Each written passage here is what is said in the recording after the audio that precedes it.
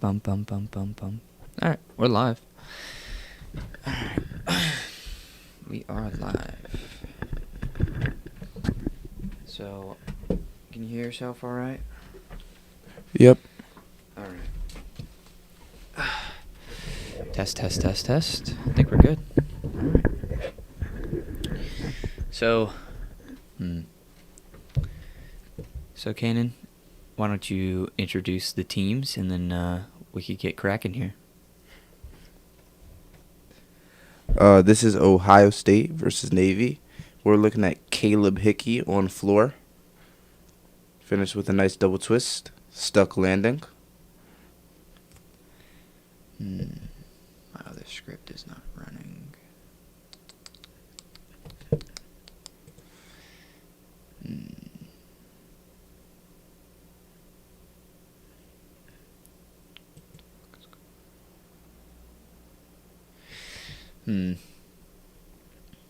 Yeah, my score script is not running yet. Our live scoring is working, but our scraping is not working. So let me double check something. Because, I mean, for the time being, I think this is okay. Just having, like, this side and then this side. Just for now.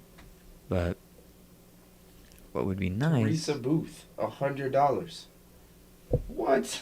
What? Caleb's mom, Teresa Booth. Yeah, we're getting fucked, dude. Yeah, that sucks.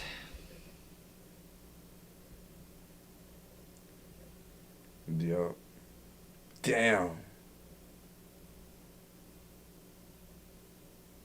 Why is ours laggy? What do you mean? Our Streamlabs. I mean, our Virtuosity. Are we behind? Yeah, look. I guess, yeah, we're like a couple seconds behind. I don't know. Well, I mean, I don't know. Here's what I'm thinking, though. I'm thinking we just steal his overlay idea. Because that looks pretty cool. It's alright. Well, what we could do is I could come on here and then add our background to this. So come back over here and then we can go into, I think this is, where's our background? Backgrounds. I mean, you can just commentate, Kenan, if you want, for the time being, while we finish getting everything set up. Just practice. Yeah, looks like right now we're waiting for a score from Justin Chow from Ohio State. It was a pretty clean routine, an exception of the dismount. Triple full with a pretty large step backwards. The judges will be taking off for that. And we have Travis Keller of Navy getting ready over there. You can see on the screen.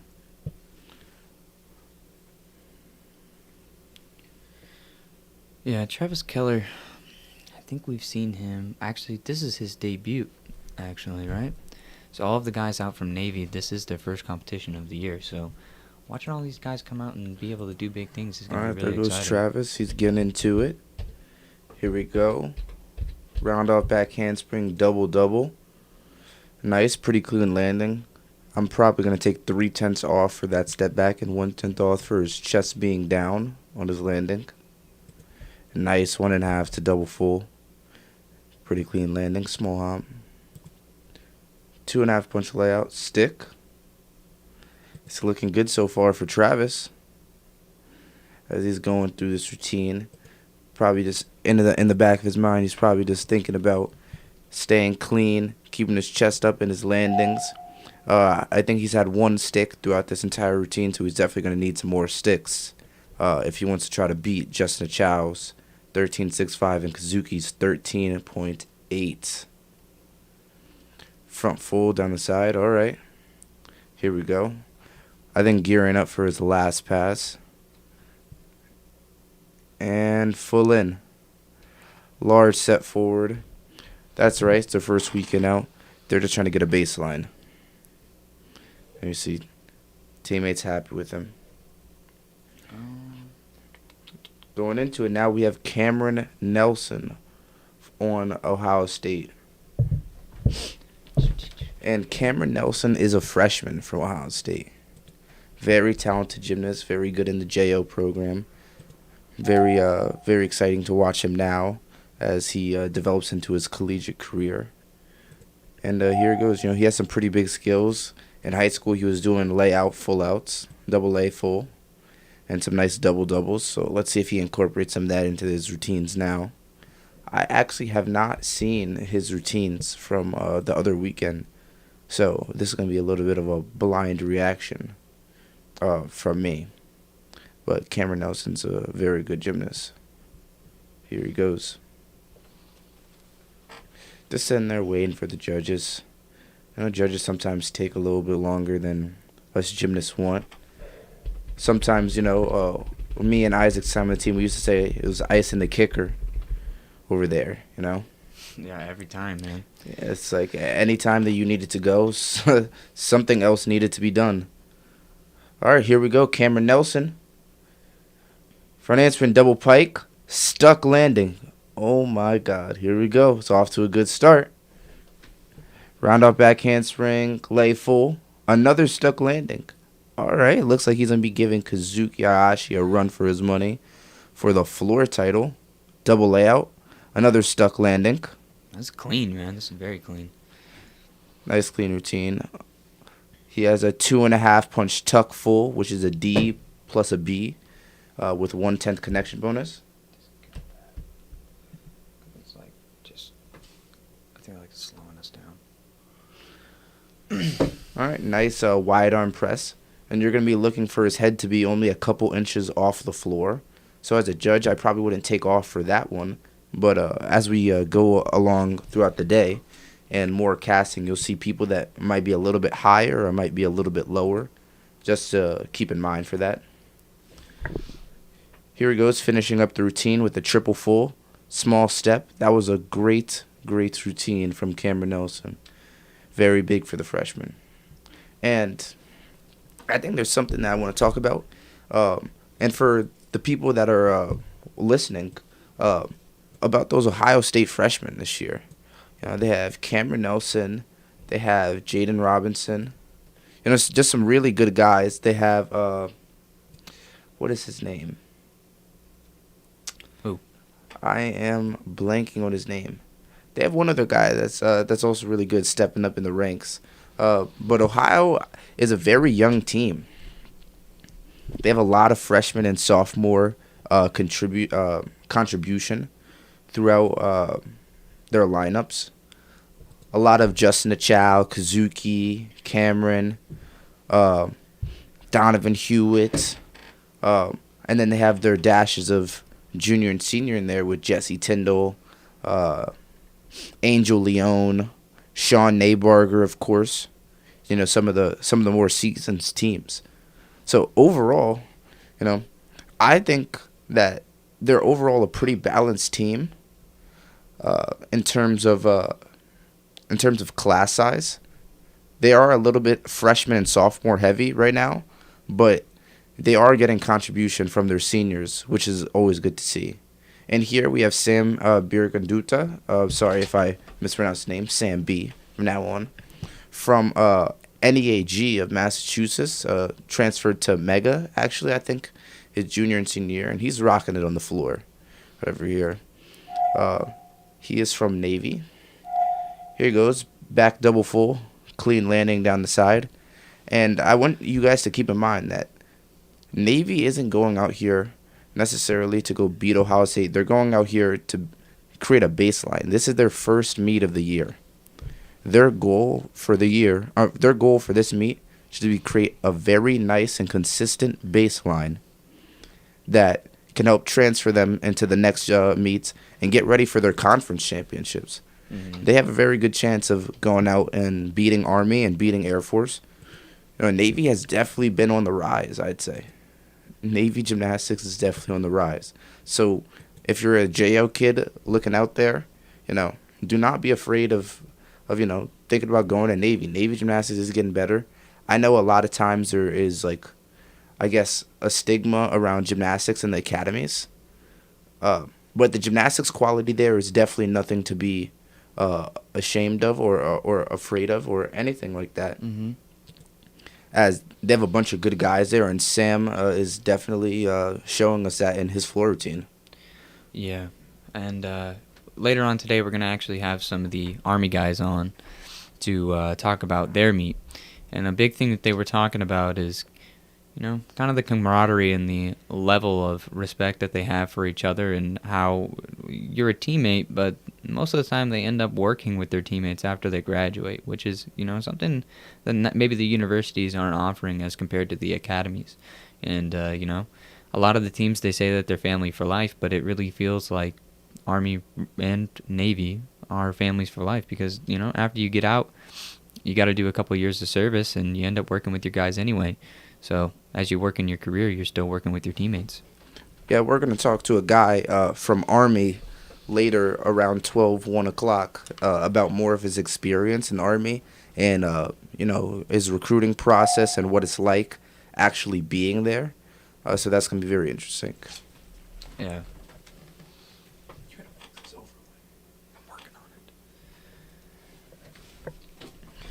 All right, this is Jesse Tyndall, the anchor on floor. 2.5 punch front full, small hop, really clean. And there's a reason Jesse's the anchor, all right? You got to understand that in gymnastics, everybody in the lineup has a position for a reason. So typically, looking at Josh Seltzer and Alex Kramer, the first up on each respective team, those are typically supposed to be the lowest scorers in the lineup. But it's supposed to be the most consistent guy in the gym on that event. It's supposed to be the guy that they know that they could put up and give them a routine. And as you go throughout the lineup, it's supposed to be, the bigger and more high-scoring routines. And you could see that as you look at the scores over here. And the anchor, which is Jesse Tyndall and Josh Williams for Navy and for Ohio State and Navy, respectively. Those are going to be your big scores. Those are going to be your big routines. That is definitely going to be one of the key matchups on the floor exercise, and those are going to be the two people going to be competing for the floor crown at this meet. Obviously, anything could happen. As you see, Cameron Nelson put up a 14.25 over Kazuki Ayashi's 13.8. And look, Jesse Tyndall, his score just came in at a 14.2. And it's actually lower than Cameron Nelson, who is the fourth guy up. So it doesn't always work out like that, where the anchor is the highest score. That is what the college coaches tend to do. But as we're looking at Josh Williams, just did a double-double and put his hand down. So he's almost automatically disqualified from the floor crown. But that's right. He could still place well, get his national average up or down. One of the things that we always talk about in gymnastics is about your mindset. So as you go through routine, not everything feels good every single day. So there's been a ton of routines that I've done where I've fallen on the first, second, and third skill. And, you get into this rut where your mind is like, all right, you're mentally done with the routine. And that's one thing that you have to try to break in gymnastics. Gymnastics is a very mental sport, probably even more than physical in my opinion, where I feel like how strong your mind is before the routine, during the routine, and after the routine really determines your amplitude and your score and everything. As you see, Josh Williams, he finished up all right. Looking good for him. He had that single fall, but he was able to bring his mental back and really hone in and focus on the rest of his routine. Yeah. So we're just kind of moving some things around right now. We're trying to get everything double situated. We ran into a small technical error, so we're just trying to get that taken care of. That's why you see me clicking around on the screen right now. So I apologize for that. Yep, sorry about that. The overlay is still there. We're working on a new overlay, I believe, one that is more apt to showing you guys what is going on and less words and stuff in the back. You know, nobody really looks to watch words while they're looking at their gymnastics, but that's all right. The stream is going to be back up later today at 4 o'clock for the Army and Oklahoma meet. So make sure to check that out when you guys are done with this stream as well. Here we go. We have 6-man up. This is, I think, Sean Naybarger, Region 7 kid, comes from Virginia, and he is a senior captain for Ohio State. And I know you guys can't see it. Isaac's switching some tabs and stuff, but he just did a double layout, small hop, and I call that a Shirai roll, what he just did, as it's non-acrobatic, the roll into a dive roll. And Sean is a very good height away from his wide arm press. You know, he's a good 1 inch off the ground, which is exactly what you want to be. And he's doing some clean tumbling. He's a little hoppy for my liking. And I think also for Sean's as well. But, you know, overall it's a pretty clean routine. It definitely has a difficulty. And, you know, senior captain just rocking it out. Here he goes. Full in. Oh. Big mistake right there. I couldn't really tell because I'm looking at it in small player as well if he put his hand down or not, but he had a lot of steps towards the end of that routine. And you got to remember, each step is 3/10. So if he steps 3 times, it's almost like falling a point. It's almost better to fall in that scenario. Mm-hmm. So every 10th matters.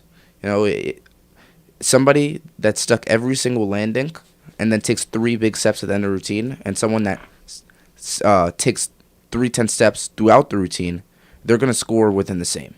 So you're really going to see the differences when people start minimizing the steps to 1/10 steps or 1/10 tops, and then they get those sticks. That's where you see the discrepancy in score on floor. And I think we're good now, for the most part.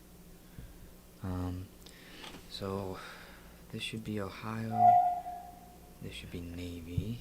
So I just need to fix that one thing, and then we're good. So. All right, looks like the stream should be up very shortly, and we will be doing the live scoring or the live start value, so you guys can see where that comes from, and we can show you all the hard work that we put into our overlay and stuff.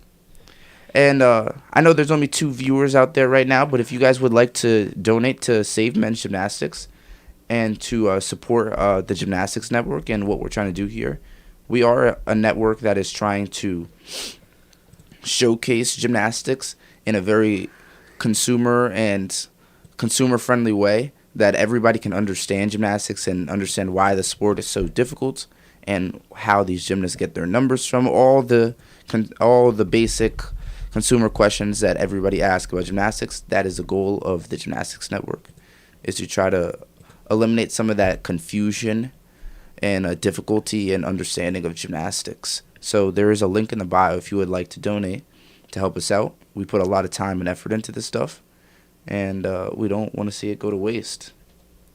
You know, it looks like right now they are warming up a pommel horse, which is good. It's always good to see when a meet is going by relatively quickly. And Ohio State, they have a pretty strong pommel horse lineup. You can see Tomo, he's warming up his wrists right there. That's just a common wrist stretch that us gymnasts do on the pommel horse. Justin Chow on screen. It's warming up, scissor hand, it looks like. Pretty nice circle. You could see towards the back when his legs get behind him, he tends to pike a little bit. Probably not enough for any judge to take off, I'd imagine. But definitely something to look out for when he gets tired, as the worst of your tendencies in gymnastics tend to come out when you get tired. Always, yeah. And it usually always comes out at the dismount. The dismount is the last thing a judge looks at and is the most tired when a gymnast is. So it's always very interesting to see. And pommel horse is a very taxing event on your body in terms of endurance. So those habits can come out a little bit earlier than others, which is definitely something to note of. But Justin Child's a pretty good gymnast. I have some pretty good confidence in him today on the pommel horse. As you can see, there's a senior captain, Andrew Brower, in the white coat, leading off the pommel horse squad. He is a senior from New Jersey. One of the greats in the JO program, actually. He sadly was plagued by injury most of his collegiate career, but he's making a really big comeback this year. So definitely look out for Andrew Brower. He is All-American potential on the pommel horse and on the parallel bars. Right now we're going to see him on the pommel horse. So, get excited for that. He does some big skills, very clean swinger. Start to finish, he does a very good job of keeping his circle position the same, which is something that you want in pommel horse. Excuse me. Hey, for the 4 viewers out there, there's a chat box in YouTube. If you guys want to ask questions, I'm looking at the chat right now, getting ready to answer anything that you need. And just ask away. Isaac is here. He's just doing some stuff, but his mic's right next to him. If you want to ask questions for an All-American ring specialist for Penn State. Me, I was an all-arounder at my time at Penn State. I sadly got plagued by injury as well. And I think it ultimately led to the demise of my gymnastics career. But, ask me questions as well. I had a pretty long stint on the team. If you want to know questions about Penn State or anything about college gymnastics related. If not, I'm going to just keep rambling on about anything that I see fit. And I hope you guys are enjoying it. Thank you guys for coming out.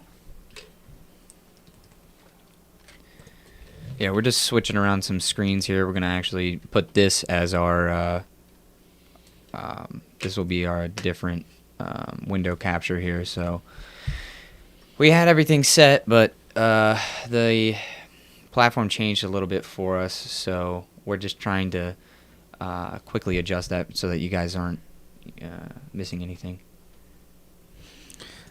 Listen, if you guys want to see something really interesting for those 4 viewers, leave the YouTube and go invite a friend and come back with one other person so Isaac gets a little nervous and has to work harder and speed up, getting the stream back up for you guys. Yeah, we're going as fast as we can here, so. I know it's a little annoying to see Isaac clicking around and stuff, but I think Andrew's going first right now.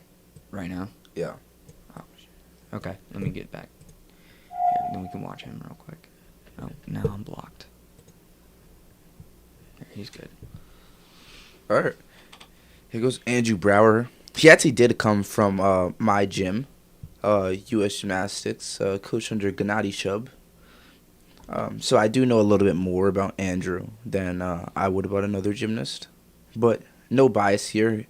Here goes Brower Power of Ohio State. Nice scissor hands. Oh, step down. That is going to be a 5/10 deduction right there. Look at the extension of his swing, though.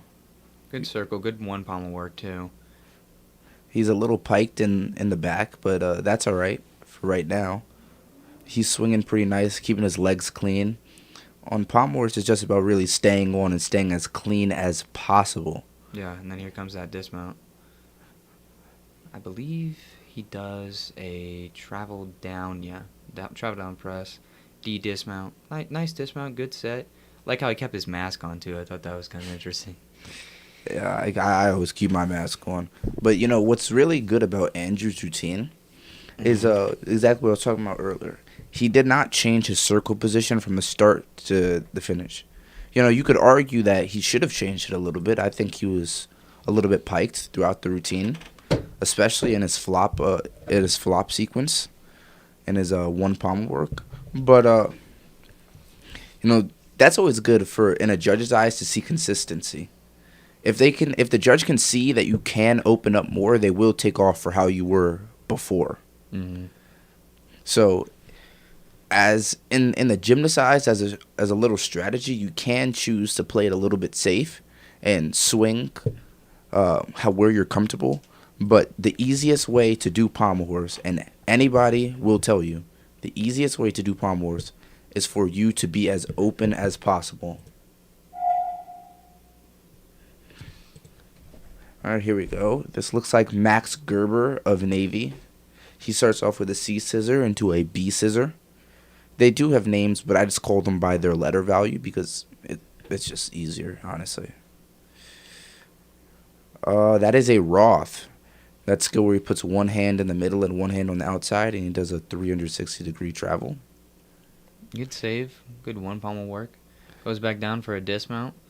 Kind of slow on the dismount. Probably going to lose some points there, but, he's happy with it. That's all that matters. Yeah, he was a little bit pikey towards the end, and he had some major strength errors towards the end of the routine in the dismount. You're not allowed to use any type of strength doing pommel horse. Everything should look like a swing. So the dismount is where most people get their deductions in pommel horse. And that just comes from, people not swinging and using good technique. It's a lot easier for a gymnast to just do a press handstand and strength it up at the end of the routine. It's much more difficult to see someone swing. Mm-hmm. So just keep that in mind as you're watching routines. The faster the dismount, typically, some people can't do a fast press handstand, but the faster the dismount, it usually turns out to be the better dismount. I think this is Tomo from Ohio State. He is also a freshman. He came on a recruiting trip to Penn State last year, which is where I remember him. Very good kid, very funny guy, pretty good gymnast. I actually didn't even know that he did pommel horse when he came on his trip. I thought he was a ring specialist. So this is a pleasant surprise for me. I have no idea what to expect, but he is second in lineup. So usually the guy that's second in lineup on horse, they're not doing the biggest routine, but they're doing a good, clean, consistent routine. Because on pommel horse, a lot of the times, you just want a very consistent guy to go. You see a lot of falls on this event. So if you can have guys that you're working with that are very, very, very consistent across the board, then there's no reason that you don't put them in the lineup, even if they don't have the biggest start value. So here we go. He's going to jump into it here. I'm sorry, that was a mistake. That is not Tomo on a pommel horse. His last name is Chang. I think this is Curtis Chang of Ohio State. Sorry, I don't really have the start their lineup list up right now, but he's swinging good right now.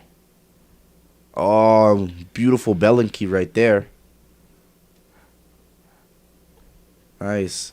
That is a Magyar where he steps over the second pommel horse.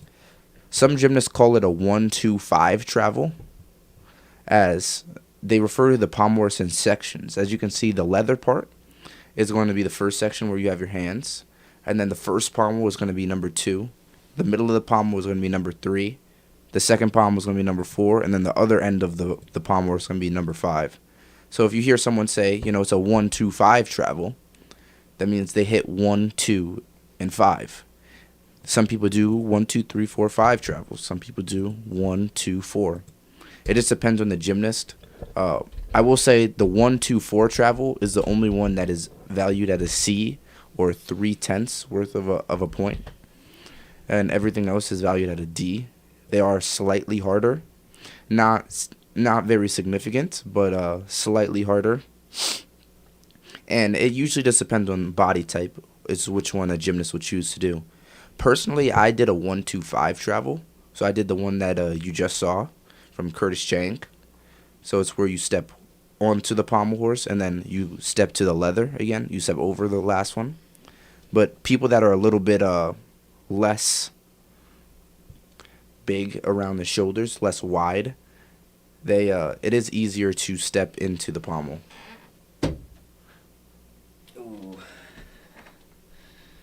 That is not. Oh, where's supposed to be? That's a one touch. That's a one touch? Yeah, it's a Navy's going. Yeah.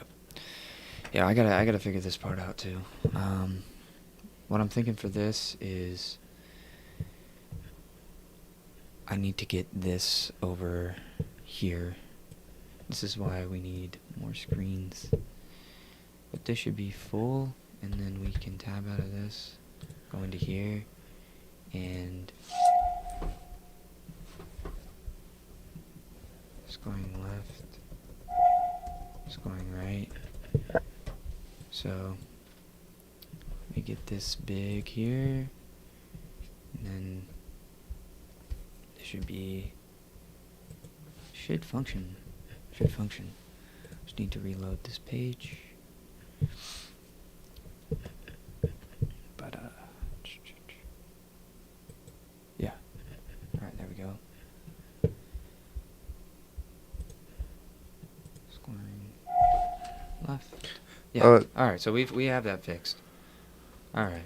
Thanks for bearing with us on this. This is our first time streaming, and there were some unforeseen things that we had a problem with. That fixes. But the view should be perfect now. Here we have a great pommel horse routine. Ken, why don't you take and look at how Justin's doing? Yeah, Justin Chow, he's a really good pommel horse worker. I told you that he pikes a little bit in the back of his circle, and you can start to see that as he's swinging. It's not very noticeable. As a judge, I probably wouldn't take off. But right there at the end of his D flop, which was his one pommel work that he did, he changed his body position. He didn't necessarily pike. He didn't necessarily straighten up. He kind of just almost wiggled his legs straight. Yeah. It's very weird to look at. But that is also a deduction. Changing your body position in any way on pommel horse is a deduction. Unless you're going into flares. So you saw Justin there, right when he was on the leather on the left side of the pommel horse. He was circling. He split his legs. He went for a flared Magyar Savato. So now he's just stepping back into the middle. He's going to go into a more there. Come back down, double circle. So right there, he's supposed to hit 2 circles and then press on the one pommel, and then put his hand down on the leather and do a press up into a handstand for his dismount. So definitely a rough routine for Justin here. My gymnastics life. LOL, I am the only one here. How's it going? Who's at Army or OU? So that meet is actually going to be at 4 p.m. Eastern time. I don't know your time zone, but we'll be streaming that show, and hopefully with a live pregame show, so you guys will know exactly who that we're focused on in terms of matchups and routines. Yeah, and so we're actually going to start that show at about 3:30, and this is our trial meet. We didn't really do a lot of promotion for this particular meet. We just wanted to. This is our first time live streaming on a competition, so we wanted to make sure that we were able to run it appropriately before we started implementing all of the other really great goodies that we have going. Because we are doing live scoring, so it's going to be really interesting for us to finally be able to do that. I've always wanted it to be able to do that. And also, too, in the next session, we will have live, not just live scoring from us, but they will be a live overview. So when routines are going, or before a routine, we'll actually be able to pop up a logo that we made, or excuse me, a box, so that you can view every single routine and view all of the starts and the final routines. So here, I'll give you an example. This is for Navy right here. This is Navy's. You can see each one of these guys. All of this will automatically update. We're just having a minor inconvenience here, but it will be there for the following. Well, we could start with the live start values. Yeah, we're gonna have that soon. We're just working to make sure that everything is running smoothly, and because we did do some minor advertising for the next meet, so we're trying to make sure that everything's going good. But for this meet, we're definitely still in it. It's really interesting to watch Navy. They're such a good team, but I feel like they never get the respect of a university team. I feel like a lot of people don't get on it. So Okay. Oh, okay. I am on the East Coast, so you're starting at 3:30. Yeah, we'll have that meet rolling at 3:30 for you. And for that meet, we're gonna have everything that you could imagine. It's gonna be honestly just prepping for it was really, really, really exciting. So we have a pregame show planned and a postgame show, and then we're also gonna have Army guys on with us. We had talked to a recent Army graduate, and he's going to be giving some commentary and some rundown on some of his old teammates. So we're excited for that.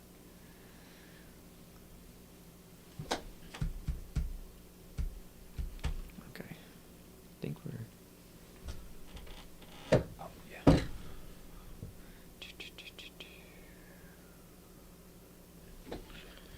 You know, Isaac's just one guy. He does a lot of the technology behind. I know right now you're hearing a lot from me over this past 35 minutes now that we started streaming. He's just working on getting this stuff up, and when it gets up, it's gonna look really, really good, and you're gonna understand why we're so into it.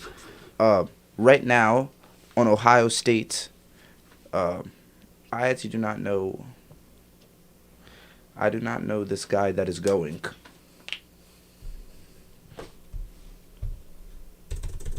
Ohio State. Ohio Switch State. to Ohio. Yeah, we're going to move over to Ohio. There goes. That's Trevor Cummings from Ohio. If I'm not mistaken, I believe he is a sophomore. Oh. Yeah, Virtuous is laggy sometimes, so we apologize for those drops. There it goes. There goes a basic C scissor. You know, pretty nice extension. Oh, nice. Wow. That is a full care on one pommel. And Trevor is ranked on Pommel Horse, if I'm not mistaken. He should be pushing an All-American spot on the event this year. Wow, and you could see why. You know, he does really clean travel player there. Really, really hard skills, and he's Great, just, great raw, putting great it down. Manly. Great travel work from him. That's a great travel sequence. And then push up right into the dismount. Oh, look at the fans going crazy up there. Oh, you can even see the camera shaking. Everybody's going so crazy. That's a great routine. That is really, really, really good routine. Watching him actually do all those travels and then such a clean and easy movement up into his final skills, that's always really fun to see on Pommel Horse. So a lot of times, unfortunately, guys don't make it that far. They'll hit one travel, and then before you know it, they're back at the chalk box getting ready to jump back up again. You know, Pommel Horse is not like rings. Rings is an event that you typically don't see people fall on. Pommel Horse is an event that falls are very common. Pommel Horse and high bar. Falls are very, very common at all levels. Mm-hmm. Whether we're talking about Olympic gymnastics or we're talking about collegiate gymnastics. Falls are very common on Pommel Horse. Here we're looking at a guy on Navy and his Pommel Horse work. You see that C scissor? It actually has to finish horizontal to the Pommel Horse, and it's in his shoulder. So when he does those scissors, or where he opens his legs and slices through the Pommel Horse, as it looks like, that's why we call them scissors. They have to reach a certain amplitude, and this is Sam B from Navy, and he didn't actually hit that amplitude, so he's either going to get 3/10 off for that skill, or they could just say no credit. It's a sad reality of doing gymnastics, doing harder gymnastics, that you run that risk of somebody saying that there was no credit for that skill. You know, it's high risk, high reward skill over there. But you know, he finished up his routine all right. You know, it was relatively pretty open actually, and he kept his legs together. Let me explain that. He kept his legs together. That is very, very important. Hey, I know you guys might not want to talk about this, but what do you guys think about the deal between USAG and Flow Gymnastics? All right, that's interesting. So, for me, Flow is more of a wrestling platform, a wrestling, grappling platform. And I don't like that they just signed a deal with USA Gymnastics, only for the fact that gymnastics already doesn't have that many fans and spectators. And if I'm not mistaken, I think someone mentioned that Winter Cup will be streamed on Flow Gymnastics, which means that everybody, where Winter Cup used to be a free thing that anybody could watch on YouTube, now it will be a $20 admissions, and it's gonna kill the fans. I talked to a gymnast actually yesterday on the Good Penn save State right team. there on that horse routine, by the way. Yeah, but I talked to a gymnast yesterday on the Penn State team, and he was basically saying that he wasn't even going to pay for it. Nice job. So it's like, how do you expect the gymnast? How do you expect the fans who aren't in the sport, aren't in the community, and it's very difficult to get into the gymnastics community, to pay $20 to watch a meet when the people that are in the community don't even want to pay? So I wish they would have thought about the fans a little bit more before they signed the deal. But Flow is a very big global conglomerate. They have very good media guys. So they might be able to bring a name to gymnastics on their Instagram. They have Flow Wrestling, Flow Grappling, Flow Combat, just a bunch of Flow things. It's really good. What do you think, Isaac? I disagree. I think the Flow decision was terrible, mostly because, like Kenny was saying, the fan base for gymnastics is so small already. So if you're just going to try to suck all the money out of the remaining people by putting the real fans behind a paywall, it really alienates the possibility of the sport getting any bigger. And it's almost, to me, like you're just sucking it dry. And I hate that. And that's something that that's why I created this show, because I felt like there was too much of that going on, and that the gymnastics community needed to be able to be put out into the everyday person. And to see them take that deal with Flow Gymnastics, they did the exact opposite of what I was trying to do. So it really, it's definitely a kick to the face. Is the live scoring working? Yeah, we're working. Yeah, it is. Do you want to try it? Yeah. All right, we could have it run. I feel like I need one more screen, to be honest. My back is killing. Yeah, we can get. We'll start the live scoring on rings when we get to rings. The reason we just haven't run it yet is mostly because we just wanted to make sure everything was working appropriately. We had all of our screens, we had all of our scores. So as you can see up at the top, we're actually the overall scores of the teams are updating now. So we have that, and then also too our rotations will update as well. My gymnastics life. Let me ask: Are you a JO gymnast, or are you just a fan, or a connoisseur, or anything? I'm just interested to see. Julia C, take my screen. Yep. Well, we definitely need another monitor. We actually have another monitor sitting right there. We just can't connect it to all three. So. Oh, hey Jules, I didn't know you were watching this. Oh, dang. Since I was 3 and I'm 17 now, I'm a level 10, level elite. Oh, that's great. Where are you from? Like which region are you from?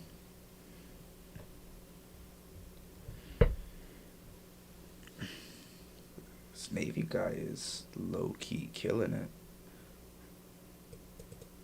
Just low key. Low key. It's a pretty good routine. Like I'm saying, Navy is trying to stay on the event, stay on the equipment this meet. I reached out to a friend at Navy, on the Naval Academy.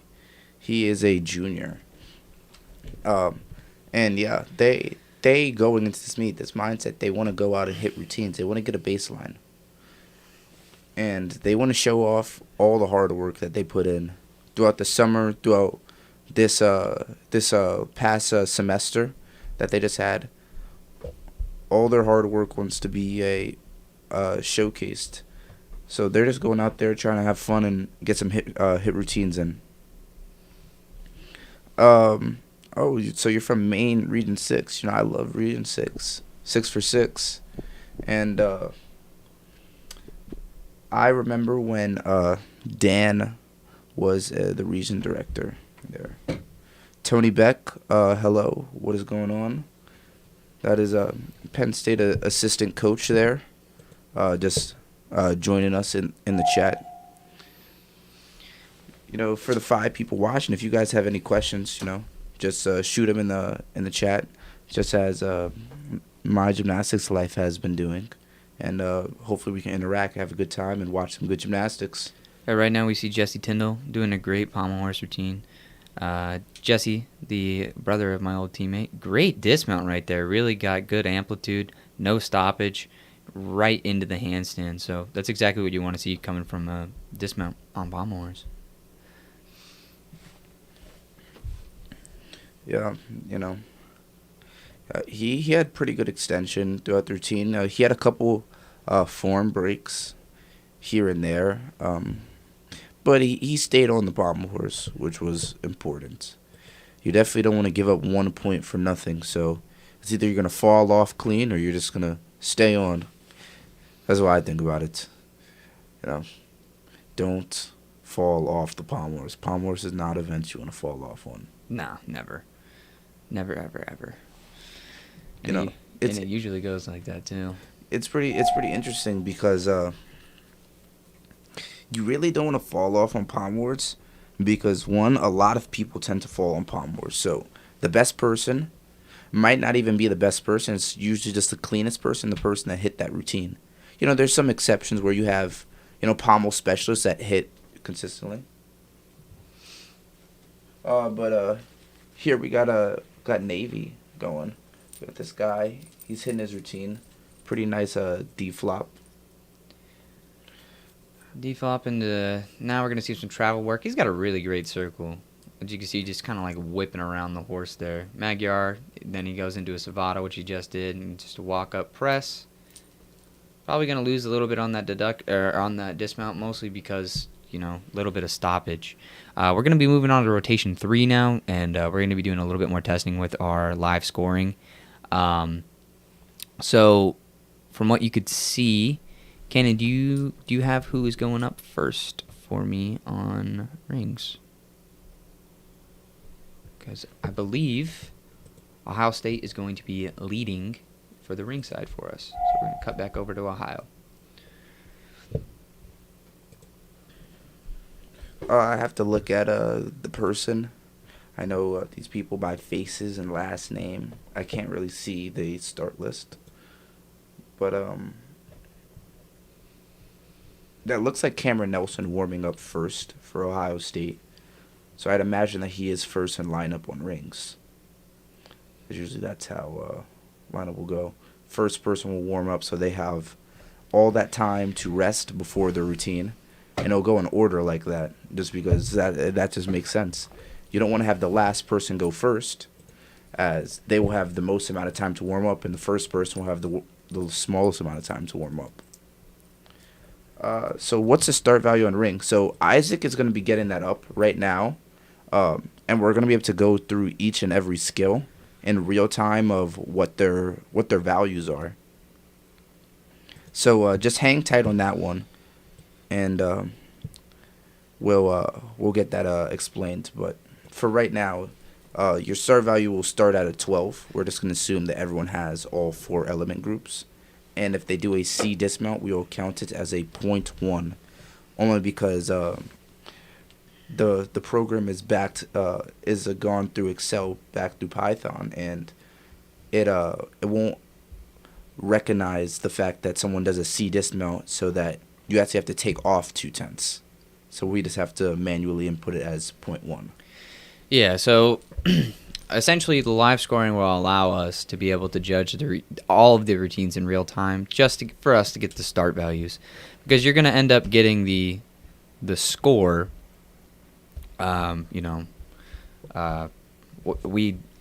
have all of the scores that we can then read off to you, so...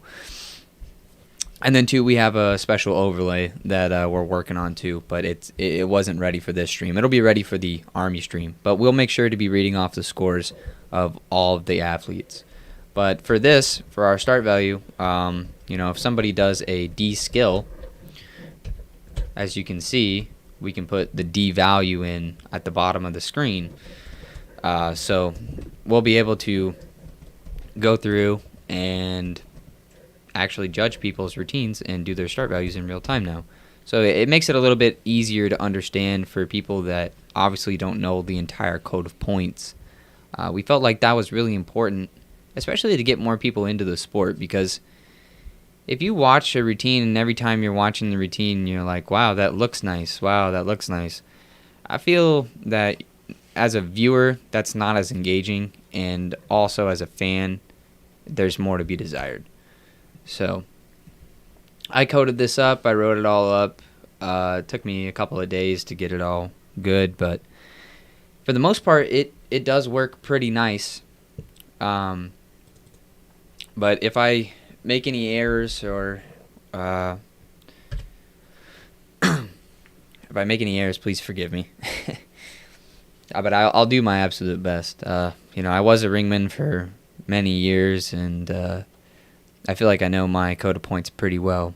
So I think honestly the only person here that could probably tell me better would be Tony. So and if I don't even know if it would be nice to have Tony actually here to do this, but we're working with a small team, and as our team gets bigger and bigger, we're excited to see where we can go. So this is the first routine for Ohio here, and we'll give a shot on this live scoring. It's a backup rise cross. That's a C.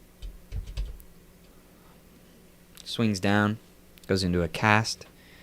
There's a backup rise planche, which is a C. Comes down, lowers into a cross. That's a B.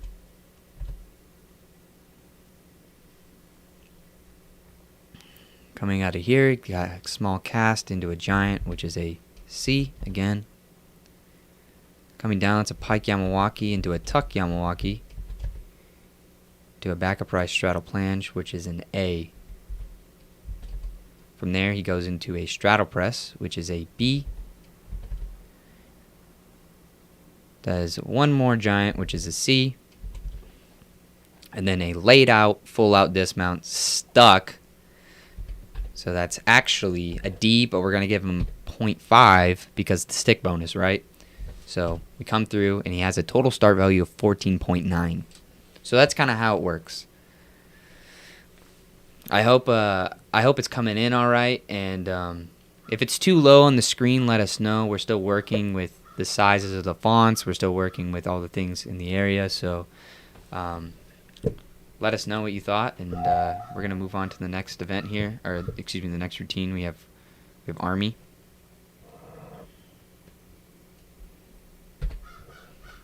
Reset the counter here.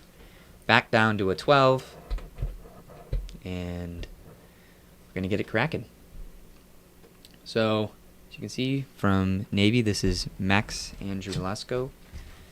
Pulls up into a support, or excuse me, an inverted hang, goes into a cast, swing into a backup rise planche, which is a C. Comes down, swings, does an inlocate into a pike Yamawaki, into a tuck Yamawaki, into a backup rise L. Those are all A's. So we'll count the A's at the end of the routine. He does a press, which is a B. In a handstand now. Probably going to see some giants here. Yes. So that's a front giant. Now we're going to see probably a back giant. Yep, exactly, back giant. And from here, a tuck dismount, 1.5, which is a D dismount. And remember, he counted some A's, so we're going to put our A's in here too, which are all 0.1s. So his start value is about a 14.5 with that dismount that he did. But he did fall, so the score for him is not going to be amazing. You come back into Ohio State here. We saw Max from Ohio State on the last routine. He ended up scoring a 13.25. So definitely, Ohio is definitely in the lead after the first guy on Navy falling. Yeah, So I had to step out to go charge my iPad. But while this is going on, I'll be just commentating on some deductions as they get going, and maybe even a couple times I'll give my the score that I got them at, and then we could see how far off it is from the judges. I'd imagine it's pretty far, because I am not a judge. But I'll just be giving my commentations for deduction. Isaac can be doing more of the commentating as he is a ringman.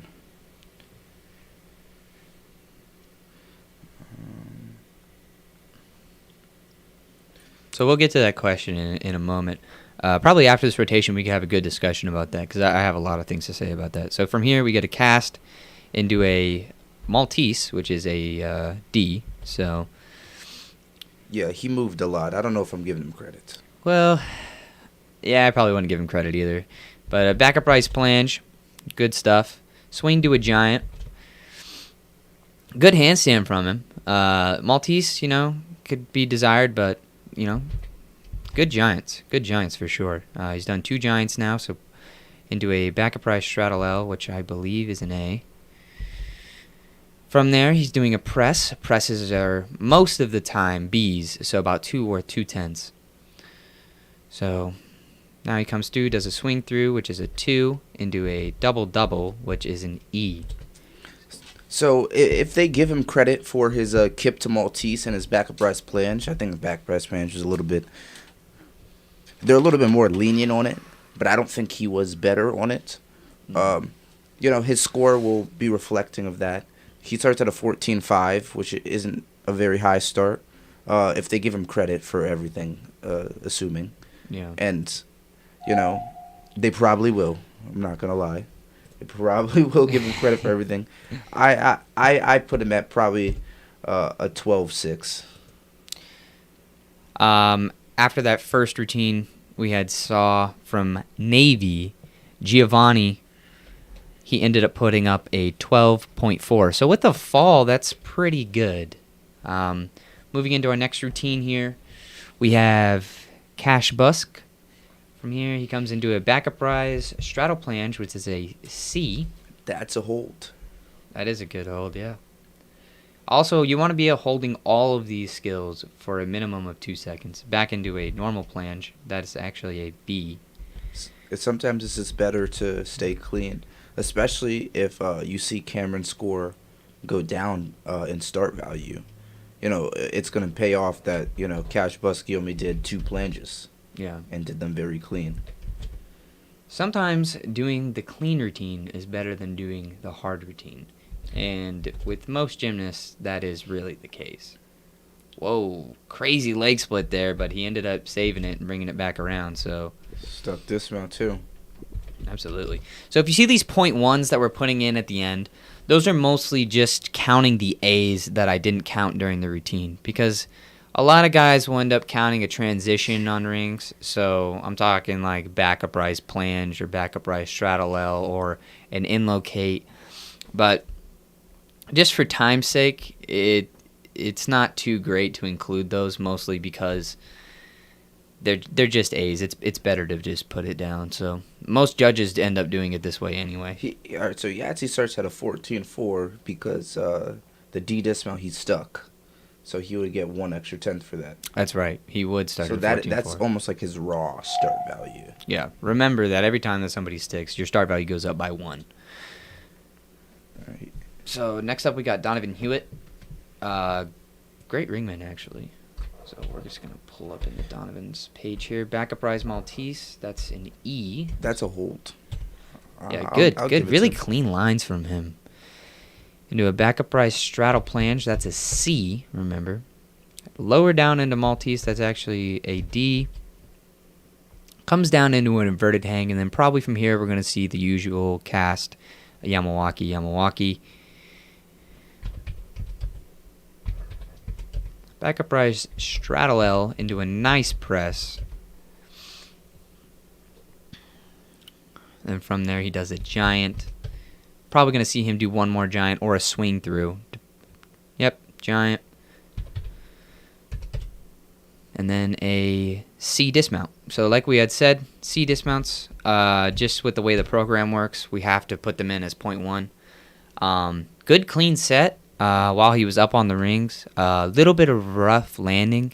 They're probably going to take probably 5 and then probably 1 for the other hop. So Donovan doing clean sets, but he's got to get those landings, and then he'll be right there.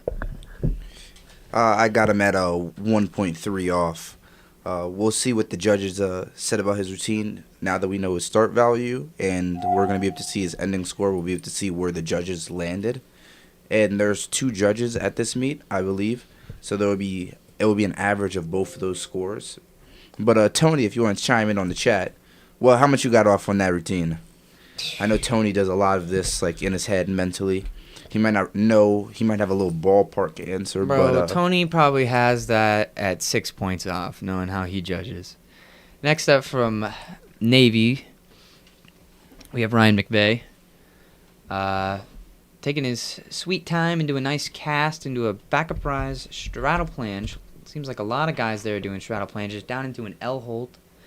Back into a straddle plunge. So the same opening as his teammate. C to a B.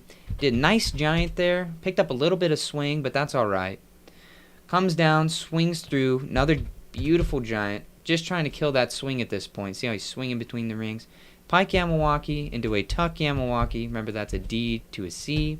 From there, he goes into a backup rise straddle L, which is an A. And then he presses. Ooh, bent arm press. Don't want to do that. Going down with a nice B press. And then from here, a swing through, which is a B, into a nice C dismount. So we give him a B for the swing through. That was the giant-looking skill where he didn't stop in a handstand, but he still hit handstand. And then he did a C dismount. So remember, that is 0.1. So he starts from a 14.4. Currently, the... Stick. Did he stick that? Yeah. I got to get better at that. Excuse me while I adjust to inputting these scores. So, 14.5. Good routine, clean. It seems like Navy's doing a really good job of just keeping it all clean. And sometimes that's all you need. Next up from Ohio State, we have Angel Leon. I believe, is that Angel? That is Angel. Angel Leon, great ringman, great high bar. We've talked about him on many pregame shows before. He's just an all-around great gymnast, and it's always a blast to watch him.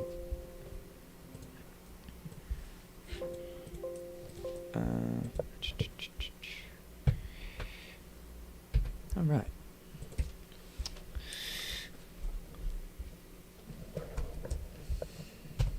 Alrighty. So, if I remember correctly, I believe Angel does 2 Malteses and a Pike Yamawaki. I'm pretty sure he has a very stacked ring routine. Oh, backup rise straight planche. That is a D. So, good opening. Goes back down into an L. From here, he presses up to a handstand. Remember, presses are usually B's, excuse me. From there, he goes into a tuck Yamawaki, into a pike Yamawaki. That's a B to a C, remember? Some guys flip it around. Some guys do tuck. Some guys do pike. That's a press to a planche. That's a B. Comes down, swings to a handstand. That's a giant. Remember, he stops in that handstand. That's how you know it's a giant. From there, he goes and does another really beautiful front giant. So from here, he comes down, swing through, gets his B, and does a beautiful double-double, which is an E. And then he's going to count an A as well. So 14.9 start value. It's not the highest start value in the world, but it's a very clean set. So I think so far he probably is going to have the highest score that we've seen all day. But Army and Navy right now are very, very close. I apologize for the score not updating at the top right now. The main problem that we're running into is just code overlap. but we're gonna get that situated here in the small break, and that'll be taken care of, and there will not be a problem with that anymore. Next up, we have Navy. Slide over to Navy here. I've been to Navy's gym. It's a really, really interesting gym. It's actually built in an old airplane hangar that they turned into a workout facility. So it's 2 floors. This is on the top floor. And below them, I believe, is like their student gym. It was a really interesting meet when I went there. I believe I was a sophomore at the time. And to be honest, I don't remember a ton from the meet, but what I do remember was my good teammate, Michael Burns, had a large Achilles injury at that meet, and it was not very fun to watch. It was on the high bar. He did I think he did a laid out full, and laid out full off of high bar, got lost in the air, and then unfortunately landed facing the bar. Had a nasty, nasty injury. But he's better now, and he ended up competing the following year. Did a really, really, really great job. Really great high bar guy. Really good swing. All right. So from Navy now, we're going to move into our next routine. Now taking his nice time into a backup rise Maltese. Remember, backup rise Malteses are ease into a cross, into a backup rise cross. This is a big routine. Good backup rise Maltese into a good Nakayama into a good swing to cross. So This is Alexander Brown, right? yes, this is Alexander Brown. All right, yeah, he's later in the lineup, so this should be one of the better routines for Navy, and he's definitely starting off like that. These are some really good holds. A lot of strength.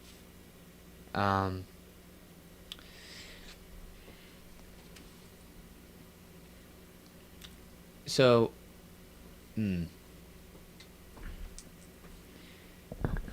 yeah, just a good C dismount. Unfortunately, our live scoring went out for a second there, but I believe I had him at a 15-1 start value. So one of the higher start values that we've seen today. He could use a little bit of a longer hold on his Malteses, but good swing work, good handstand work. It's always interesting to see that. And then next up for Ohio State, we have Josh Seltzer. Josh Seltzer is a great ringman. I just saw their coach there telling him to do the classic Maltese position of pushing your shoulders in and pushing down. So we're definitely going to see a Maltese from him. Well, do you think that position works? In your own experience, and people always telling you to do that position. Do you think it works? It does if you train it that way and if you care about how you look on the ring. A lot of guys can drop their chest. So that is a kip to Maltese. Remember, that's a D. Nice hold, though. Good hold. From here, he comes down into a basket. That's actually... And then a nice backup rise Maltese. Most guys do that first into a nice Nakayama. So we're off to the races here. That's a great opener. Oh my God, Josh Seltzer putting Josh Reinstein on notice. Yeah, seriously. Hey, Steven, what's going on, man? From here, we go into a tuck Yamawaki, into a pike Yamawaki, into a backup rise planche. Very similar to what I used to do, actually. Except I did a pike Yamawaki into a straight planche. Not to brag or anything. Just joking. But from there, we go into a handstand, and then another giant. Ooh. Really got to fight these handstands. His handstand isn't very good. I don't expect a big dismount. Yeah, I was right. Yeah, double layout. That's a C dismount. He did a swing through into a double layout. Double layout is a great start for a lot of guys that are moving into doing. Double layout a lot of times is for guys that are really strong. But their swing is a little bit lackluster. I think for his routine construction, I would take. I believe he did a back giant. I'd take the back giant out. I'd just put a front giant in there. I think that would serve him a little bit better. A lot of the stronger guys can get good front giants in because you snap in from the bottom and then push in. So you're utilizing a lot more of your chest, whereas a back giant, you're coming around over the top, and that has a lot more to do with your swing, right? So if you're stronger, play to your strength. If you're good at swinging, play to your swing. So, we've seen great gymnasts that just have amazing swing that come out and just do like 2 planges really clean and then do perfect Yamawakis and perfect giants and then do an E dismount. And they may only start from like a 15-0, but they still put it down. I mean, I've gotten beat by guys like that all the time. It's a really easy way to do it. I mean, you could start from a 15-0 or maybe even a 14-8, and it doesn't even matter. You do some great stuff. So next up, we got Navy. I believe this is their last guy in their lineup. I believe this is Josh Williams. So we see a cast into a Maltese, which is a D. Then we see another cast into an inlocate into a tuck Yamawaki into a pike Yamawaki into a backup rise plunge. You see that a lot. Really common. Backup rise straddle L. Believe that's a B. Into a straight plunge. Wow, a press straight plunge. You don't normally see that. Down into an L hold, and then from here he'll probably press to a handstand and do some giants and a dismount. So, I mean, rings is pretty easy, It's easy to remember where everything is. So as you saw, another giant, a swing through, and then a C dismount. So remember that swing through is 0.2 because it's a B, and then like we had said earlier, we're using C dismounts as 0.1, just given our system. So with that routine, he starts at a 14.7, which is pretty good. It was clean. There's some spots where maybe he's short on a little bit of holds, but for a guy that's coming out here and doing his best, he's doing his best. It was a pretty good routine. It really wasn't bad. It was a C dismount. Navy had a lot of C dismounts. So there's a lot of C dismounts. There's definitely something going on there. Looking at Navy, they're going to have to go out there and get some C dismounts. They've been like that for a while now, so I don't know what's going on in their training facility, but or what's going on with the guys, but they're going to need to step it up and put on their big boy pants and get some dismounts in the ground. I know they're doing some good strength though. They are doing some good strength. What they don't have in swing, they're making up for in strength. So here we see an Azarian Maltese. You don't see that a lot. That's the only other guy I know that does that. So Josh Reinstein. Josh Reinstein does not do that. Back kip Maltese. That's a E into a bounce cross. Wow, really, really great opening. Oh my gosh, that's awesome. That's a huge strength sequence, and you love to see that. It's an F to an E. Swing through. We're gonna see a giant. That skill he did in between was an inlocate. From there, he bails down into an L hold. So I guess that's an A. Into a low back up rise cross. There he does a swing through and a back 1.5 dismount. I believe that's a C. Counts a lot of, huge opening on that, but is still counting a lot of A's.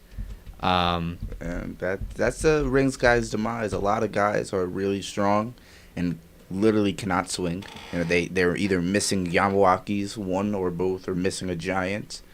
The best rings guys are the guys that are relatively strong or very strong and are very good at swinging. Yeah, he's definitely strong, and that might just be my error. Some of those weird cast out skills that he was doing, they might just be not A's and they might be B's. So take that start value right there with a grain of salt. But either way, the fact that he went up there and just did that amazing of an opener is very good. Moving on to Navy here, we have a back upright cross, which is a C. Just real clean so far. I mean, only one skill. That's a great back upright planche. Love the way the rings are turned out there. His legs are apart. Good hold, not dropping the legs. Moves through into a tuck Yamawaki, into a pike Yamawaki. I mean, you're going to see that anytime you watch rings. Into a press to a planche. Remember, anytime you press to a straddle planche, that's a B. Into a giant.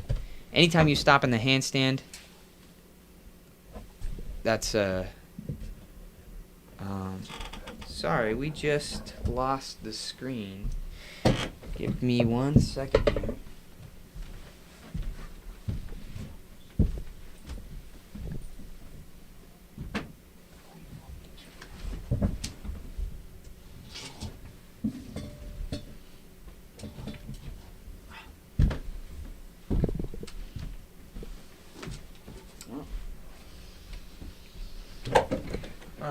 Today is an exciting day because we have had tons and tons of technical issues, but we are working on fixing all of those things. So now that we're going to be switching events to the vault, just a couple things to keep in mind.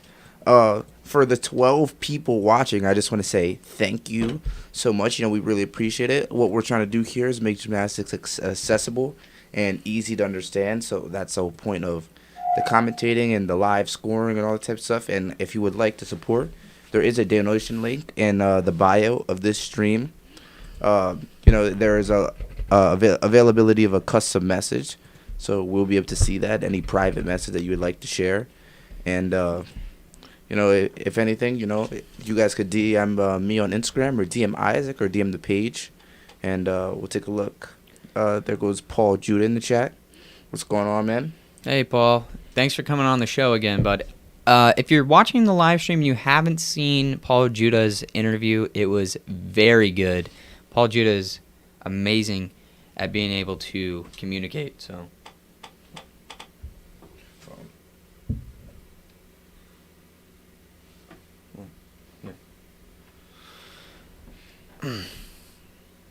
so we're not exactly sure who is going to be going first on vault, but we're just watching a small warm-up here. Ohio State in the last couple of weekends has been doing very good on vault.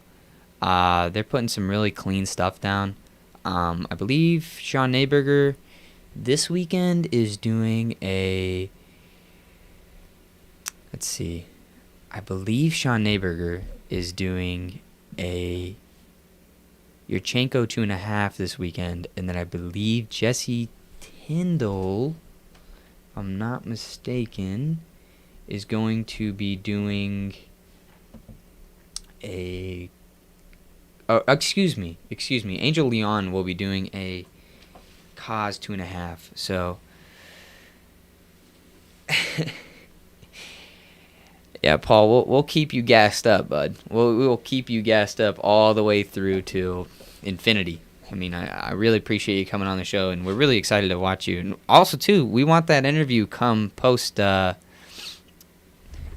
Cup. I feel like giving people an experience into Winter Cup would be really cool because, I mean, I've been a gymnast for my whole life, but I don't know what Winter Cup's like. The only thing I have to go off of Winter Cup is when Steven and Brennan would come back and tell me about it and be like, we had an amazing time, and I'd be like, wow, that's great, but like, what about the competition? Yeah. So. I've been to Winter Cup one time. It did not go well. I actually got injured there. It was pretty terrible. But yeah, Winter Cup is definitely a big meet. Maybe we get some good traction and we're able to cast it. Maybe USAG lets us cast it or something. Right now, that's not in the plans, but definitely look out for those guys. Some of the guys on Ohio State will probably be going to Winter Cup. I'd probably imagine Justin Achow will probably be there. Maybe Sean Neiberger. I know he's been battling some injuries, so I don't know if he'll go. It's his senior year. I hope he pushes through and he goes. Maybe Donovan Huel will be going to Winter Cup. Kazuki Hayashi. Yeah, Winter Cup's going to be really interesting this year. And unfortunately, like we were talking about earlier with my gymnastics life, Winter Cup is going to be behind an expensive paywall on Flow Gymnastics this year. So we are not too excited about that, but we will make sure that we have full coverage of the pre- and post-game work for Winter Cup. Because it's such a great meet. It's a lot of the best guys, and especially during the Olympic year, we want to be able to share that with people. And I don't know. I just think it's such an amazing meet, and then to put it behind a huge paywall like that on such a diminishing sport is so silly, because you could bring in so many more viewers. But now people see a $20 price tag in order to watch one meet, and they're not going to want to do that. So for me, it's really infuriating, especially with everything. So I hope Flow does it well too, and I think they will. Like, Flow is a huge organization. There's no doubt that they're not going to do it well, but the problem I have is mostly just the paywall. It's hard enough to get people to watch gymnastics, and then to have them put it behind a paywall, it sucks. You do want some representation for your best guys and have them be able to watch it. So for first up on vault here, we have Dexter on Ohio State. Coming down the vault runway, Yurchenko full stuck. That's very good. Very good. Yeah, he's been doing that vault for a while, and if you go back to his Instagram, he's been sticking it since he was in high school. Pretty clean. He stuck it like that probably his whole senior year, and I'm happy to see he's continuing that tradition. Look at him getting hype. Yeah, that's one of the most fun parts about the meet, is just watching your teammates and sticking a vault is always one of the best parts of the whole meet. It just gives an opportunity for everybody to just go absolutely nuts. Yeah, and Dexter's definitely stuck it clean. But now we're looking at the Naval Academy on the vault. Navy, to my understanding, isn't necessarily a vault team. I think one of their best events is P-bars and high bar. So I'm very interested to see what Navy is going to be bringing out this meet for vault. I know last year they had a couple fulls, a couple 1.5s, a couple doubles, and I think they even had a double front towards the end of the season. Let's see what they did. They brought on a couple freshmen. I think they have 8 freshmen, 6, 7, or 8 freshmen coming in with the addition of Isaiah Drake going to be coming next year. I don't really know why he's coming next year. He committed last year, but that's just what it is. Right now, this is Sam B. On Navy. He's running down. Let's see. Clean 1.5 small hop. With vault, the start values are so close that you staying clean is gonna do enough to keep Navy in the running, at least on this event team total. Having a bunch of clean double twist with 1 or 2 10 steps is just as good as having a bunch of 2.5s that aren't landed properly. And Steve, I do see that the team scores aren't updating. Yeah, we just fixed that. We're just having a couple problems with all the scripts that I wrote in order to get everything. So we're working on it. Justin Chow here, great 2.5, saves it. Small, actually large step there, but really clean in the air. On vault, you're looking for any deduction, legs apart on the actual takeoff, and then coming off of the table as well, you're looking for legs together, no bend, and a clean landing, of course. It honestly looked like he kicked for the stick there. Did you see the way that he came out with his arms already fully extended, and he's tried to sit down into his stick position? He was just a little bit too low to do that. It's either too low, you could think about it, or he didn't have enough leg strength. That's how I like to think about it. Beef up those hamstrings, just hold all landings. Yeah, absolutely. But here's Navy. Here they got going Connor Van Loo, one of their better vaulters. Definitely one of the better guys on the team in general. That's clean. Nice Yurchenko entry, so he kept his legs together over the start, and it was a clean landing. You can't ask for anything else. Yeah, most Yurchenko vaults are really, really, really clean.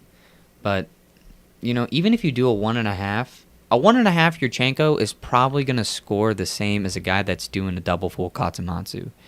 The start values may be different, but Yurchenko vaults, if you can do them, they're just so much cleaner. Yeah, my gymnastics life, I don't necessarily count out men's gymnastics and give up hope on them saying that they suck and that they'll mess it up. We have to keep giving gymnastics this chance if we want the support to, survive. And that's what you're doing right now, giving us a chance. We have, 7 viewers. One day, we'll have thousands. That's the goal. So here, another Yurchenko vault. Really good. Double full. That was Sean Nayberger. I thought he was going to be doing a 2.5 this weekend, but hey, a double full was still really good stuff. Really clean, too. Like we said, man, these Yurchenko vaults, I feel like I see more and more of them every year. I think JO coaches are just catching on to it, and they're just saying, you know what? We're just going to have kids do Yurchenkos because it's just way cleaner. Well, the best vaulter in the world is, the best overall vaulter in the world is probably Kenzo Shirai. And he does a Yurchenko triple full, and I think he taught everybody the way that Yurchenko is the way to go on vault. Kohei had been doing it in all of Japan, but he was really the one that started, really kicking it off for them. Yeah. I believe our scores are updating now, according to the website. From here, nice double full stick. Landed right on that line, so that's going to be a -1/10. Anytime that you land on the line, I believe it's -1/10. And if you land outside of the line, it's a -3/10. And if you land off the mat, I believe that is a -5/10. So, just some basic judging stuff for you guys, trying to make it easier to understand it all. Coming back to Ohio State. Ohio right now on this event is at a 43.1. So that's in with 3 guys. I mean, they're putting up crazy good vaults right now. They've averaged so far a 14.3. So, all right. Just one thing to think about. It's the cleaner landing is always going to be the better thing on vaults. And, you could talk about leg split all you want, and with Kazumatsu and Shu having the 3/10 leg split, typically, some people can get it down to 1, some people get it down to none, but you're typically looking at the cleaner landing for vault. Paul, I don't know, Wadaru's handspring double pick half store is nasty. Yeah, no, I did see that video. I'd say that the best vaulter is probably Igor Radilov, from Ukraine, or is Risei Guam still competing? Or did he retire? Yeah, that is a good vaulter too. I mean, he's 2-time gold Olympic champion, so. Great double front coming out from Angel. Look at that pop off. That's always great when your teammate, been working a double front in the gym all week. I mean, Sam Sakutny used to do that for us. We watch him working the double front in the gym all week, and then sometimes it would be a dice roll to see if he made it at the competition or not. But once he started making it consistently, I remember that same energy, man. It drives you up. It gets you super excited. I mean, look at him. He's pointing into the crowd. There's not a lot of people there, obviously due to COVID, but they're having a blast. So we're gonna cut it back over into Navy now. Navy, I believe this is Josh Williams. Navy hasn't been having the highest start values on their vaults, but they're doing really, really clean vaults. So they're still kind of in the running here. Just looking at the scores, I mean, yeah, they're holding in there. I think they're down about 1 point overall. If right around there, yeah. On the team total for this event, which isn't that bad. given that they're doing a lot easier vaults. A 1.5 to a double twist is a pretty significant change because going from a back landing into a forward-facing landing, Yeah. which is definitely changes the skill and how it's supposed to feel. But the fact that they're hanging in there is pretty good. Yeah, so we just saw Josh Williams from Navy go in and do a vault. Little bit of a rough landing, but that happens from time to time. Next up, we have Cameron Nelson from Ohio State. Good pace down the vault runway. Watch the legs on the takeoff. Good leg takeoff. Nice double full, stuck. Ohio is killing it on vault right now, man. Ohio is really good at sticking vaults. Last season, they were starting to get really good at them. I remember when they stuck about 3 out of 5 in their lineup. Yeah, it's just really good to see that a team trains so hard at sticking landings and they're getting to it. Yep, I'll see you at Army versus Oklahoma. Thanks for staying for so long and interacting. Really appreciate it. Yeah, the Army-Oklahoma meet, we're going to have everything rolling. So we have some other graphics here that we're not using for this meet, mostly because they're not linked up to run yet. But for the next meet, they will be.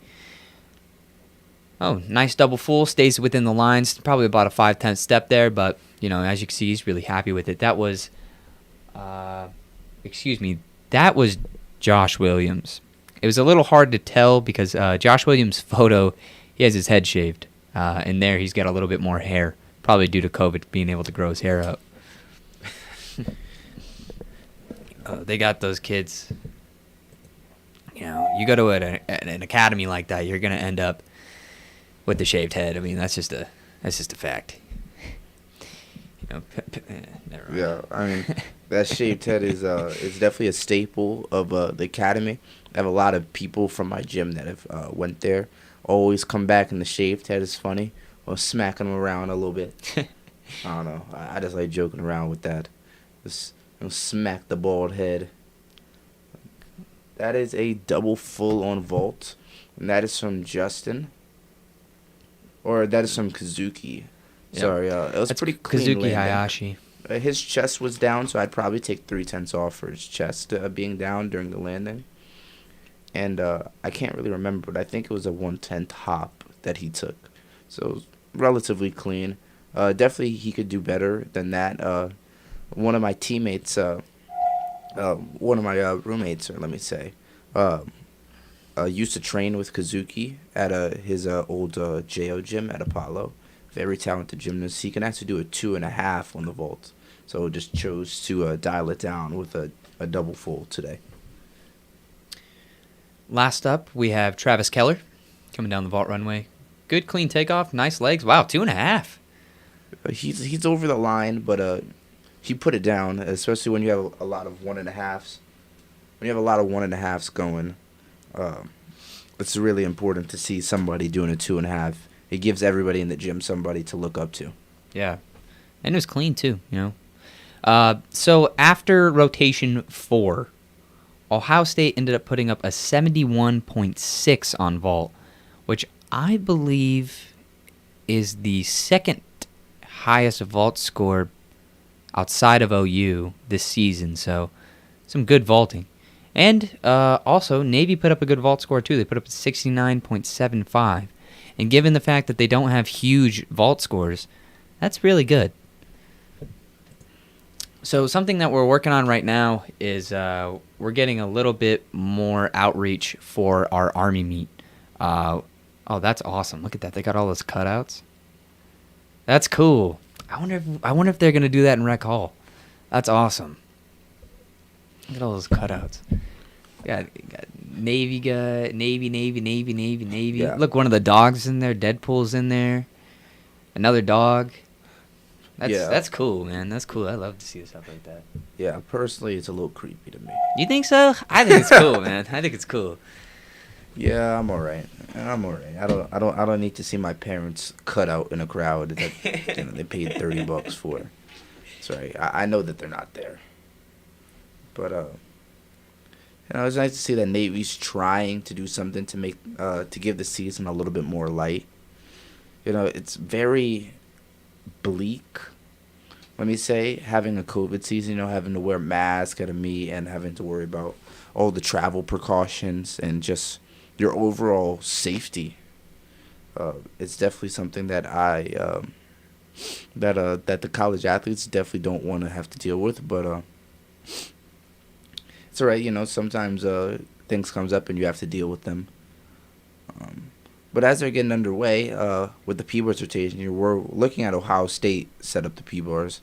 They have a little bit of a better camera. Ohio State's a very P-Bars and high bar heavy team. They have a lot of great P-Bars workers. You're going to be seeing Justin Achow, Kazuki. You're going to see Angel Leone. You're going to see Andrew Brower. We mentioned him on Pommel Horse. That is the captain of their team. I believe they have 3 captains. I don't know who the third one is, but I know that Andrew is one of 3 captains or so. And he does have serious All-American potential in P-Bars. And you're going to see why. He's an extremely, extremely clean swinger. He does a lot of support skills. He doesn't tend to go under the bars. Just knowing from training him, it's not necessarily his strong suit. And, he plays to his strengths and he does it well. And there's nothing wrong with that. He's going to hit all his element groups. And he's going to rock out a nice score.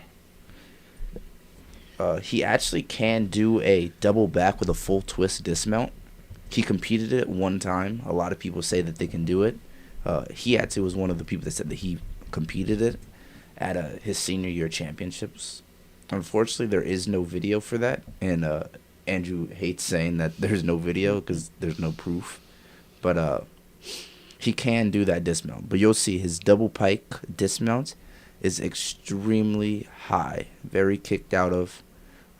Hopefully Andrew doesn't let me down. I've been hyping him up for a little bit. And here he goes.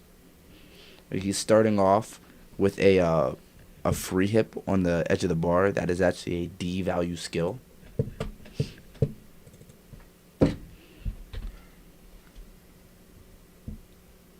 Here we go. He's just going back and forth. Doesn't want to smack his face on the bar. Oh, all right. Probably didn't get credit for that D now. But that's all right. We'll still count it. Pizza support is a B value skill. Press handstand is a B.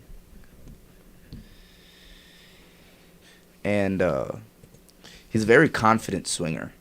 That is a Makuts. Not a lot of people do it. It's a very nerve-wracking skill, along with the Healy, which he does as well. It's basically like Healy's older brother. It's 1/10 higher, significantly harder, and significantly scarier. But all those skills are just built upon confidence. And Andrew has a lot of confidence in his support swings and his upper bar, which is really good. There goes that double pike that I was talking about.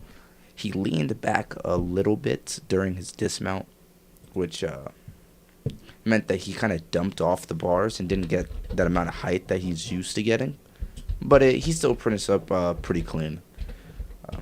I think as the season goes on and he gets cleaner and even more confident in that routine, he's definitely All-American potential. He just needs to have a good day. The past couple weekends, or the past 2 weekends that he had, he scored a 12-9 last weekend. And, it's not necessarily the best set that he can do in this routine. Also, he had some slight errors. He had that rather larger one in the free hip. But other than that, just some slight errors here and there. I'm telling you, if he has a clean routine and he has a good day that day, he will be an All-American in his senior year, which, that's always like the best way to go out. Isaac, a senior year All-American. Yeah, trust me, I know all about senior year All-Americans. But, here we're looking at Navy. He got some great lines. He's swinging with some confidence, some aggression. And you got to love that on P-Bars. It's a very artistic event to swing. And you want to see people swing fast and hard and swing well, swing confident. Confidence is definitely shows up on parallel bars. There Nice goes double pike. double Wow. pike into the stick. That's exactly what I wanted Andrew to do, and I thought he was gonna do. But you know, listen, if Ohio doesn't do it, Navy got it, and that's exactly how it should be. So All right.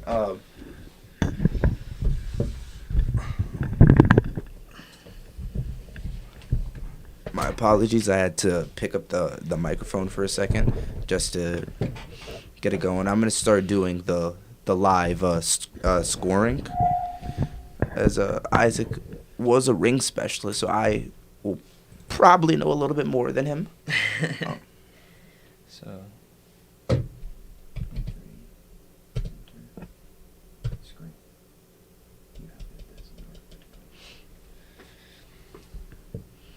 All right. Here we go. Okay. Starting it off.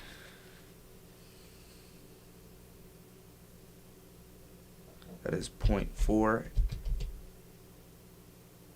Into a nice peach. for peach hand. Come down, swing Giant. through, giant. Really clean so far, too.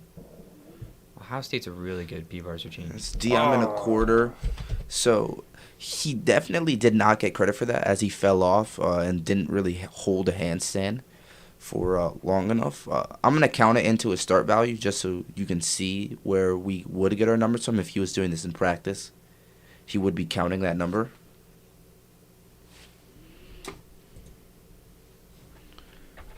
Here he goes again. It looks like he's not going to be repeating the skill, which he will lose that for start value. But I'll mention that at the end. That's a Stutz, 0.3. That's a Dion, 0.3. C to a C. Nice Peach. little peach right there. Probably a press handstand and then a nice dismount here coming up. Here we go. Double pike, 0.4. And then we have to add an A in at the end just for a swing. It looks a little bit weird because the 0.4 is there, but just understand that his start value on a normal day is a 15.0. Today it's going to be a 14.6 because he did not get that credit for that skill. The judge will probably replace it with an A, so they'll probably give him a 14.7. But yep, that is going to be his start value in the gym, and then his start value today. So, next up, we have Navy. Excuse us really quick.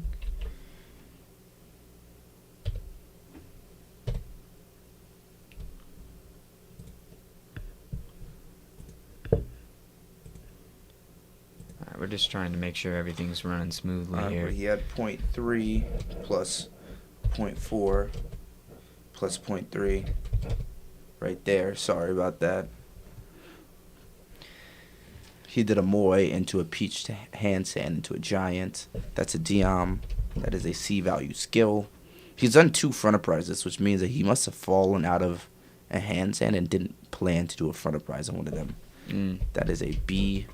Nice plus peach. 2. Nice peach. Press handstand is a B on P bars. People always forget that. They think it's an A. It's actually a B for some odd reason. I thought it was an A. That is a C dismount. Double back. So we're going to have to put in 0.1. Jeez, man. There's nothing like a pop-off on a stuck dismount. It doesn't matter what the dismount is. You can do a back layout, and it doesn't matter. There's no greater feeling than boning a dismount. Yeah, I agree. So he has a lot of 8s. He only starts at a 14-1. So for him to be competitive in the national conference, he's going to really need to be pushing that start value up to a 15.5, really, if he wants to be competitive. Right around in that area, So, yeah. I mean, it's not really manageable. Well, not manageable, but It's doable. it's not It's realistic definitely for doable. a singular season, but definitely doable. No, not this year. What happened next? So Take the mouse. Just do it. Sorry, we're working on making sure that everything is running smoothly and efficiently. Okay, just do this.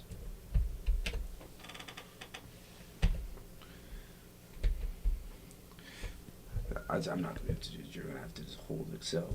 All right. Now I'll just put in the numbers. Gotcha. So sorry about that that little hiccup right there with the live scoring. This is Angel Leon on PRs. I remember last year. I don't want to bring up bad memories for them, but he did mess up on P-Bars last year at versus the Penn State man. Not himself cost them the meet. I think they had 3 falls back to back to back that ended up costing them the meet against Penn State. So definitely something that they should be looking out for to get some hits on P-Bars. This is not a good sign if 2 of them have now fallen on the P-Bars or had big mistakes. It's showing me that Ohio has not really corrected their mistakes for their parallel bars lineup, as they're a really strong team, just not consistent on parallel bars. I don't know. To be honest, They look great. They look amazing. I mean, I just watched that routine. I mean, yeah, he may have had a fall, but everything else is amazing. All of his DOMs, all of his stutzes, his dismount, it's all really clean. So maybe just, against a team like Navy, Ohio State's coming in there. They're trying to beat themselves. Ohio's trying to do better than what they did against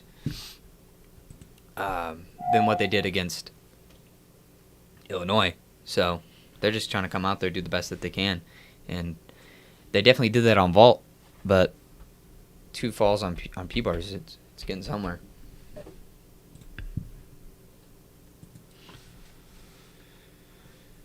Now this is Alexander Brown again. Back to the live scoring, assuming that it works. Here we go. He's gonna start off with a peach to handstand giant front of prize. I'll count that as an A if he needs it in the end. That's how you calculate the A's. Oh, nice. That was a Diom. That wasn't credits, but I'll count it as assuming that if you had done it in the gym. That's a B. It's a B peach. B peach, where they go under the bar and then cast back up into the support. B press handstand. Oh, and that is a double pike. If I am not mistaken, which is 0.4. So he'll have 3 A skills, which will put him at start value at a 14.4. So not bad. Oh, sorry, he actually did a C dismount. So I'm not going to go back in and fix it, but he starts at a 14.1, which is the same start value as the last guy, which isn't very competitive in the national sense. But they're going down there and they're putting down some hit sets. So that's all that matters.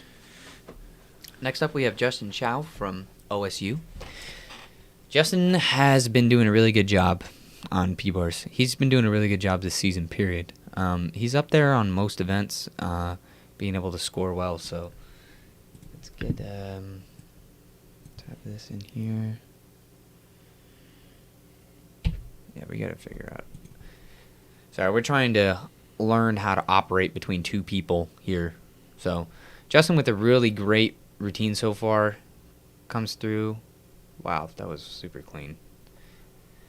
Those little small hand adjustments, though, are deductions, but then you see that great stutz. It's tiny bent arms on that.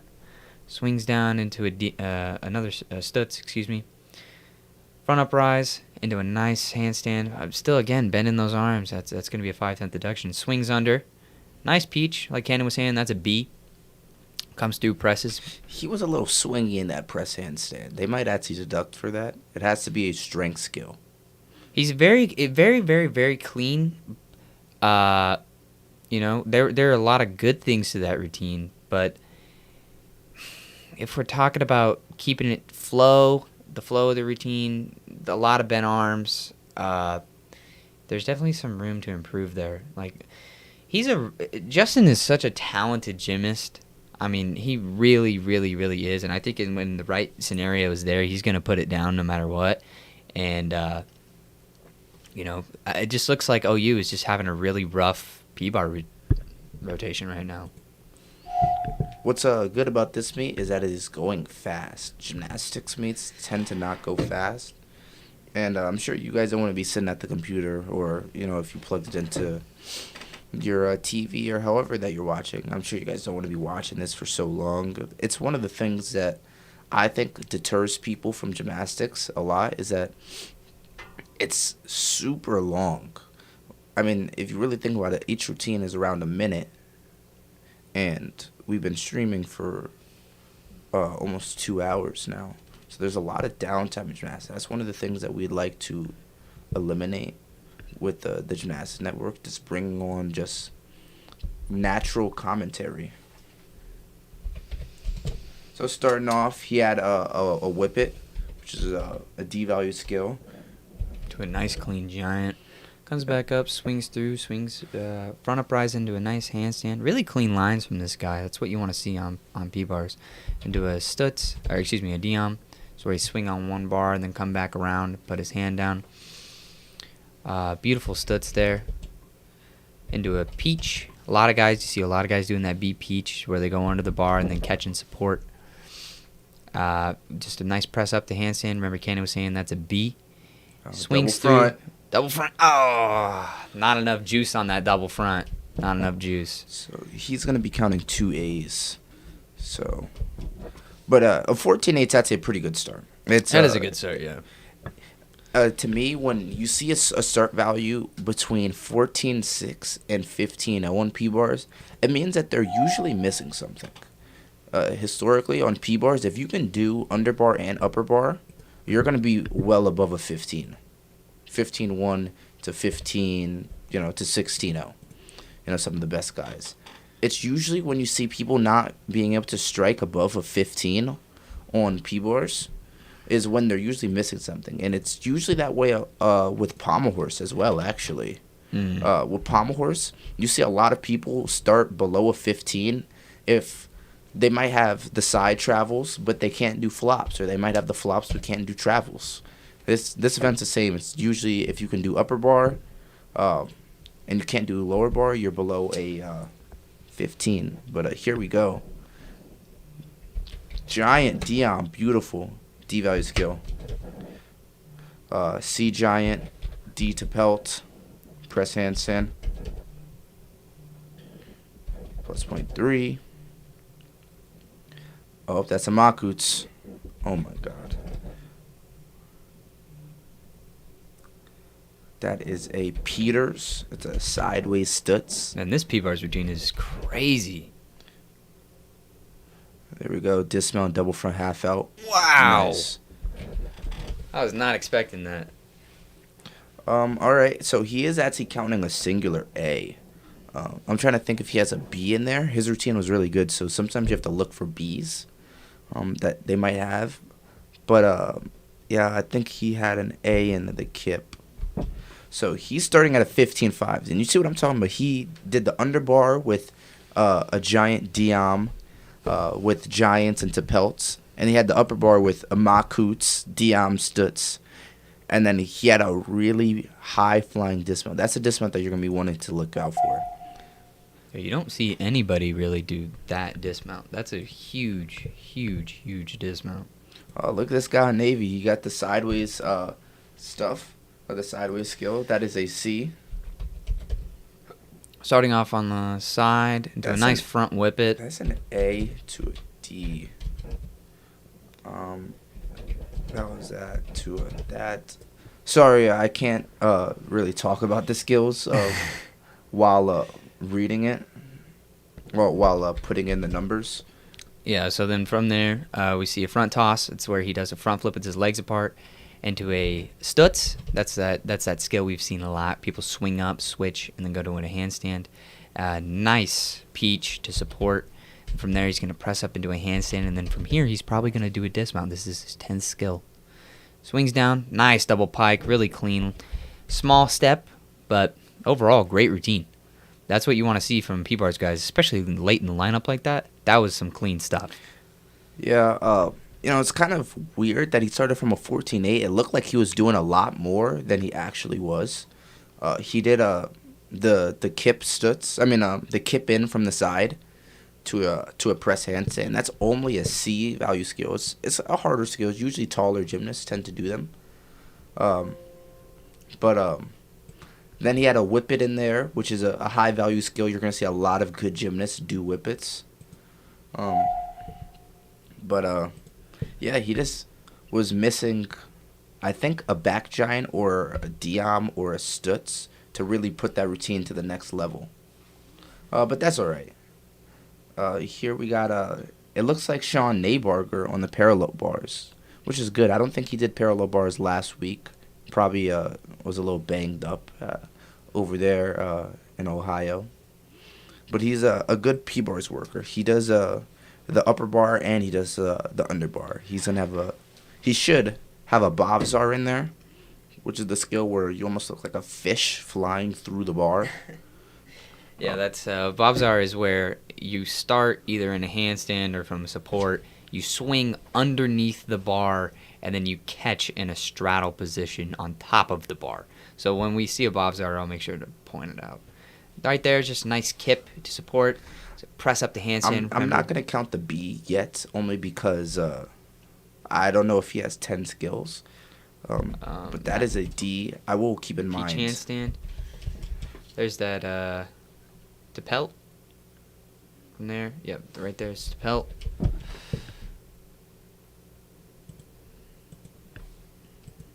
I gotta fix that.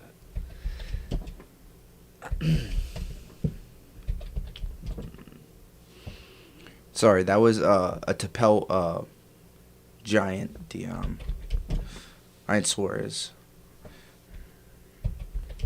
A good set from Sean. He stayed on the P-bars, and while he's on the P-bars, he does some really, really, really clean stuff. You saw that big connection where he's going from, I believe it's Tapel into. He does Tapel, press handstand, back giant, Suarez.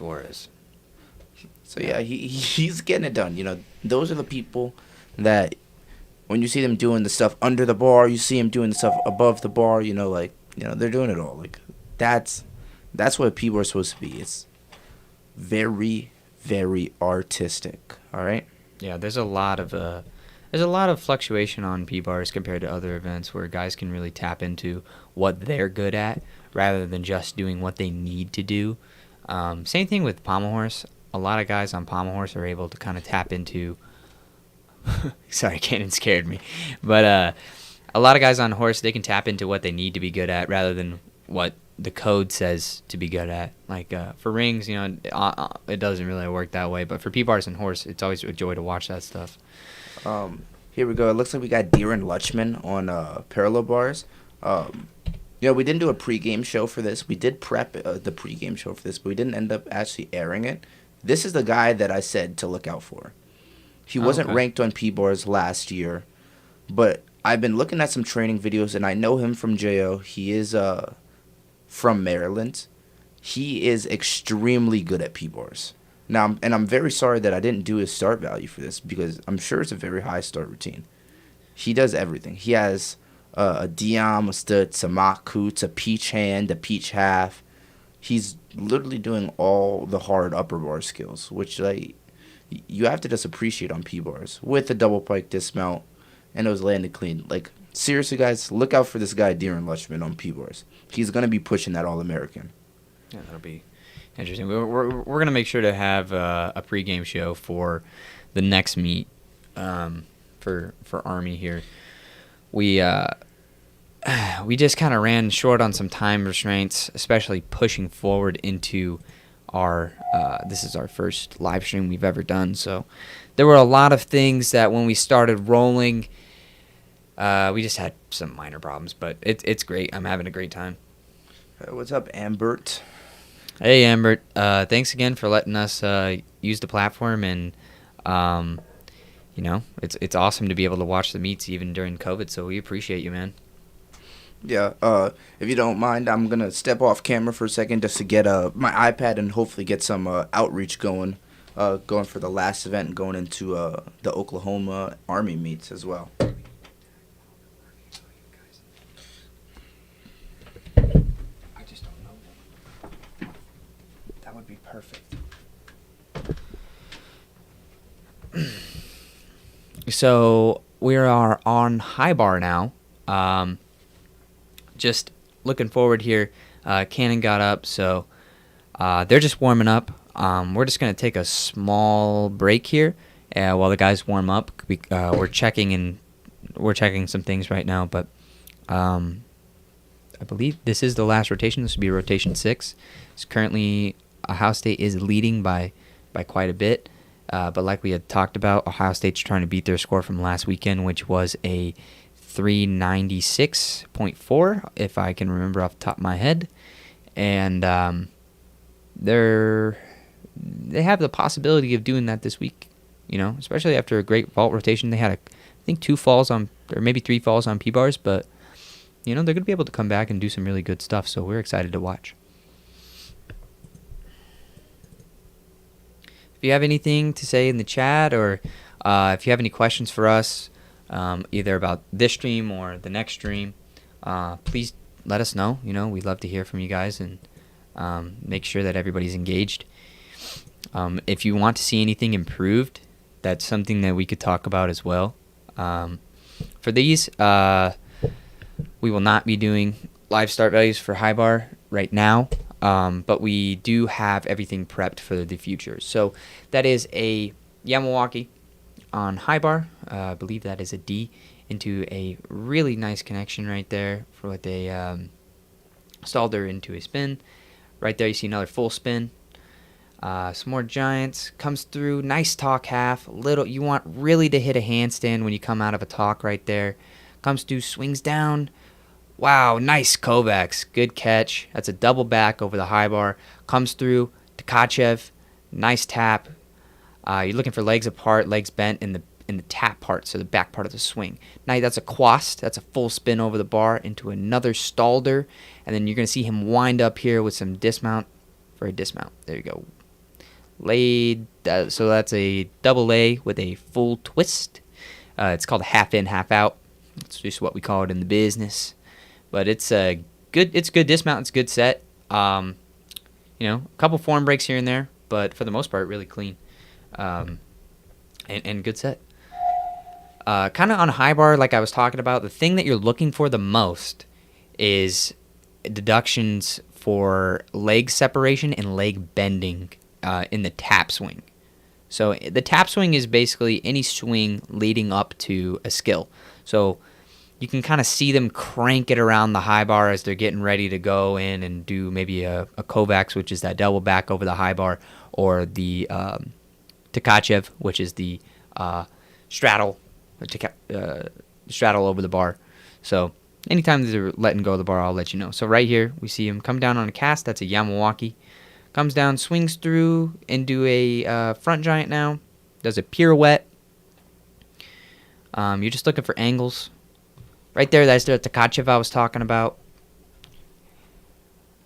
Does a regrip. It's a flying giant. Another Stalder. Then he goes from a Stalder and then immediately turns into a half turn, into another Stalder, into another Stalder, into another turn. A lot of Stalder work here. That's where they're in that straddle, spinning around the bar. And there you go. Same dismount, half in, half out. So just about what we were talking about. Same kind of idea. You're looking for bent legs and taps and, angles on the bar. So can you see my mouse on this one? I think you can. But basically, when they're coming off the high bar, they want to be directly above it whenever they're doing any type of turning. So they want to finish the turn and be right where my mouse is. If they're this way, like that, that's going to be a deduction. And then even if you come out this way, it's going to be a deduction as well. So you want to be right on top of the high bar. You want to be right in that handstand position.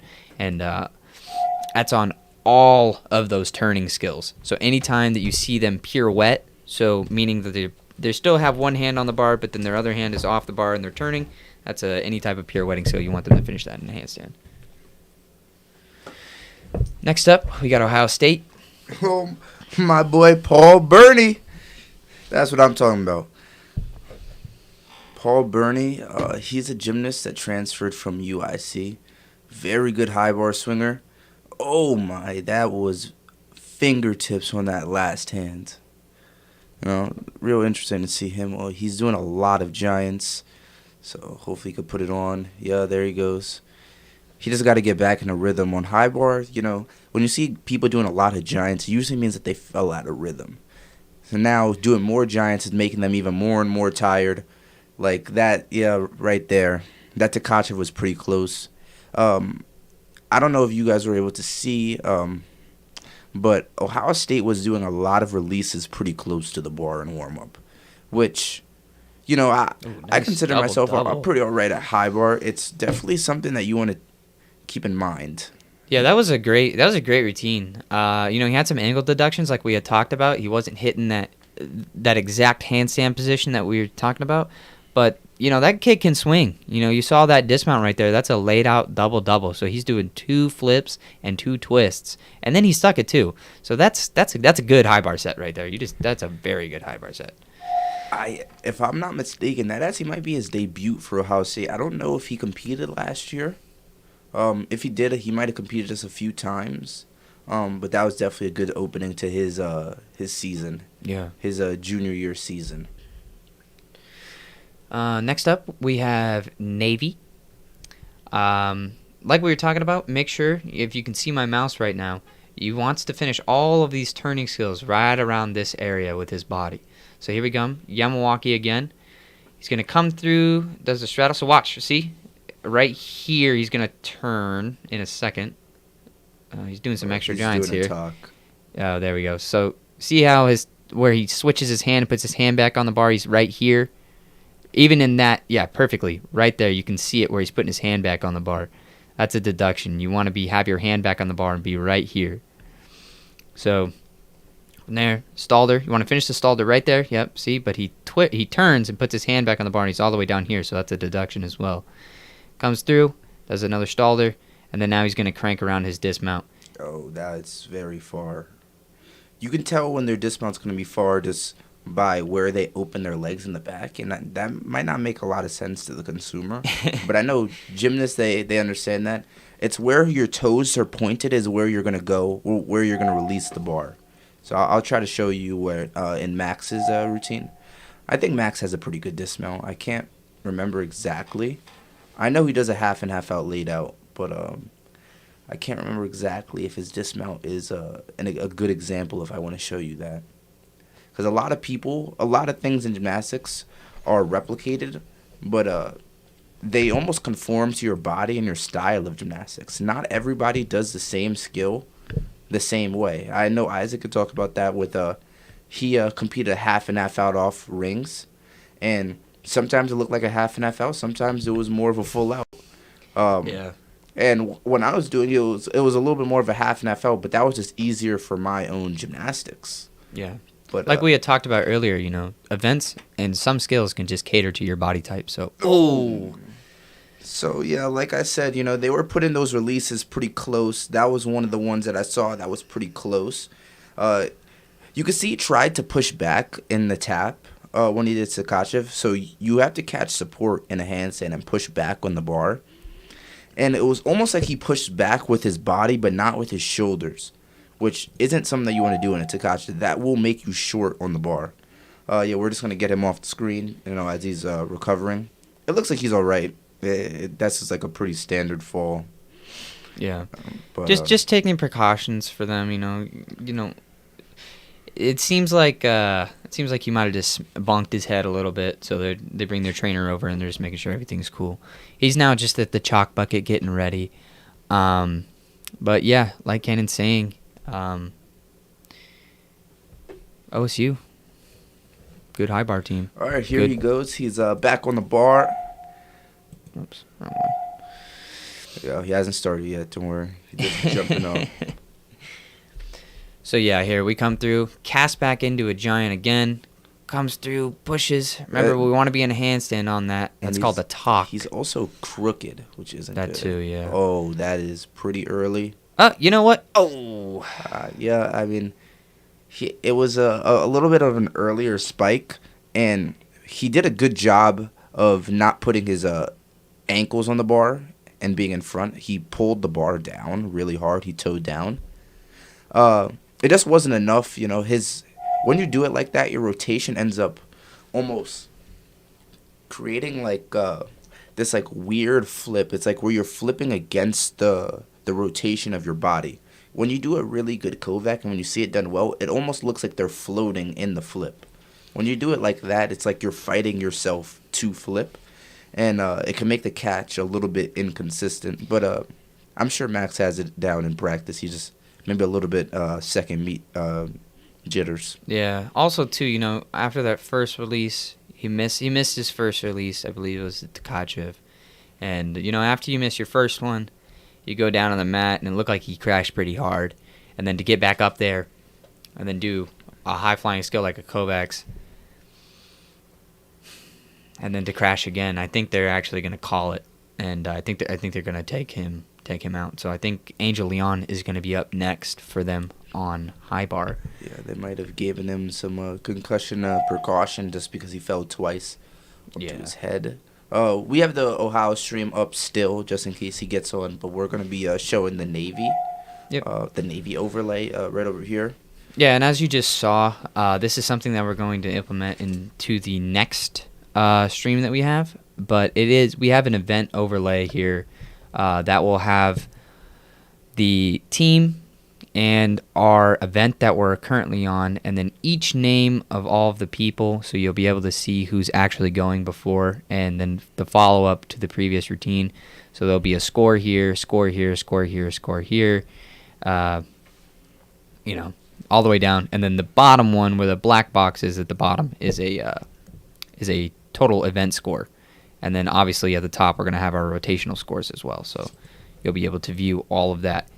You know, just trying to improve the stream, make it as good as possible. Like I said, this is our first time streaming, so we are still experimenting with things. We can get the live scoring up. We got Yeah, we can get live scoring up. I'll put it in. I get it. This is actually Deeren on high bar, actually, if I'm not mistaken. He does a Kovac. He's been training it since high school. You know, oh my. You know what? You know, like he had been training that from high school for so long. You know, me and Deeren, you know, we go way back. We used to make fun of him about it, but yo, when are you gonna do that Kovac in a routine? You know. Well, he just did it right there. Yeah, I mean, he finally did it. It didn't really pay off, but he did it. Hey, you know, sometimes that's you know, it's probably. Sometimes that happens, you know. Sometimes, you know, even on Ohio State, we were watching guys missing Kovacs. It just happens. But that doesn't make that, you know, that doesn't mean that they can't come back out there and just do the best high bar that they can do, you know. One-arm giant right there, comes back down. If I'm not good mistaken, lines. he doesn't have another release. He didn't do another release other than Kovac. So he's actually going to miss that element group category So if he doesn't do another release here. I know Deeren, he can do Tkachev's. There's that well. jam we were talking about earlier. You want to get that up to a handstand. There's that half turn pirouette. Just cranking it around for a dismount. Nice opening on that dismount. That's a half in, half out. Something we had talked about earlier on the high bar. Really, really good stuff from him. You know, unfortunately, he ended up missing that Kovacs. But if you look at that dismount, you look at the rest of the routine. It was clean. It was clean. His angles were better than some of the other angles we had seen today, and that's what you're looking for. Next up, from Ohio State, we have Angel Leon. Angel is somebody that we have talked about on the pregame show many of times. He's a very talented gymnast, and especially on high bar. So we're actually going to get the live scoring up for Angel here so that Cannon in real time can give you his start value. You know, I'll actually do you one. I'll even do you one better, Isaac. I will judge the routine while I'm doing start value. as long as I will be allowed to be quiet and I can just All right, that type works. it all in. That works for me. Hold on. All right, go ahead, Kenan. All right, here we go. Angel Leon on high bar. He's going to start off with a Yamawaki, it looks like, unless it's a heck tap. Yep, nice Yep. Yamawaki. Comes 0.4. through, swings down, back up, That's an endo up. endo up, yes. Comes over the bar. Nice jam, full spin. He did that to under grip, so it's an E rather than a D. Comes And- through, does a talk half. Looking for that to end in a handstand. Oh, Comes boy. through, nice laid out Yamawaki. A little bit of bent arms over the top. That's a deduction. Oh my God, As he's a so close to the bar. Tkachev half. The straddle Tkachev half. Going to crank it around. I believe he does one more release. Yep, there's that last Tkachev. Remember, that's the straddle release move over the bar. Comes down, does one more stalder to a handstand, and then now he's going to crank it around for a dismount. And you see that double. That's a good dismount. Didn't stick it, but hey, not a lot of guys in the NCAA are doing laid out doubles off high bar. I mean, that's an Olympic. That's an Olympic level dismount right there. So Yeah, it's definitely requires a lot more endurance, but it's not necessarily endurance. When we talk about in gymnastics that you're tired at the end of the routine, it's not that you're tired and you cannot do the skill. It's that one element, like one muscle group, is so tired that it's going to make it very difficult. So, Isaac could talk about it a little bit more on rings, where if you're doing a laid in half out off rings, it's not that you're tired. It's that your core is so tired and weak that it's very hard to pull yourself over the bar. yeah, you're not exhausted because you have adrenaline rushing through your body, but it's more that you have just a level of exhaustion. So right there you see a Yamawaki over the bar. He wants to be a little that's straight. A straight body.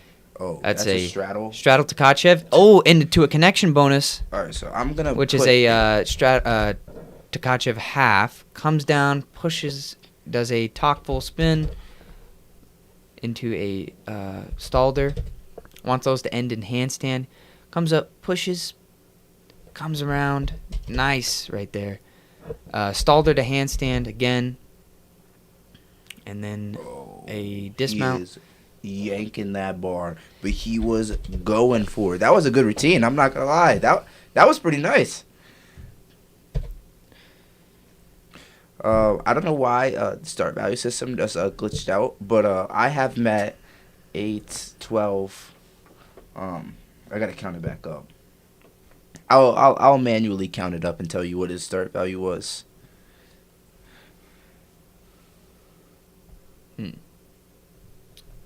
That's interesting.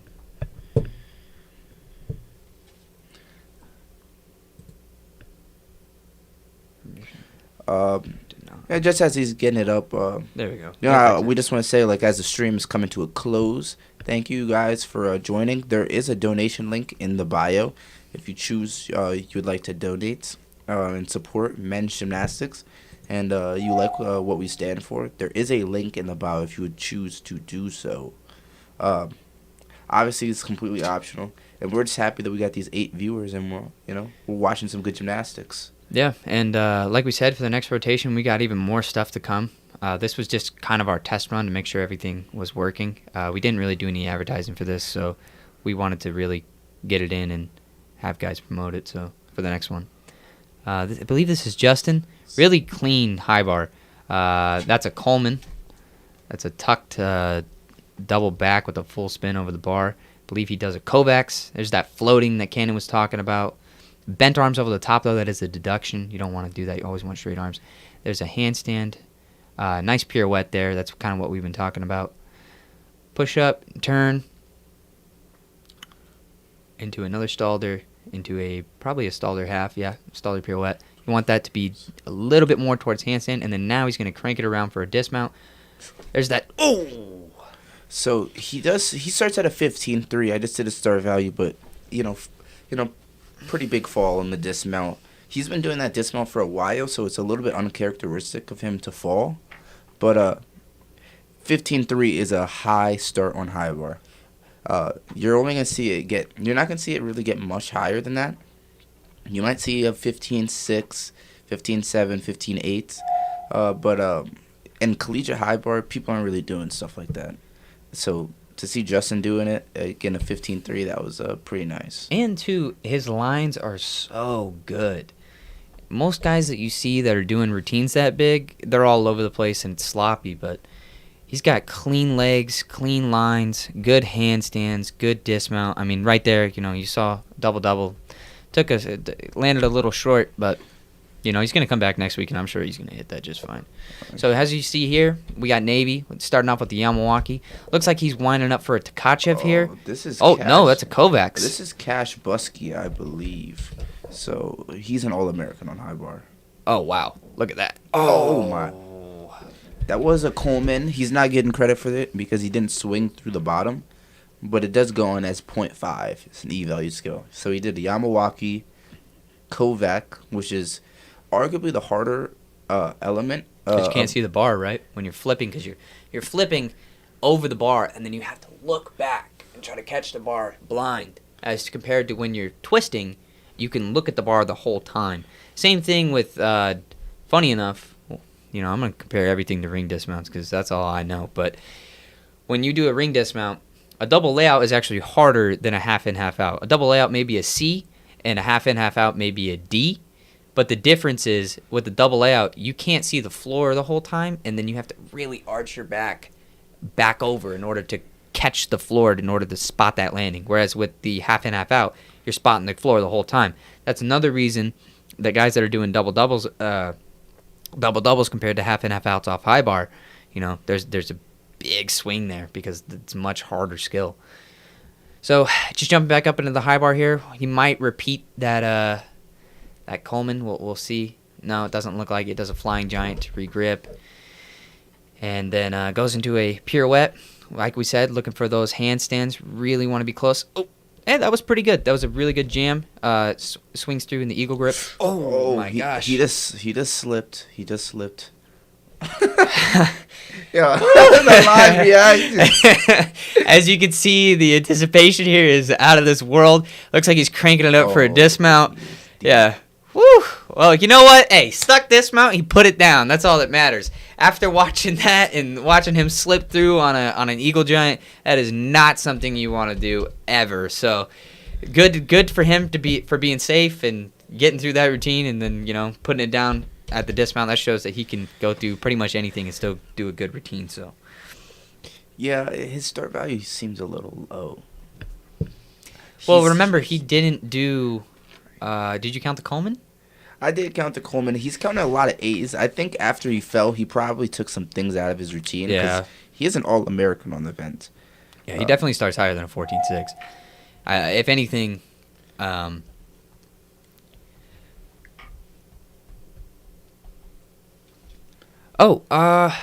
we could work on getting the audio from the meet in the background. One of the problems that we were having with that is just we're running multiple screens simultaneously, and we're afraid of conflicting audio levels. But we can try to work on that for the next stream.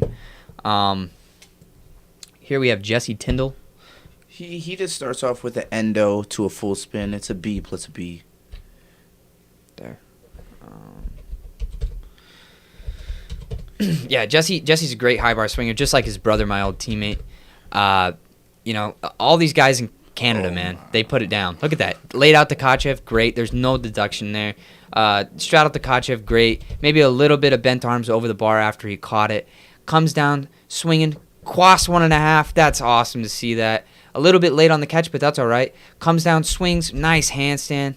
Coming through, another nice quas. Remember, he did that quas half earlier. It's a full spin. It cranks it around for a dismount. Laid it out, half in, half out, with a nice stick. They're sticking everything today. Look, even the whole team's going wild. That may have been the last routine of the meet, but, hey, it doesn't matter, man. They're all ready to roll. They had a great meet. Ohio, we're going to update the scores now. While we have the live scoring in, unfortunately, we're not able to do live updating. So that's just a technical issue that we're going to get fixed for the next round here. That was rotation 6. Jesse did start at a 15.3, as you can see from the live start value on the bottom. So, yeah, we are doing our best, but I promise it will be better. like we had talked about, this is our first time ever doing this. So as we get better and better, I'm telling you, give us about probably till the end of this day, and then come next week, it's going to be amazing. I already know. All right, so another high bar routine here. You saw that Yamawaki over the bar. It looks like he's cranking around for a, oh, wow, casino. Maybe that's cash. The people are so far in the Navy stream. I don't think is placed in a good area for viewing high bar. Mm-hmm. So as you saw there, that was a casino, and then he went to a Kovacs, and then that is a Coleman, which is a tucked double back with a full twist over the bar. That is definitely cash. Sorry, our camera is currently out. Nice pirouette into a one bar, one arm giant. Comes down, swings, laid out, half in, half out with a pretty big step, but that's all right. He's clearly shooting for the end of the season. That caliber of a routine right there is shooting for an NCAA title. You don't come out there swinging, doing a routine that big if you're not gunning for the big stuff. The problem is, like we had talked about earlier, sometimes when you're shooting for team scores, putting out a lower start value might be better. But I think that is the end of the meet. I'm going to update the scores right now so that we can see the final score. I just got it in a Python script here that I'm running. I just have to create 2 separate folders so that we have the ability to. Well, I'm not going to bore you guys with code stuff, but but just know that things are being adjusted and they will be perfect here in the near future. Yeah, sit and chat. I know I mentioned this donation thing a lot. But it's just something to talk about. If you guys do like the content and want to see more of it, and just want to see more men's gymnastics, choose to donate down. If you truly care about something, show some support. As Isaac gets the final team scores up, we could talk about that for a second. So, but thank you. These are the final team scores right here. And like Cannon said, sorry, I didn't mean to cut you off, but if you do like what we're doing and you like the shows, because we do pregame shows as well, and we post those on YouTube and Instagram, and we also do postgame shows. We just want to grow the community and make it something bigger and better than what it already is, because gymnastics is in a weird place where there isn't a lot of attention to it, and it's such an amazing sport. We think it deserves more attention, so that's what we're working really hard to do, and we're going to get better and better and better at that. As you can see at the end, rotation 6, Ohio State ended up putting down a 397.2, and Navy put a 380.5 down. So I know from my good memory from our pregame show that we did on, or our postgame show that we did on Ohio State against Illinois, they scored a 396.4, I believe. So they came out here and they did better than what they did at Illinois, and I think for them that was their goal this weekend. I think they knew that they were probably going to take Navy. They were going to take Navy, but they're not. Navy wasn't going out there either trying to beat Ohio State. Navy was trying to go out there and beat what they had done the week before. So, actually, we can pull up Navy's score from their first meet. Or this. So, Ken, you want to say anything about that? No, I think it was well said, and thank you guys for coming out. That's essentially it, really, for me. I don't have much else to say. I'll see you guys again later today. Yeah. So it looks like Ohio State in their first meet put up a 396.25. This is actually Navy's first meet. I apologize for that. I actually didn't write the pregame for this show like I normally do. Cannon wrote it this time. We're switching up roles a little bit. So we will be back at 3:30 for a pregame show for the Army OU meet. We're going to have everything rolling for that meet. We're going to have all of our overlays, all of our graphs. And I'm super excited for that one because I have been working all week on prepping for these shows, so I'm really excited, and I think Kanan's just as excited, and I think we got our good feet wet on this stream, so we're just gonna turn the cameras off, the mics off, and let the stream relax for about an hour. So we'll catch you in around an hour.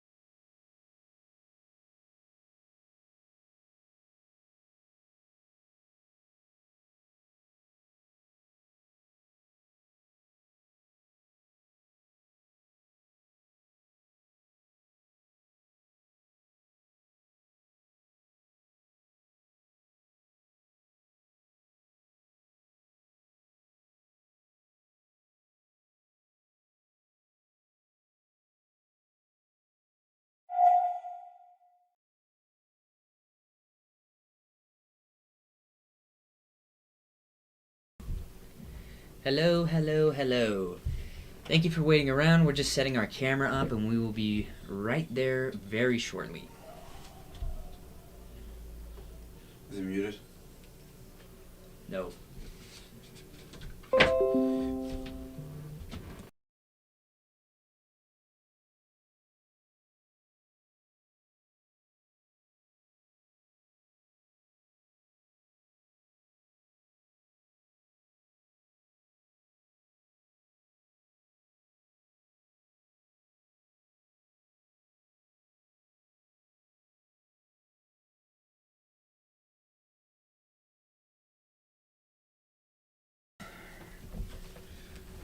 Go ahead, Ken.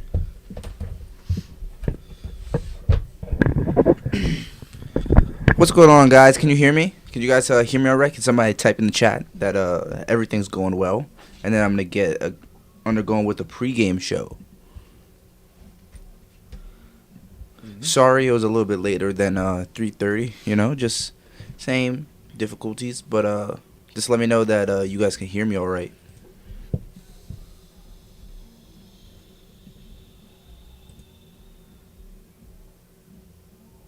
I think it's okay. Guys, can you hear me? Can you guys hear me all right? All right, there we go. Well, now I know that it is up and working. So we're going to get going with the pregame show for Army and Oklahoma. So I guess you're just going to listen to me talk for right now as Isaac's going to get some other stuff prepped and ready to go. But for right now, for a little breakdown of Army, Army's ranked 8th this year. They opened the season with a 355.2 versus Penn State. That did result in a loss for them, but you know that's where they opened, and you know it's fine. It's a pretty good starting point for them, assuming that you know they can build upon that in this means. Oklahoma, they're holding their number 1 ranking. Very important to mention that Stanford has not competed yet. Stanford is likely to take that number 1 spot. Just knowing Stanford, they're just some dogs over there. Or they're going to be contending for that number 1 spot. So definitely look for Stanford and Oklahoma in number 1 and 2. After that, you know, it doesn't, you know, that's really who's going to be winning NCAAs, in my opinion. They're staying first on every event except for High Bar, which are second, so first overall ranking. And that's pretty important to say. Michigan is they just have a little bit better High Bar team, a little bit more consistent. I wouldn't necessarily say better, but I would say more consistent, and they are scoring better. They scored above a 413 in both meets, which is extremely high. We just saw from Navy and Ohio. I think Ohio put up a 397. Yeah, so 16 points away. You know, not close. They'd blow them out the water. That ain't nothing. You know what I mean? That's rough. You know, Army put up a 355. You know, 60 points. You know, don't even try. You know, like you don't go into these meets going, oh, let's go out there and, you know, if we believe we could win. I don't believe that they have the start value to even win, which that's okay, you know. One thing to mention, we are going to have a guest visitor on the show. We will be having an ex-Army gymnast who's stationed in Atlanta, Georgia, or I think maybe just Georgia. He's going to be helping us commentate throughout the meet between rotations 2 and 3 or 3 and 4. I can't remember which one that we decided. I'll have to check my notes after, whether it's 2 and 3 or 3 and 4. But yeah, that's always going to be a pleasure to have him on the show. And you know, as we're just starting off, you know, just send some questions and let me know what you guys want to know. I can tell you a little bit more about the background of Oklahoma, as they are a little bit more competitive in the national sense, so it does make more sense to talk about them. But definitely don't count out Army. So they have Gage Dyer on floor. He's ranked number 1. We talk about him quite a lot. He is one of their better guys. They have Braden Collier on pommel. They have Matt Wensky on rings. They got honestly, so for their vault lineup, when it comes to it, I just say that they have their whole vault lineup because their vault is absolutely ridiculous. They have Matt Wensky, who competed a triple in high school. Now he does 2.5. Sometimes he does triple. Gage, who can also do a triple. He competed a triple at Winter Cup the last time around. Competes 2.5. Mason Menser. So he does a 2.5 as well. And they have a couple other 2.5s and double fronts here and there. They could spice it up, throw a triple here. I don't think they will, just because their opponent really doesn't. They don't really need the extra 4/10 from their opponent. Maybe if they were going up against a little bit stiffer competition, such as Stanford or Michigan, those are probably the only 2 teams they might decide to put a triple in, just because those teams are genuinely competitive in the NCAA. And that's not saying that the other teams aren't competitive. I believe Penn State can be competitive at the current state that they are right now. I don't think they are, but I think they can be competitive. I think Ohio State can be competitive. I think they need to work out some bugs. Illinois, I think they also can be competitive, and I think they will, actually. I'd be willing to bet on Illinois being within the top 4 teams by the end of the year. So definitely count me on that, or quote me on that. I'd bet on Illinois. I just think they have everything that they need, and they got a couple of their good pieces back from last season that are really going to help propel them to having a winning season this season. But just looking forward about some of the Army guys. We have Corbin Bestow, Mitchell McHugh on floor. We have Matthew Martin and Joseph Minus on pommels. Patrick Armstrong and Matthew Martin on rings. For vault, I threw in a freshman, Connor Kavanaugh. He put up a 14 last weekend on vault. I believe he does a double twist. So he can definitely get that score up, but it's not a bad score by any means, and nobody would ever say that it is a bad score. It's just a pretty clean, solid score on vault. That's a score where you can say, where you look at that and you say nothing went wrong. In gymnastics, one of the things that good gymnasts can tell, or good spectators can tell, is they can tell a good score between a bad score and what happened.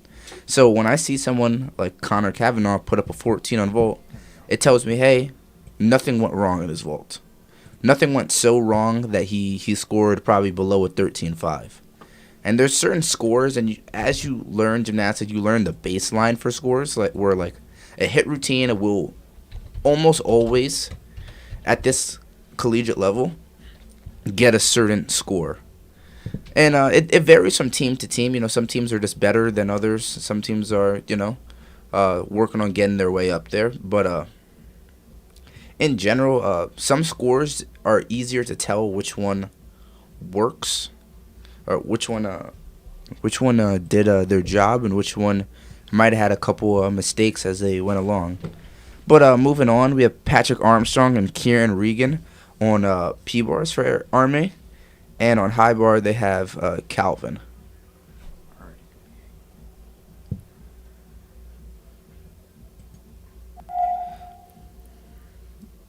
Is the live scoring working? Yeah, I believe so. Everything should be rocking and rolling here. All right. So it's 4 o'clock now. So we're going to be looking at the meets. Sorry, I rambled on a little bit. So it looks like Jack Freeman of Oklahoma on the floor exercise. Pretty good floor gymnast. He's more of a high bar guy, but he's definitely clean on floor. Is there any way you can make that bigger? This? Yeah. No. All right. Well, let me get into Excel and let me start getting that thing. Yeah. We just gotta fix one more screen. We just gotta change these guys out. Window capture. Just gotta switch the Can I? tab. What if I put my iPad and use that as an extra monitor? I have a program on it and it'll connect to USB-C to Lightning. For That way you could have Excel on that. there we go. That's what I was looking for. Alright, that's. Sorry, we're just having a little bit of a technical issue here, but we should be good now. There we go. There's Army. There we go. Perfect. Now we got both streams rolling. We will be doing the live scoring for this competition. And as Cannon gets things rolling here, I'm just finishing up some minor things. We have a lot of automated things for this stream, so just trying to make sure everything's working good. As you can see here, we have our first Army gymnast up on floor. We're going to start the live scoring for the next routine for OU. So finally get to see all those crazy high start values coming from OU here. The scores at the top should go in real time, so you'll be able to follow along, and we'll be casting all of their routines as well. A nice connection pass there for Army. Steps in the corners, probably a double full here into a dismount. Oh, single. Most guys end their routines like that. They do a side pass, come down, swing their arms, catch their breath. Candace mentioned it a couple of times on the show. And to a 2.5. So that's a D dismount. I got a little bit scared there. I thought he was twisted into the ground, but he recovered fine. What's really good about the Virtuous platform is that the gymnastics meets are pretty fast now. Normally gymnastics meets, I know in high school they used to be like 5-6 hours. It was ridiculous. And then in college they're like 3 hours or so, and they've actually shortened that time, I feel like, over Virtuous. I think the last meet that we just ran was about 2.5 hours or so. Yeah, not too bad at all. Normally you see the meets get around 3 hours in person, so getting it all the way down to that is really good. It's just non-stop gymnastics. Yeah, I hate this dead time. Hopefully we have something to go off of during the dead time. And if you're new here and want to support the channel, there is a donation link in the bio. Choose to use that however you feel. We are trying to help men's gymnastics. Yeah, by donating, I mean we're only making the stream better. We're working on this full time, doing the shows and the streams. This is our first weekend streaming, so we're just trying to make it better and better each time. And this is kind of our trial run for this weekend. And then so Ken's gonna bring on the live scoring now. So a lot of the times for the live scoring, we're just going to have to do connection bonuses in the actual scoring. So I'll try to do my best to talk about that. That's why you see a 0.7. He didn't do a G. It's just connections. So we're just counting the entire pass. So everything you see at the bottom is the value of the pass, not just of the skill. How's it going, Brady? It's nice to see you, man.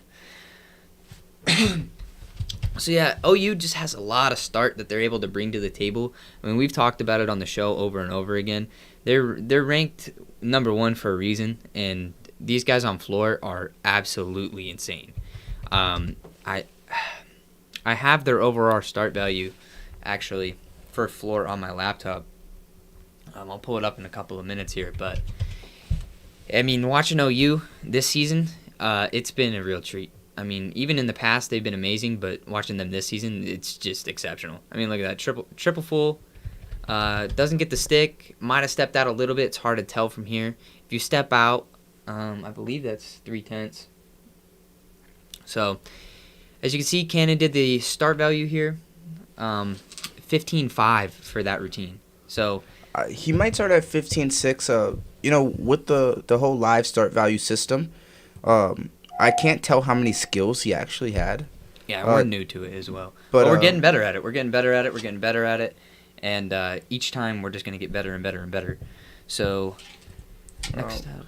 Brady Yamamoto, that is a Penn State gymnast in the chat. Hello, what's going on, man?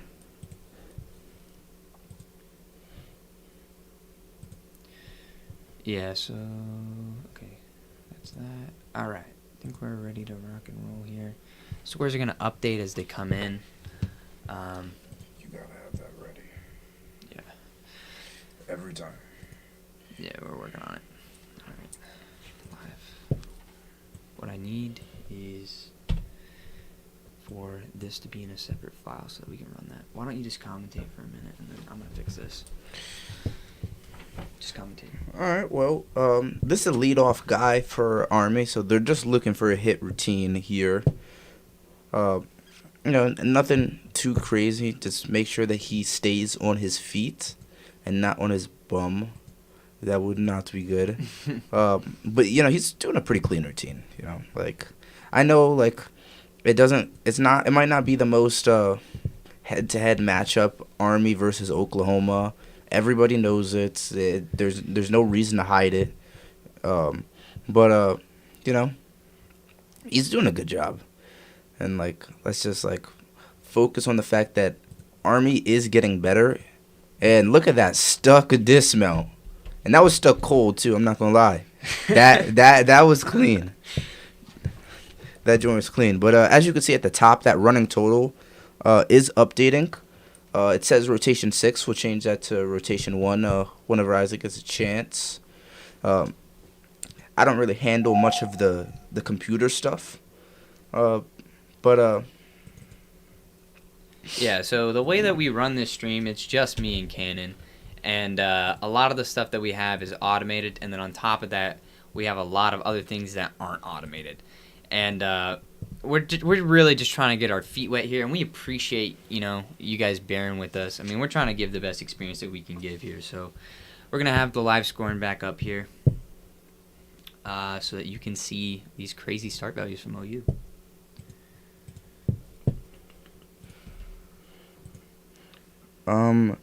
Oklahoma, there doesn't appear to be anybody on the floor. Oh, there they go. Which guy is that? That is somebody. We're going to figure that out in a second. Here, Cannon.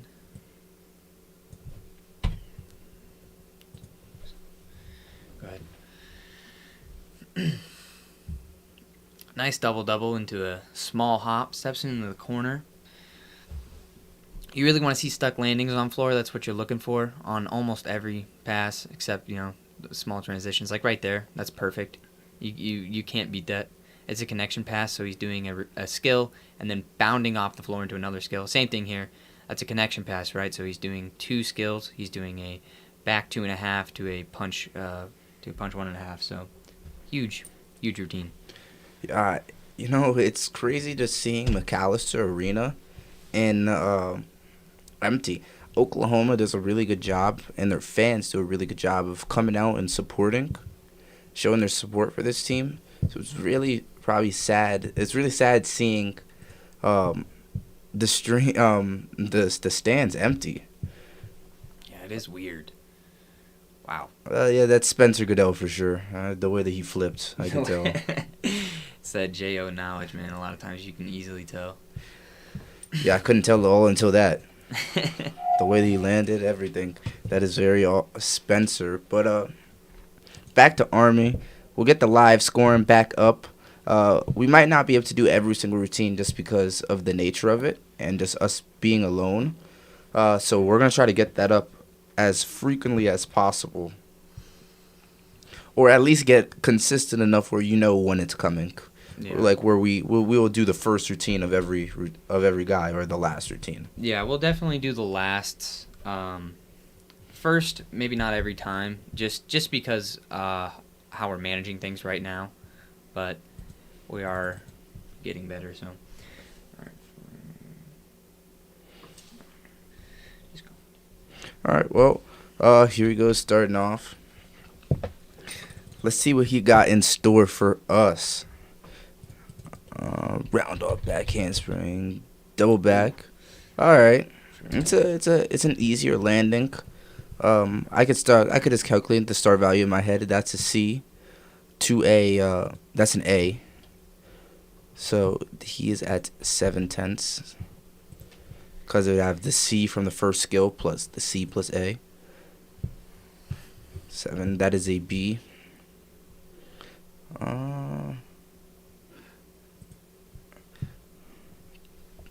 Is it a B? Yeah, it's a B. Is that 9/10? We'll just say it's a B. It might be an A. Front 1.5, 1.2. So right now his running total or his start value is at a 13.2 for this. Back full is a B. What is that? 1.4. Nice stuck double full. 1.7. Steps into the corner. Usually this is their last pass. That's how you can tell. They wave their arms up and down. And they run, of course. And then 1.5. You're going to see a lot of 1.5s from Army today. I think guys are starting to opt out. Some guys are opting out and doing 1.5s rather than doing triple fulls. Sometimes it's just a little bit easier to get around. It's much harder to stick for sure, but it's it's a half twist less. So if you're a little gassed at the end of the routine and you're better at rotating, so turning your body over than you are with actually twisting, then you're probably going to opt out for a 1.5 rather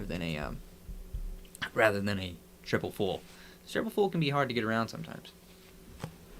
Back to Army, or back to Oklahoma, and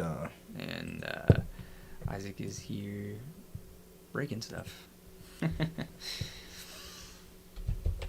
right, there we go. all right, it looks like it's Vital. His coaches used to call him in the JO circus.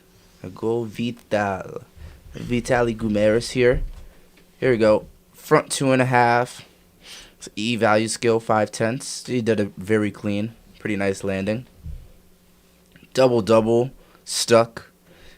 He is an All-American on floor. So 1.0 right there.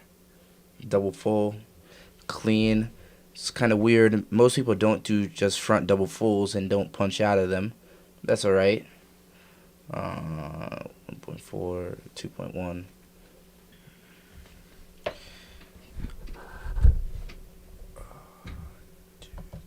2.4 is now his running total, and he's gonna do a split press, which we already determined we're calling it a B.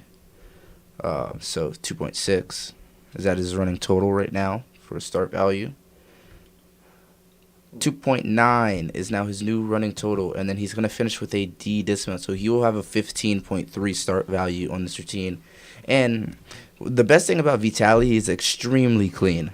I mean, look at that. Perfectly stuck dismount, and it looked like he did that in his sleep. You know what I mean? He just has some great landings, and does some great lines. Very skinny guy. You know what I mean? As we transition to this next...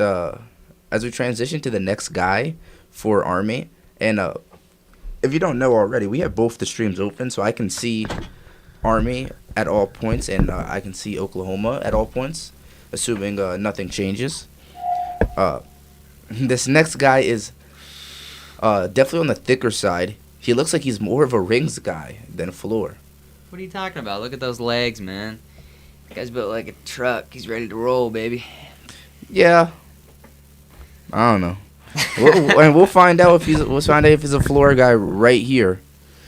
Layout, punch, double front. That's a huge first pass. Yeah, it's definitely not made for everyone. It's definitely made for power typing gymnasts, and he looks like one of them. Oh yeah, double layout. Start doing double layouts on the floor and a double front. You're a power tumbler, man. Yeah, it's definitely not that it's a bad thing. It's playing to your strengths. It's actually a good thing. Absolutely. Miguel Anquonio is his name. You can watch him playing in here. He's going to do a nice split press to a wide arm. Got to hold these wide arms for 2 seconds, so that actually gets no credit right there. You got to hold that handstand. Run into the corner, like we always say. It's probably a double full. Steps into the corner. Ooh, nice little JO transition right there. That's tight. Haven't seen one of those in a minute. Comes down on one knee, runs into the corner. It's probably a 1.5. Nope. Arabian double front. So that's a D as well. So good routine. Nice tattoo too. I was just thinking about that tattoo. Let's go, Tank. I see that comment. Yeah, we rock with the tanks out here. Switching back to OU, I believe next we have Morgan Seiler, actually. So we're going to get the live scoring back up so that we can let it ride here.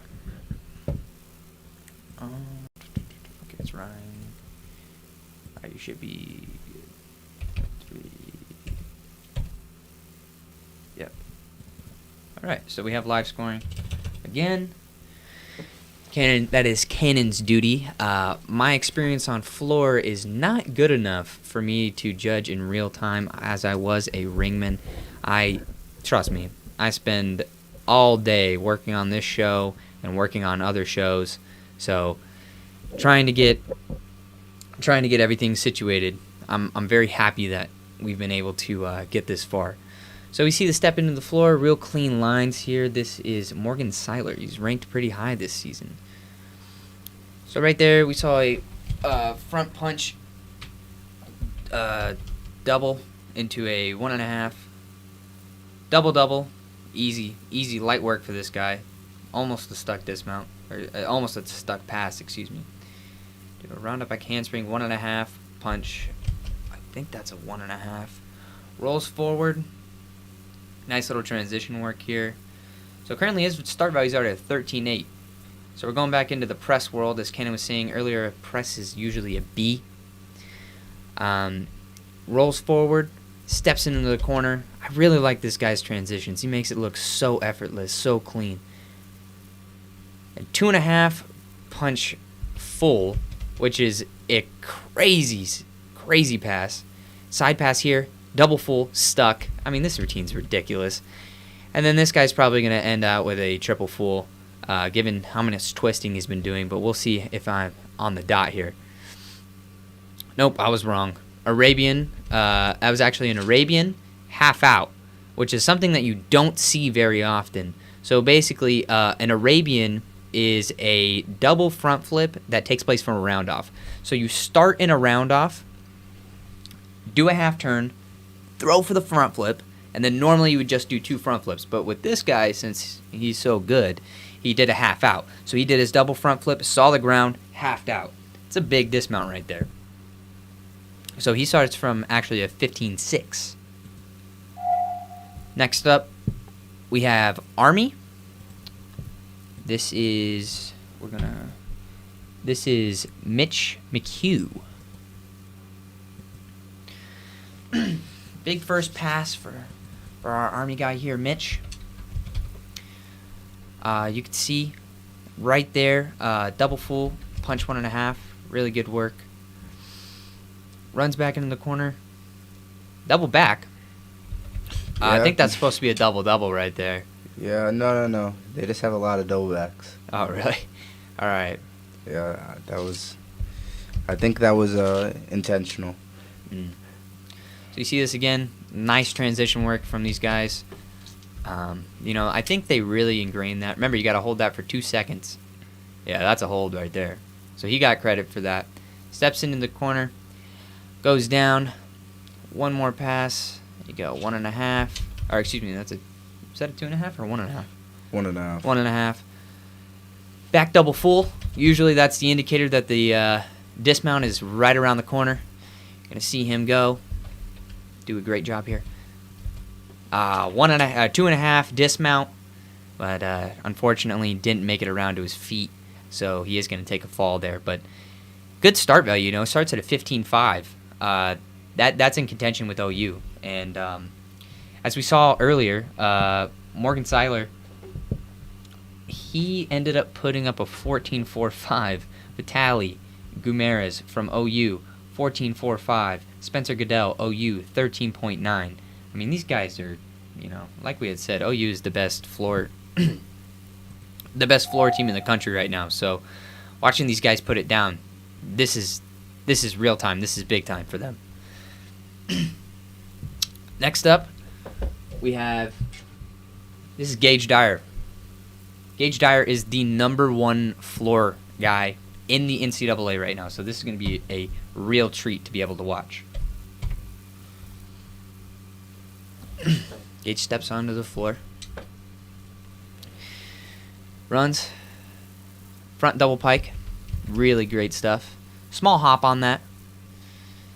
Round up back handspring, laid out double. Was that a laid out double double or was that a Stick. Yeah. Yeah. Double. Yeah, laid out double double. That's insane. Front double full into a full. That's a great transitional. That's a great connection pass. Double front half out. Oh my gosh, you don't see that. He's not sticking as many landings as usual. And yeah, he's Definitely not. not. He's a little hoppier today. Definitely. Nice transition right there. That's a butterfly with a full twist. Steps into the corner. Oh, wow. 2.5 punch half. You don't see that a lot either. Wow, that is ridiculous. It looks like he's going to be finishing with that double tucked I talked about in the pregame show. Yeah, there it goes. Stick. Double stuck as a dismount. You hardly see guys stick that as their first skill, let alone their 10th. As you can see, he has a massive start value of 16.1. Most guys aren't even touching that. Most guys don't even break a 16 or even a 15.5, let alone get into a 16.1. Gage Dyer is doing something else on the floor. Mhm. Of course. So my gymnastics life, you talk about how you have to go online to watch the guys, and for girls you have to watch the TV. That's what we're trying to do here. We're trying to fix that problem a little bit. Maybe if we can give light the way for some for casters to show that it is possible to have live scoring. It is possible for gymnastics to be viewed and to be viewed well. That's the end goal. Absolutely. And it's only 2 guys running this whole thing. So we're managing many things all at once. And we are bringing other people on for next weekend that are going to be able to help us out. And it's going to run even smoother. And we're actually going to have somebody just man the live scoring the whole time. And then Kenan and I will be able to handle everything else. We want to get it down to a point where Kenan and I are just commentating and we don't have 8 computers out on the table trying to run this thing. So we're going to get there for sure. So here comes this, I think this is his second to last pass for the Army. Connection pass there. Remember, connection passes help with your start value a lot and getting your 10 skills in. Most guys do around 2 connection passes. And then for the dismount there, nice, 2.5 stuck. That's what you love to see. Every guy on Army actually ended up doing a 2.5, which is rare. Most guys don't opt to do 2.5s, but hey, if it's working for them, it's working for them. It's slightly easier than doing a triple full at the end. It's just harder to land. It's definitely harder to stick. Yeah, but Absolutely. I mean, clearly they've been working on it. I think when my old teammate was had his time at West Point, I think that was when they were starting to adopt the 2.5 dismount. So we're loading up the scores now for the end of rotation 1. Yeah, that's what Army does. Yep, they do that. We are now on rotation 2.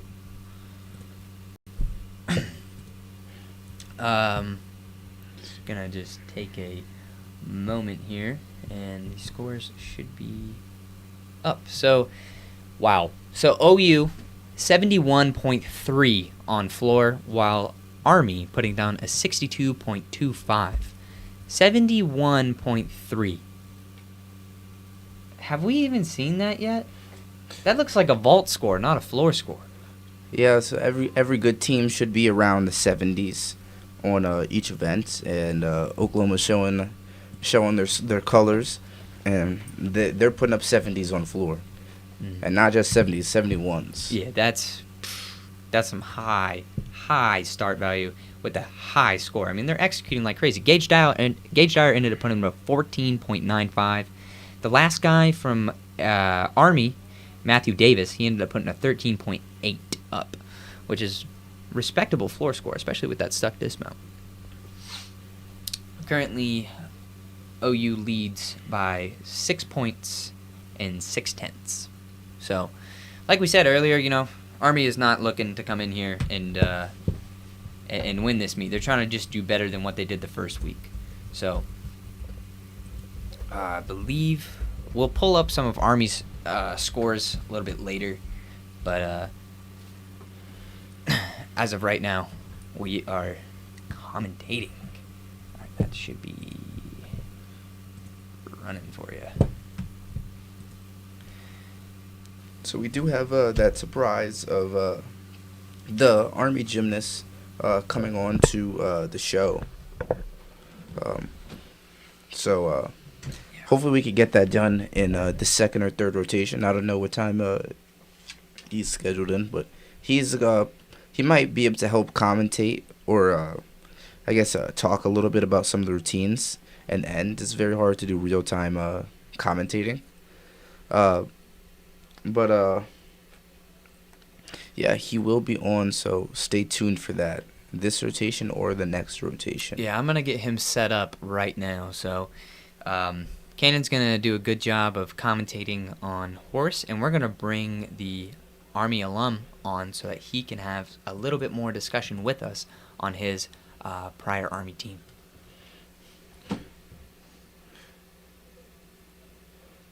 Yeah, I know it's a vault score, not a floor score, but oh well. I mean, when a team's that good, it doesn't really matter what event it is. They're still putting up those numbers. I don't have the scores in front of me. They're on the other monitor. But here we go. I'm going to do some live scoring for Pommel Horse right here. He's going to start off with a Kulak into a C-scissor. Kick to circle. Pretty extended. No, that's also a B. That's a B. That is a C travel. And Shavado. It was overall a pretty clean routine. He starts at a... Are you ready to come? He starts at a 14.6, which Okay. is Let me know pretty when you're low ready. on Pommel Okay, Horse. okay. But what's important is that he stayed on. And sometimes that's really all you need for Pommel Horse. That's what you need on Pommel Horse most days. It doesn't even really matter if you have a huge start. You can see huge swings in you can see huge swings in scores just by guys staying on the horse. Because Pommel Horse is an event where, yeah, the skills are hard. Yeah, it's hard to swing. But you have to be loose. You have to relax. You have to let your shoulders get around on you. If you're really nervous on Pommel Horse, it only perpetuates it. And that's why you see once a guy falls once, usually he's going to fall again. So, next up for Army here. Nice press to handstand, lower down, some nice scissor work here. Scissor down to a scissor into the middle. Picks up, nice circle pickup. More. Looking for legs together on most of these skills. Really nice travel right there. And then press ups into a nice D dismount. That's what you want to see, It was a clean routine. He stayed on the horse. Those two first routines are pretty even for me. I thought Bailey was a C. No. A Bailey is actually still a B. You can do more, Backmore, and Bailey, and those are all B value skilled. Hey, what's going on, guys? 25 viewers now. Let's keep the ball rolling. I'm liking the energy right now. I'm going to be live scoring this routine. Is ready to go? Yep, everything's ready. All right. So I'm going to be live scoring this routine. And so this is Spencer Goodell from OU. Spencer, like I said before, we did have a pregame show loaded for this. Kenan, do you know what rank Spencer is currently at on horse? I do not. Spencer. I have Atsi Vitali at number 5 and Braden Collier at number 9. So Spencer is not within the top 10. But he's making his way onto lineup, which is really good. Impressed to see. I know Spencer from JO. He works very hard as pommel horse. And here he starts. He's starting off in a side support. Probably doing a McCulloch or a C scissor. So just to look out for that. Here we go. C scissor. Kick the circle. It was pretty good extension. There Nice we go. one, That is a Palmer. D flop. Wow. Tongue Fei. And Travels back and with Back a Roth. Back Roth, yes. And You see a- Magyar. I mean, Shavato. Sorry. Step up. And D dismount. Nice set. So that's a pretty good routine. You know, he's counting some A's. I'm going to put those in right now. And so he's starting out at 14.9. So if you guys are here for the last stream, I talked about how the pommel horse and P-bars are very weird events. Or in the sense that if you don't have something, you're typically starting below a 15-0. It's very hard to find someone that's starting above a 5-0 on pommel horse, breaking a 5-0, like 5-1, 5-2, that isn't doing something. So in Spencer's case, he's missing a second flop. The best guys are always going to have 2 flops, and they're going to have 2 travels. Spencer had 2 types of travels, but he only had 1 flop, and I put him at a 14.9. Yeah, so there's definitely room to improve there for him. But if I recall, I believe Spencer is a sophomore? He's a junior. He's a junior. So he's got time. Next up for Army, we have Zachary Mitchell. So we won't be live scoring this one. We'll just commentate. We're just getting ready for the next live score. So that 14.9 is not there. But that was a C scissor. Probably did not get credit just because of the amplitude of his leg split. But, you know, stay on the horse. That is the name of the game. Stay on, Zach. Come on, Yeah, Zach. you can see him fight so hard. If you fall off, you know you're going to fall again. So a lot of these guys are just trying to fight their way through. And that's what Army does, man. They fight. So good routine, made it all the way through.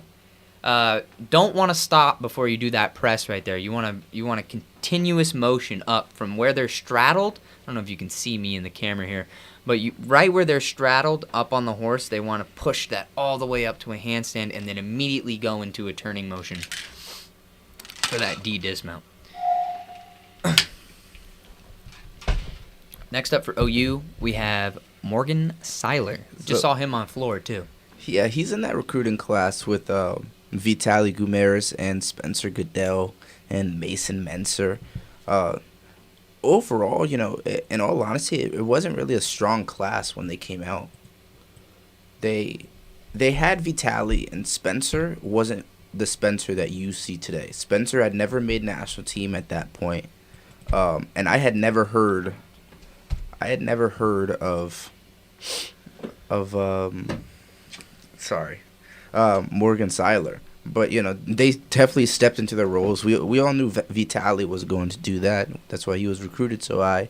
But Spencer, you know, knocked it out of the park, became national team before going there.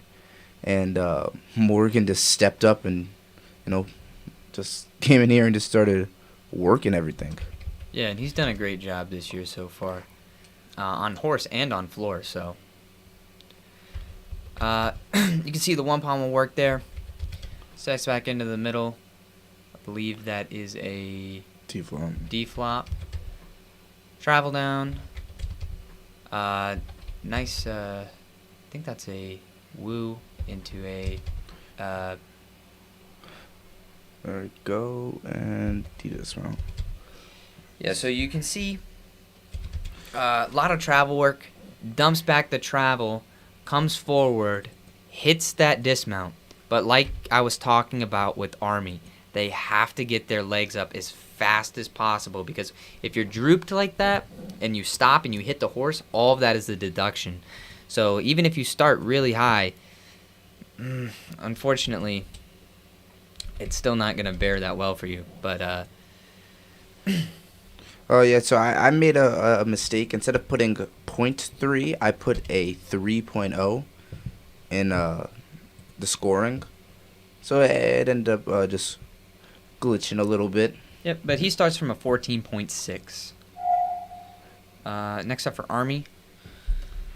This is Prakash Nagam. Great swinger. Oh, nice triple Russian right here. Right in the middle of the routine. A lot of amplitude to his swing. Needs to keep his feet together just a little bit more. But you can see right here into the Savato with the fall, unfortunately. So when a gymnast falls, they have 30 seconds from the moment that they get up, because you can fall on your back, to go get chalk, re-salute, and get back on the horse, or usually high bar. Those are the two events you usually see the most falls on. But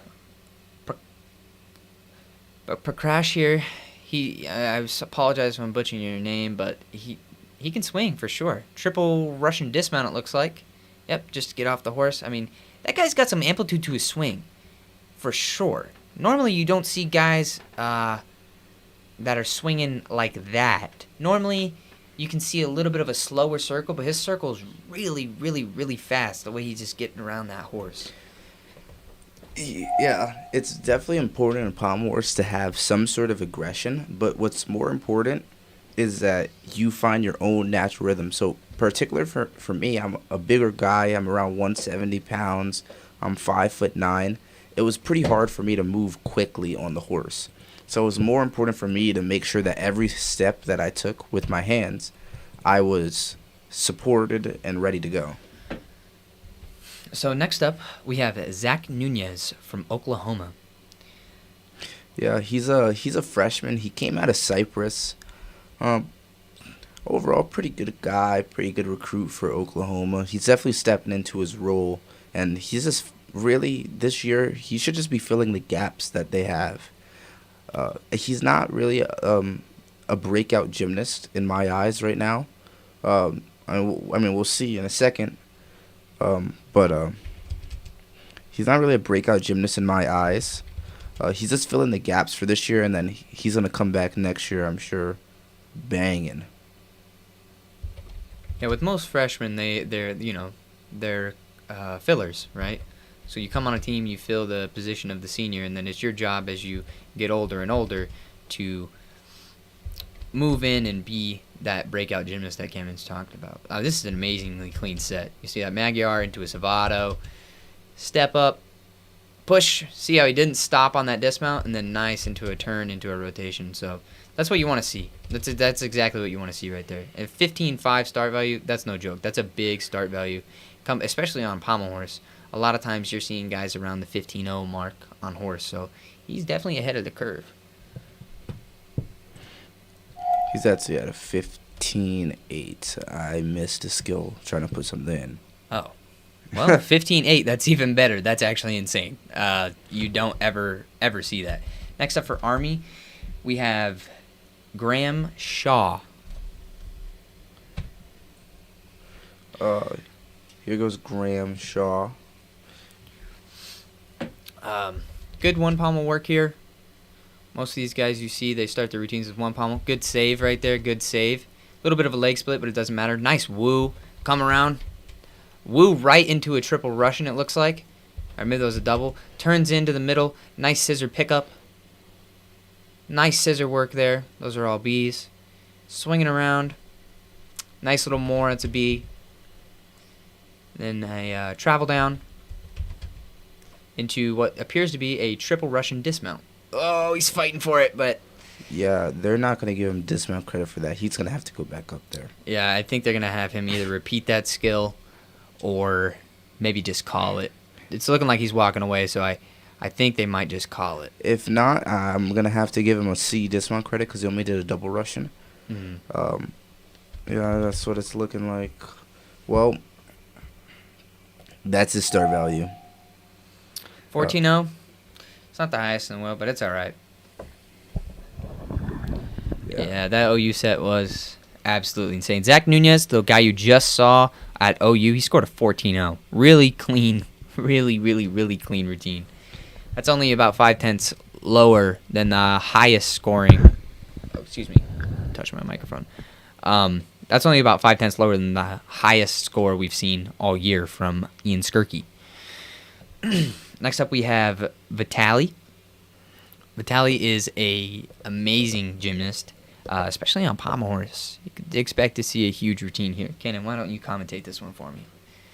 Yeah, so Vitali has some good lines. You have to look at the extension while someone's swinging and the amplitude of their leg split while they are doing those scissoring skills. Just look at him. Vitali looks like he's swinging pretty confident right now. Yeah. It looks like he's pretty top heavy. He's staying above the pommel horse, which is like a textbook thing, but it definitely does not look natural. It looks more natural when someone's using their body to swing. But I mean, he doesn't really do much in this routine. He's just kind of rocking it out and didn't lose any tenths. Like the judges are probably getting a point off on that whole routine. Yeah, they're absolutely beautiful routine. All these guys on OU, they have the start values, and on top of that, they have the execution. You know, really clean stuff.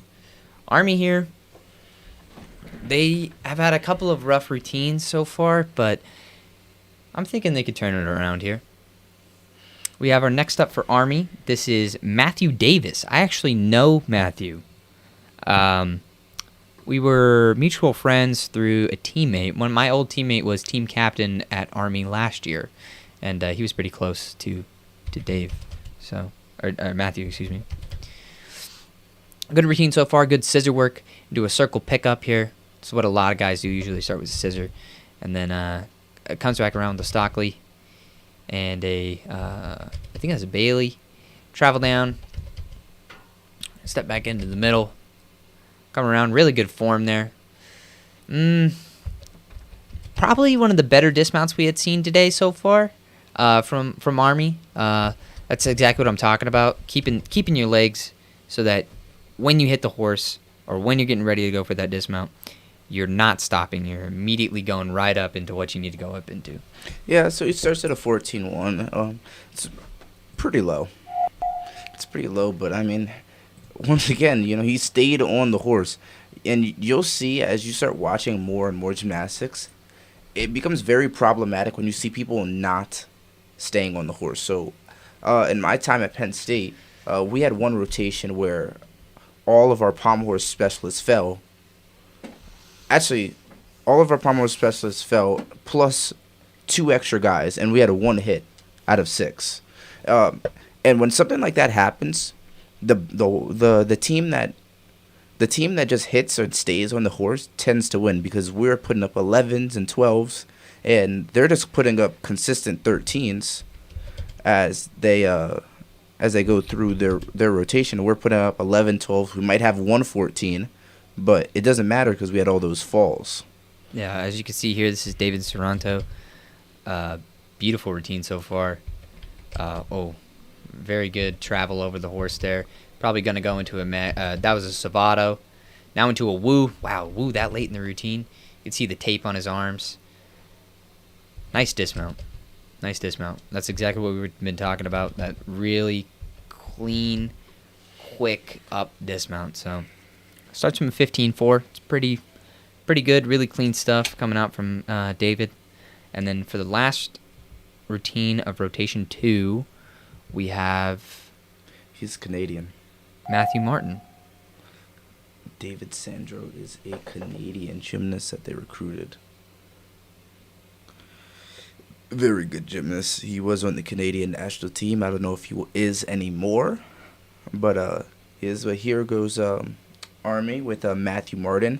Massive McCulloch to start off. C scissor, a little flat. Maybe the judges give it to him. There goes a B more. This is... he actually disconnected his D flop, so he's not going to get credit. Oh, it was actually an E flop. But he disconnected his E flop, so he's not actually going to get credit for that because of the hand placement that he... put on, but clean hit routines. That's what counts. Yeah, that was a great Army routine. They just went 6 for 6. They did. They all stayed on the horse, and that's what we've been talking about with that fight work. Oh, No, that's you it. really wanna They have had it. one. They had one fall, but luckily one score is dropped. So, if for them, in terms of their team score, that is a all hit team score. All the routines that they needed to hit did hit, and they were able to drop one. Yeah. Which that's all you could ask for. You don't want to count any falls because they are significantly lower. And now there's some people out there, as the Army's getting ready, there's some people out there that can actually change the course of the game, the meme.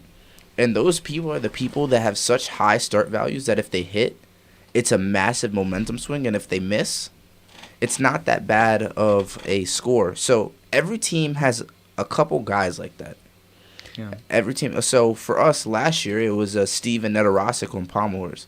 Steve, if he hit, he could have put up a 14-8 to 15-5. And that is a big swing. That changes the tide of the meet. Now, if he missed, he was putting up 12s and 13s. Which isn't necessarily a bad thing. A 12 is a little extreme. He had to fall multiple times to get a 12. But it's not those scores, 12s and 13s on Palm Horse, are not bad scores, and every team has those guys. For OU, that is Gage Dyer on floor. That his routine can change the tide of the meets. And it's always good watching those playmakers on other teams and being like, dang, he really just did that for them. You know what I mean? And it's like, because those are always the routines that people want to see. It's the best routines, the best guys. And, you can't beat that type of stuff. Yeah, so we're going to move on to rings here. As you can see, after rotation 2, OU has a 139.15, and Army is rocking at a 121.4. Where's this guy? Where's the guy? Huh?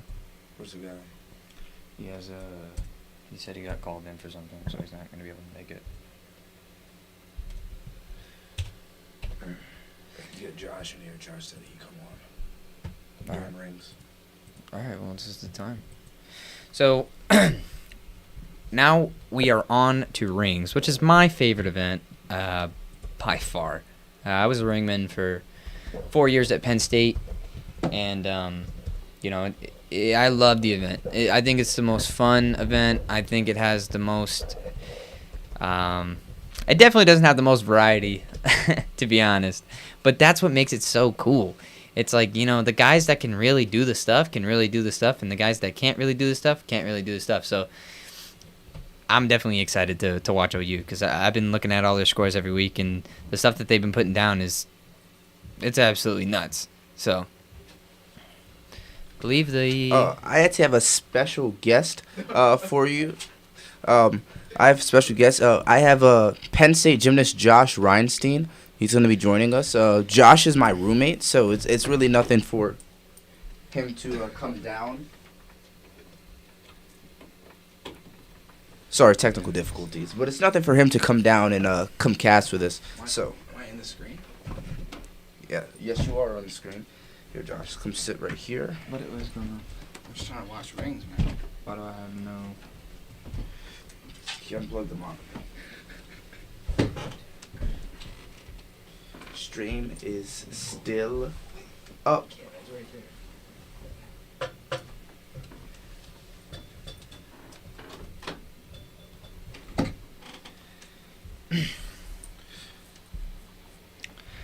Sorry, we were bringing Josh Reinstein in here, and he decided to kick over our entire computer. So it is his bad, as he just said. There we go. 1.5. Good dismount from OU.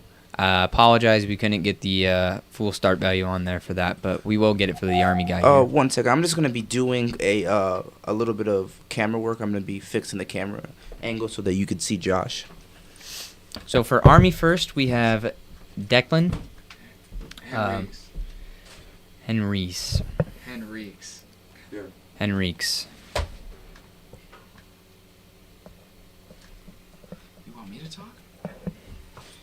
Why else did you come in? To commentate on Declan. No. You're right. So you can see Declan's getting lifted up to the rings here.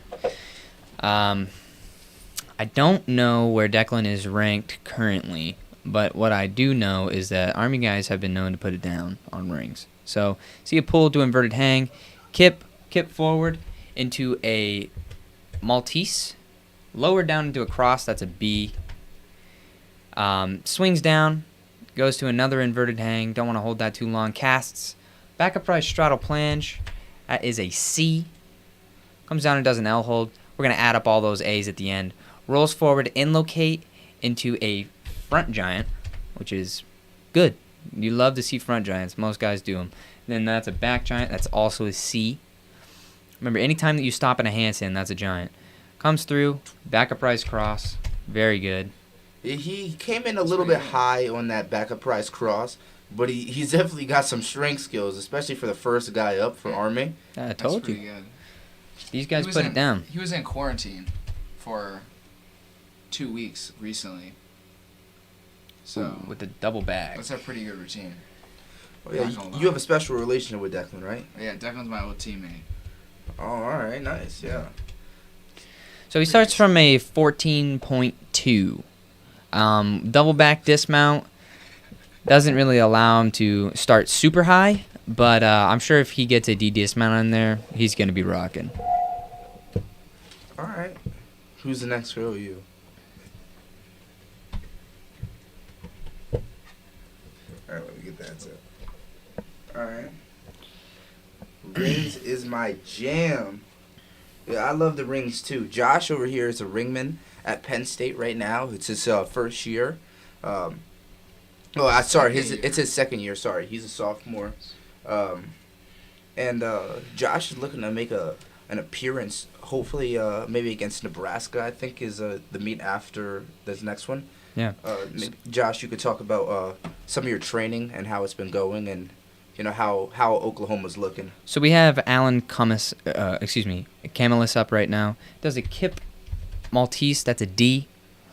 Lowers back down into a hang. Does a backup rise planche, which is a C. Nice little straddle planche there. Good hold. Looking for holds on all of these things for about 3 seconds. Another giant there. That's a front giant. It's a C. Rolls through pike Yamawaki into a tuck Yamawaki. That's a D to a C. Backup rise to an L hold. Press. Presses are always normally, unless you do a straight body press, are Bs. Come down, swing through. That's a B into a laid out half in, half out, which is good dismount. That's a D dismount. So good Yeah. stuff from him. I think he only counts 1A. So looking at his start value here, starts from 14.9. That's a good start, especially for how clean that routine was. You're not taking a lot of stuff around the routine. He had good holds. The stuff that you're really looking for on rings, honestly, is how level are you? Are your legs moving up and down? And are you holding? That's all that really matters at the end of the day. Yeah, it was a pretty good routine, switching over to the guys from Army. I'm really excited to see how this next routine goes, because that first routine was a banger. Yeah, it was a pretty high start value for First up. first up. So we got a cast into a L hold. That is an A, and into a press to straddle planche, which is a B. From there we cast. We go through and inlocate into a tuck Yamawaki, into a pike Yamawaki, into a backup rise L. So those are all A's, minus the Yamawakis. That's a press. Remember, presses are usually B's. Come down through into a nice back giant. That's a C. Good hold on that handstand there. And then we can see a tucked, full, half in, half out tucked, which is a C. So we got to give him a 1/10 credit there for the dismount. And I believe his start value is at a counts a lot of A's, but his start value hits around a 14.0. So good stuff from Army so far. Definitely not as big as the first routine, but I'm actually surprised. Army's putting some good stuff down on rings. Yeah, they definitely got some pretty nice routines. I don't know why they put Declan in front of that pass routine. I thought Declan's routine was a little bit higher start, but maybe they have a different strategy about where they place routines and how they should be going about where you are in lineup. Yeah, as my gymnastics life said, fire, I'll take it. And I feel you, man. Whenever your team is doing good and they put up a good routine like that, that's all you want to see. So next up from OU, we got Matt Wensky. Matt Wensky we've talked about on the show many of times. Great ring guy. Back kip Maltese. Maltese to bounce cross. That's an E to a D. Back kip is something that's just kind of started out in the last couple of years, usually due to Alex Diab. Back up rise, straddle planche, remember that's always a C. Swing down, that's a giant, ends in the handstand. Yeah, he has some nice extension as he's going through his skills. Straight arms, nice Yamawaki, the back brush, straddle low, press. And look, his arms are still straight as he's turning them out. It's a pretty good routine for him. Yeah, it is. Into a front giant last skill. You know, you might see that. It's a little bit more common because it tends to kill your swing, which is really good going into a dismount. And he finishes with a double-double. And counts that A. So, starting from a 15-1, that routine's no joke. Start values this year have been a little bit lower, so 15-1 is definitely not a sleeper there. Well, I think start values are lower just because of the state that we're in with gymnastics. You know, I think with teams, if one person goes out, the whole team has to sit out for 2 weeks. And I know that's the case at Minnesota. If one person goes out, the whole team has to sit out. Here at Penn State, if one person goes out, your whole house is out for 2 weeks. And if not, in practice is canceled for that day for everyone else until everyone gets retested. And some of the other schools are a little bit different with their decisions on their COVID. But I think that's why the start values are so low. People aren't training as much as they normally are, and they're really risking a lot coming out here, risking their bodies, risking their mentals, just to put on for their school name and their own personal brand. Yeah, when COVID hit, it canceled the last season, so there's been a lot of problems with COVID since that time. So the fact that teams are able to bounce back and still be able to do routines like of this caliber in such a short amount of time, I mean, I'm sure some guys were out of the gym for months and months and months. So watching them be able to turn around is crazy. Usually it's however much time you've spent out of the gym, it's about double that to get back into the gym. So if you're out for 2 months, it's going to take you about 4 months to get back into it. So it's exciting to see these guys, make that leap and be able to really get back into it.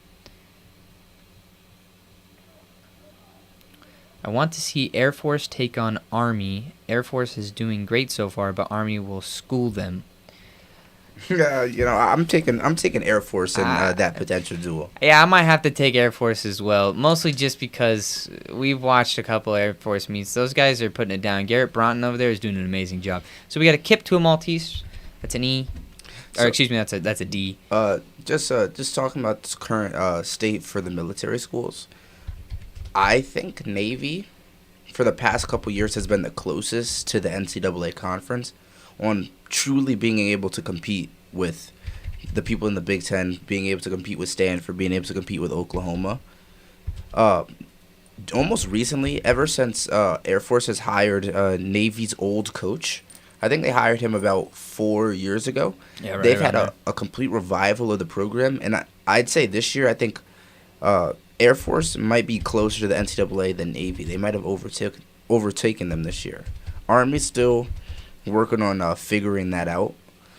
I'm sure they'll figure it out eventually. Navy is very proficient in when it comes to recruiting, and Air Force they do a really good job of building gymnasts there. Army, I'm still waiting to see a little more from them in terms of recruiting or in terms of building their gymnasts. to be more competitive in the NCAA. You know, it sucks because a lot of guys. I wanted to have that guy on the show from the ex-Army gymnast. Sadly, won't be able to make it, but a lot of guys that look at collegiate gymnastics choose to shy away from the military schools just due to the nature of them. Just saying, like, you know, like people don't necessarily want to do the service, and they don't necessarily want to look at be around that gymnastic environments, just for the fact that in the other conference, in the Big Ten and the NCAA and the MS, whatever Oklahoma's in, whatever thing they're in, they're a little bit more competitive. But I have to say, Navy and Air Force are really doing a good job, and I think Army's going to come along. So here we have Spencer Goodell starting off with an Azarian to cross. That's a D. Really good skill, really clean. So far, I don't have any deduction on this routine. Back uprise straight planche. That's a D. If you swing and then into a giant, remember he stops in that handstand, making it real easy. Comes down, swings through, pike Yamawaki into a tuck Yamawaki. It's a D to a C to a back uprise. Back uprises really are just A's. That's why we just don't count them on the bottom. Into a nice press. It comes down, swings through. That's a B. Into a laid out full. Laid out half in, half out. So that's what you want to see, man. That's some good stuff. You could tell that's Spencer the way he flips. I think that's hilarious that you can tell how people, who's who by the way that they flip. When you have when you create a name for yourself in gymnastics, you almost create a name for your whole look. Everybody has this different style of doing gymnastics. Some people are a little bit more generic, so it's harder to tell. Someone like Brandon Briones does everything so textbook that it's very difficult to be like, oh, that's Brandon's gymnastics, over someone like Paul. Hold on, I have to take a call. Maybe this Army guy can hop on.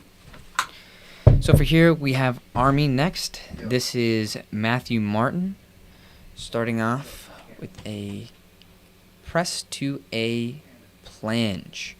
Sorry, just given the nature of what's going on right now, we're not going to do live scoring for this one. That's a back giant right there. Really beautiful back giant to another front giant. Really looking for ring turnout. Don't want to be on the straps there. Yamawaki into a pike Yamawaki into a back uprise straddle planche. Really nice work there. That was really good, actually. Feet didn't drop. That's what you're looking for. So press to handstand. Usually how it goes. Do their presses.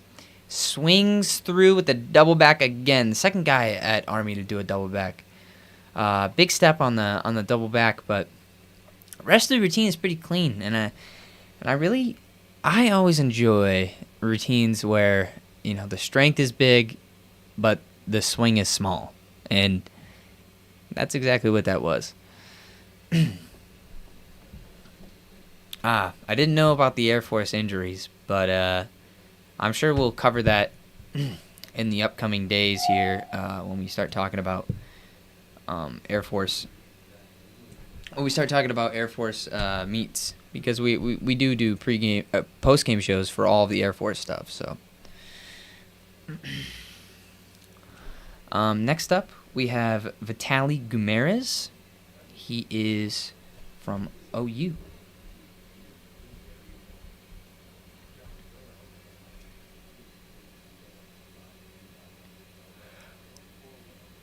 Vitaly has done a great job this year, and I believe he's doing the all-around today. Nice kip to support. Really, really, really good stuff. Swings to a straddle planche. To a giant. It's a back giant because they're swinging backwards. Pike Yamawaki into a tuck Yamawaki. I'm sure you've seen it 1,000 times at this point. Press again. I mean, you guys could, coach this at this point. But you got another front giant there. Really clean here though. I mean, absolutely beautiful swing, and with a double. So that was a giant to this to a double, which is a E. And I believe he counts 2 A's. So 14-7, that's a good start. It's a great start for a routine like that. But it's so absolutely clean that I feel like it'll be fine. My style is full out no holds. No holds bar. Yeah, no holds bar. I love that. So James is gonna join through his phone. He doesn't have his computer with him. That's fine. All right. So whenever you're ready, you could start up. Yeah, we're gonna bring on an Army alum here soon to get talking about the meet for us.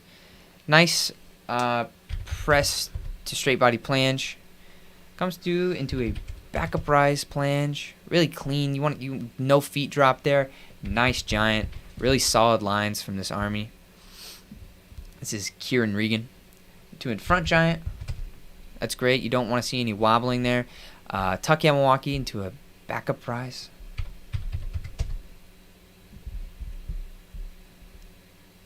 Picking up a lot of swing here, though. You don't want to be swinging like that. A nice press.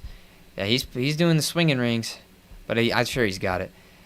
Yeah, nice 1.5. That's what you love to see. You know, even with the rings swinging crazy like that, being able to pull out a D dismount, that takes some class. So props to him. I believe he starts at a 14-4. It is James. It is James. Oh, excuse us. That's the wrong page.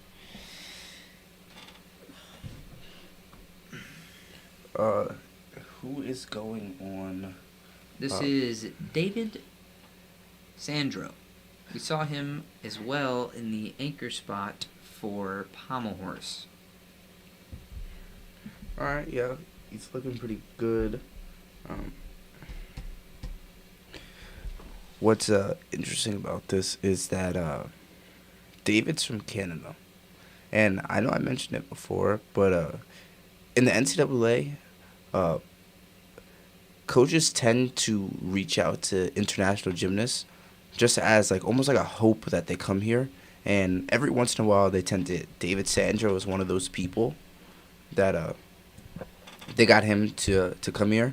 At Penn State, they have Andres, and they are gonna also have Ethan Dick. And I know I mentioned a lot of Penn State, but that is where I went to school, and that is where Isaac went to school. So I just know a lot about them and the NCAA process through them, and just to talk about it. But David's doing a really good job on the rings. Yamawakis are a little bit low, but he kept his arms straight, which is good. That's a hard transition right there, going from 2 Yamawakis into a front giant. Swing through, nice dismount. That was a really good set. Honestly, after watching that, I think David, that might be the best routine I've seen in the NCAA so far. That was really, really clean. Not a huge start, but I believe that was a 15-1 off the top of my head. So, not a huge start, but regardless, really, really, really clean. I really like the construction of that routine. Whoever's idea it was to go double Yamawaki into a front giant, that's my style right there. I love that. I love the swinging work where it's really fluid and be able to come out and do some great stuff. Next up for Army, we have Matthew Davis. I believe Matthew is a senior. I believe he's a senior. So backup rise straddle planche. That's a C. Lowering down, and we're going to be casting here. So already got a lot of swing. Nice Yamawaki sequence into a backup rise straddle L. Really a lot of swing. But you know what? He's doing a great job staying in that handstand. You can see a giant here. Perfect. Waited to the perfect time to kill the swing on that giant. Another giant. A lot of guys use their giants to kill their swing. As you can see, he's not swinging between the rings very much anymore. And, unfortunately, didn't make that dismount. But, hey, sometimes that's the way she goes.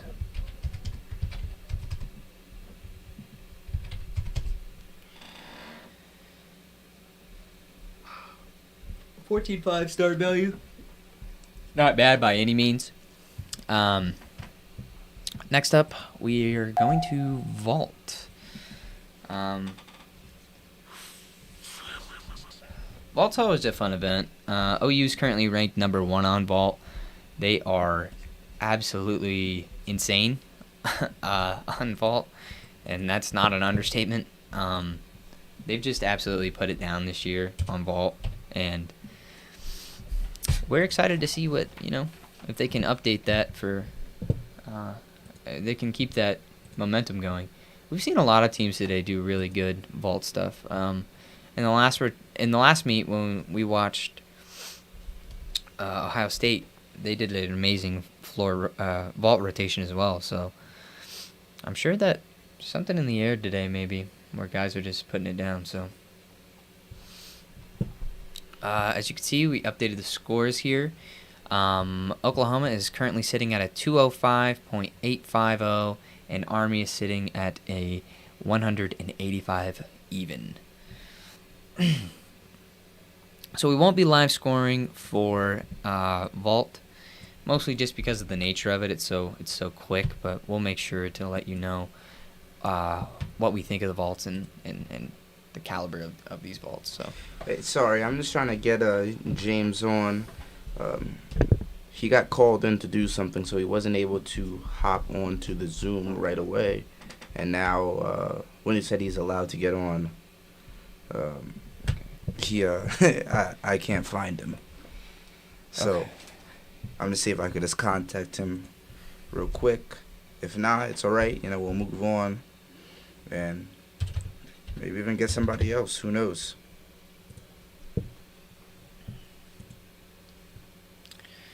yeah, like we had talked about before, we are just a 2-man show running all of this, and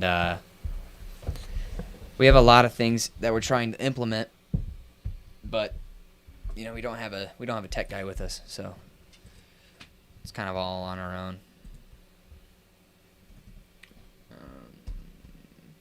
You talk to him? No. See if you could text him. Maybe I copied down the wrong number. Alright, let me call him. Did he message you? 703-268-9303. Yeah, 708-26. 708? No, 703-268-9302 or 03. If he's not hitting you up. So unfortunately, I don't think we're gonna have our Army gymnast able to make it. Unfortunately, Chase said that he would hop on. have Chase hop on. So first up for vault, we have Josh Corona. We've talked about Josh many a times on the show. Josh is a great vaulter. I don't have my notes in front of me, but I am pretty positive that Josh is ranked nationally on vault.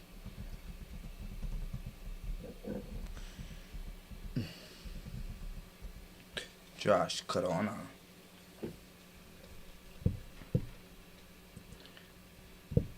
Does not have a good last name with the year that we're having. No, But, he doesn't.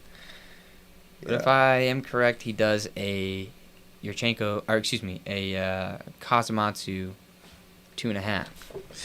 If you go to his Instagram, he's been working on it for a while. I believe this is his sophomore year on the team. He's been working on that vault for a minute now. It's a good vault. It's really clean. You don't want to see a lot of leg separation in the air. You want to mostly see a stuck landing. And the deductions that you're looking for on these events mostly are leg separation in the vault as you're coming off the board. And obviously in the air, you want your legs to be together. So just things to look out for. Yeah, as we're transitioning to Army, I just want you guys to just keep in mind the two styles of vault, the Kazumatsu and the Kazumatsu and the Yurchenko style vault.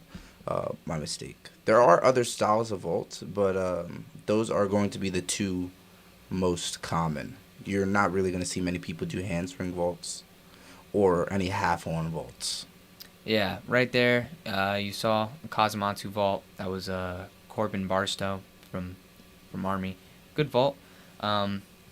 Josh Corona, he ended up putting up a 14.4 for Oklahoma for the first guy up on vault.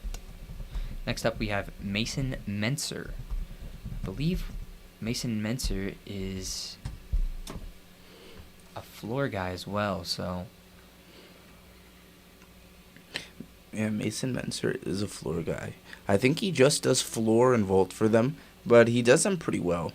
Mm-hmm. His vault is a Yurchenko 2.5, and it's relatively clean. I remember watching it the past 2 weekends. I think this is Oklahoma's third weekend competing.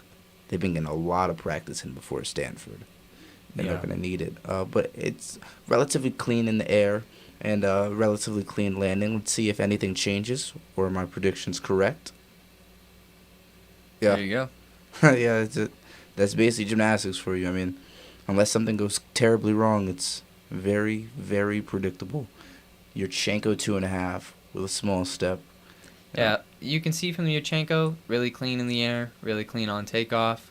And two, when he's landing, you want to keep your feet within those white lines there on the vault. You know, when you land a vault, most of your deduction comes from your landing. So the smaller the step you can take, or obviously if you get a stick, the better that it can be.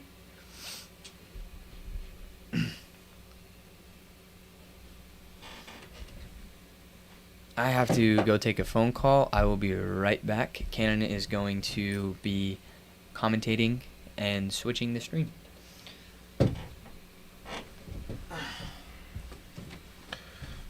Well, as that's going on, let me move seats so I could have a speaker view.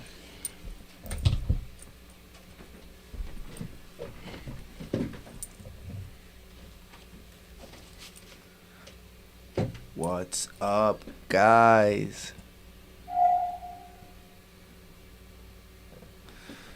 Sorry, I'm just trying to get it prepared. It looks like we're looking at Vitaly Gumeres. So he used to do a Yurchenko double full and stick it all the time, and he used to only sometimes do a 2.5. If I believe this year he's only doing 2.5. You know what's really cool about Oklahoma meets? They have the cheerleaders. No other school has cheerleaders. Like, I mean, like, you can't beat it. Like, the energy there, oh my. Yeah, it looked like he was a little bit crooked getting onto the table there. And kind of just continued that momentum and stayed crooked. It was an alright vault. It was a simple Yurchenko double. Nothing really crazy happening. So I actually have a surprise guest for you. Another one of my roommates is going to be joining us. Chase Klingman.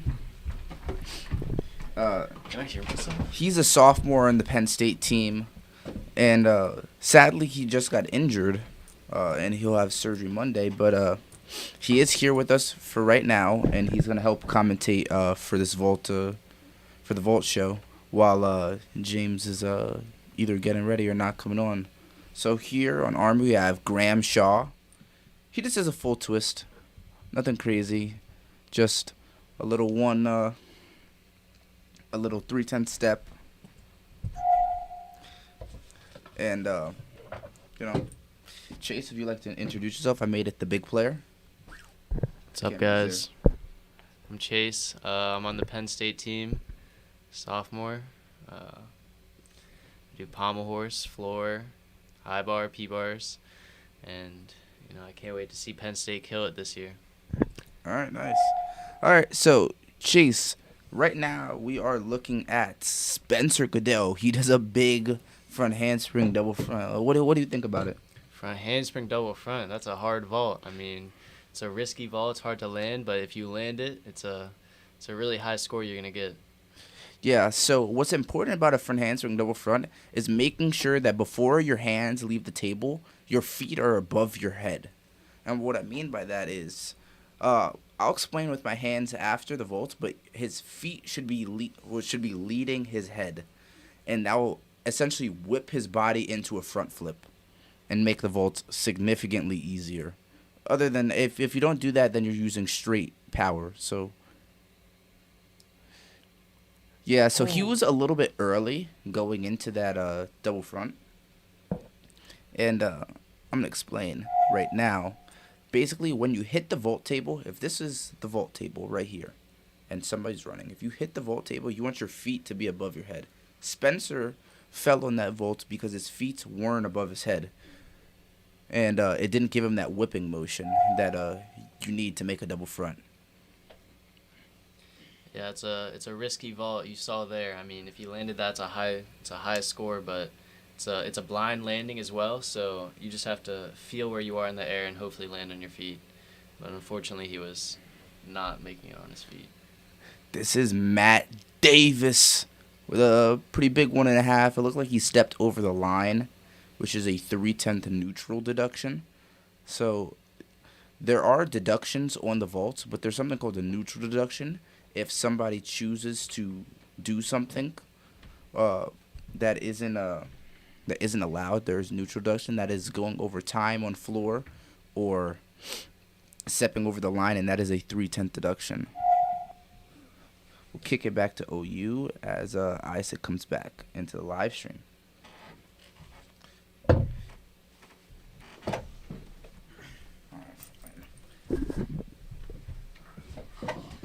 take the all. So we're just doing some transitioning here, stepping over and trying to make sure that everything is going smooth here.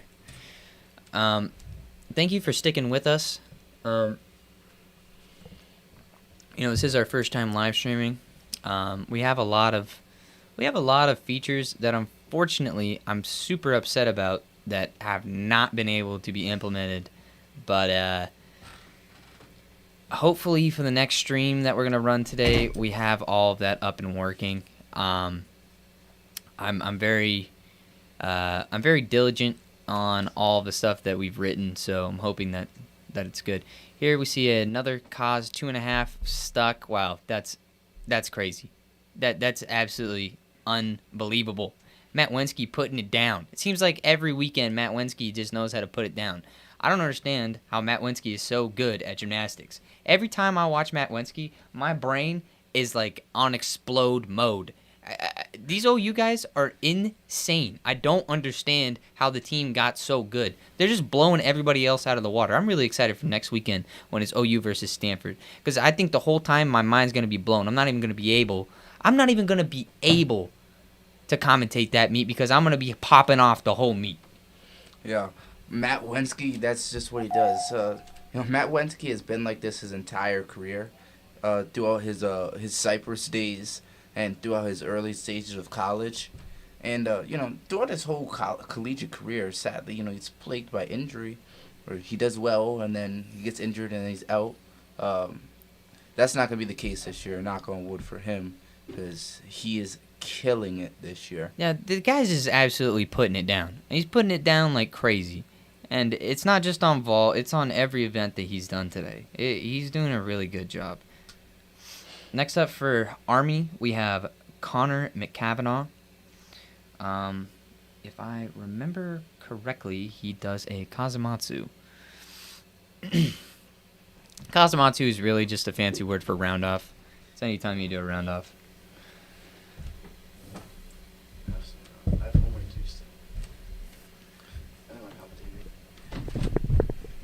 Our co-commentator, our guest commentator, Chase Klingman, he's leaving because, unfortunately, he was doing a really great job, but it's sad to see him go. Here we go. Kazamatsu, double full, stuck vault, really good stuff. That's what you love to see. You can see the whole Army team going absolutely nuts. That's what you love to see. I mean, we talk about that on the show all the time.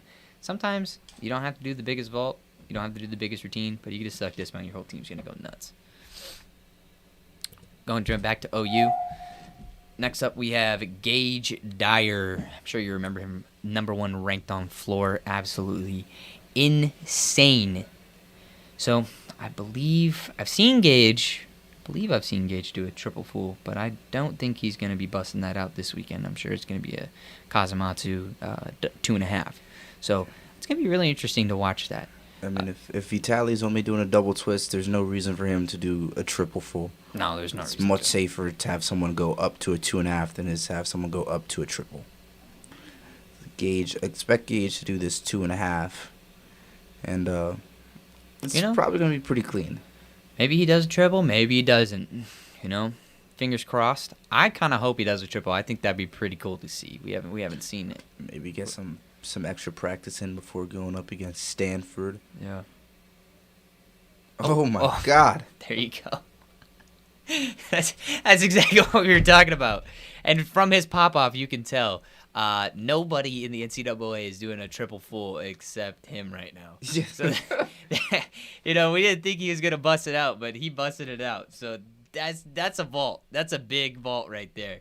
OU looks like they're going to end the rotation around a 72.35, which is honestly ridiculous. Gage scored a 14.7.5, which gave him the vault title for this rotation. OU, man, they're just putting it down on vault constantly. Right there. That was a I think he's gonna go safe. Nope, not from him. He double needs to front, practice. nice. Double front, nice. Not sure if his butt touched, which would have been a fall. But, hey, we're going to give him the benefit of the doubt, and I think what he just did is pretty dang good. So, looks like we're transferring events here. I'm going to update the scores, have those babies cooking in.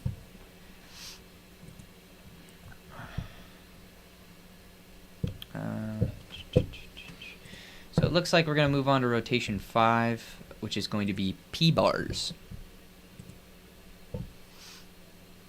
Kenan, you want to say anything about OU's P-bars and Army's P-bars? Yeah, it's not really a competition. OU got them beat in every aspect, and they all know it, and they all know it, and like it's free to talk about and stuff. But what's gonna be interesting to see is to see where they make their improvements. OU was already ridiculously clean on P-bars, so it's whether they stay clean and get even cleaner, or they go down from there. That's going to be interesting to watch, and also to see with the Army to really, create a good baseline, not just any baseline, a good baseline where they're putting up hit routines, they're putting up clean hit routines. That is two different things. As Randy used to always say, there's one thing about getting a routine done, and there's another thing about getting it done well. Mm-hmm. So, as we move down, or as we move forward into the season, these guys should really be cleaning up. There should be no dirty routines, no major errors. Everything should be exactly how you practice it and exactly how you do all your skills. So we are going to get the live scoring here rolling one more time for us. I believe the first one to go is going to be OU. First guy up for OU is Alan Camillus. He, I believe, does a couple of other events as well. Really clean. OU's P-bars has been pretty good. They're, like I said, ranked #1 on literally everything except high bar, because that belongs to Michigan currently. So, seeing them putting it down right now on P-bars is going to be interesting. We're going to cut back over to OU. It says the judges are ready. So, going into rotation 5 here, we have OU at a 278.6 and Army at a 252.9.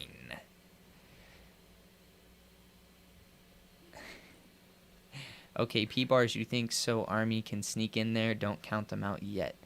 I mean, we ain't counting Army out. Army's only down you know, 20, 6 points. 26 points. So, you know, in a perfect world, it is possible. You know, you can have that hope for sure. But I really think that Army's coming in here just trying to beat what they did last week, which, if I remember correctly, Army put up a 384. So if Army beats that, they're going to walk away happy this meet. And I'm sure OU, I mean, it seems like they're putting all their big stuff in, so I'm sure they're trying to break their 412 that they had gotten in the week prior. So we're going to pop back up on the live scoring. Cannon is going to be manning that right now, and I'll just be on commentary here. So the first guy we have up for OU is Alan Camillus. Just making him stand there. Hate when the judges do that. We call that icing. You know, you're getting cold. You got to walk back to the chalk bucket, put some more chalk on your hands, stand there awkwardly. You know, get your arms swinging. Make sure your blood's circulating. You know, usually it's cold in these arenas.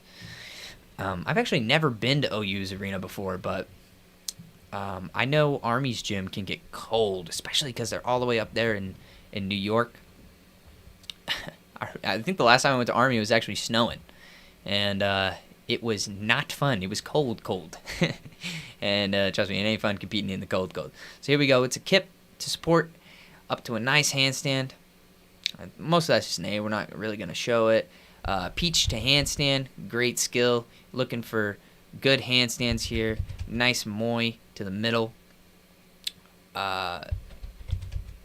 Healy. It's a Healy there. Swings back up. Dion. Stutz. Nice handstands. You want all these skills to end in a handstand like we had talked about last session on high bar. It's where you want everything to end up in a perfect handstand. Shoots back through. That's a peach to support. Pushes up to a nice handstand. And I'm sure we're going to see a double pike dismount. Yep, double pike. Nice stick right there. Nice stick for Allen. That's awesome to see that. OU's on a sticking streak right now, man. They are on a sticking streak. It's crazy to watch that. So he starts from a 14-7. Not the biggest start in the world, but super, super, super clean. I mean, no large form breaks there. I don't even really think I had any 3/10 off on anything. Mostly all the stuff that he was doing was all the deductions that I saw on there were 1/10 deductions. So, so next up for Army we have Zachary Mitchell. Zach can put it down on P-bars for sure. The thing that we've seen from the academies is that they got some good starts, but sometimes they can be a little messy. So hopefully he cleans it up here, and we think he's gonna kick it and roll it. So, All right, here he goes. Just doing the live scoring. Just follow along as I go through it. I might have to get a little bit quiet, just because I'm focused on what the value of the skill is and hitting enter and plus at the same time. So right there we got a nice Healy. Good handstand work. A little bit of leg separation on the way up though, but that's all right. There we go, another Dion into a giant. Good stuff so far. Really good handstand work. Clean lines on Zachary here. Peach to support. Checks the chin. Nice L hold there. You want to make sure you hold that L for about 2 seconds. Press up to a handstand. And let's see the dismount. Double back. So that is a C dismount. So we're only going to give him 1 with our current system. And he counts a couple of A's. So clean set overall. You saw those Stutzes and the Amadov. Started from a 13-9. Not the biggest start in the world, but really clean set. Next up, for OU, we have Cesar Garcia. Currently, OU is sitting at a 292.3, and Army is sitting at a 254.4. They haven't inputted Zachary Mitchell's score yet. Cesar Garcia. Very, very, very good. Oh, I love this. I believe he does a side entry here. All right. Mixing it up. It's definitely better to mix it up. Yeah, these are my favorite. Honestly, these are my favorite P-bar routines. Anybody that's starting on the side, doing these kip up skills, that's what you love to see. It's a little bit different. Not everybody's doing it, but when you do see it, it really is a treat because it's so different. Here we go. Here's that skill I was talking about.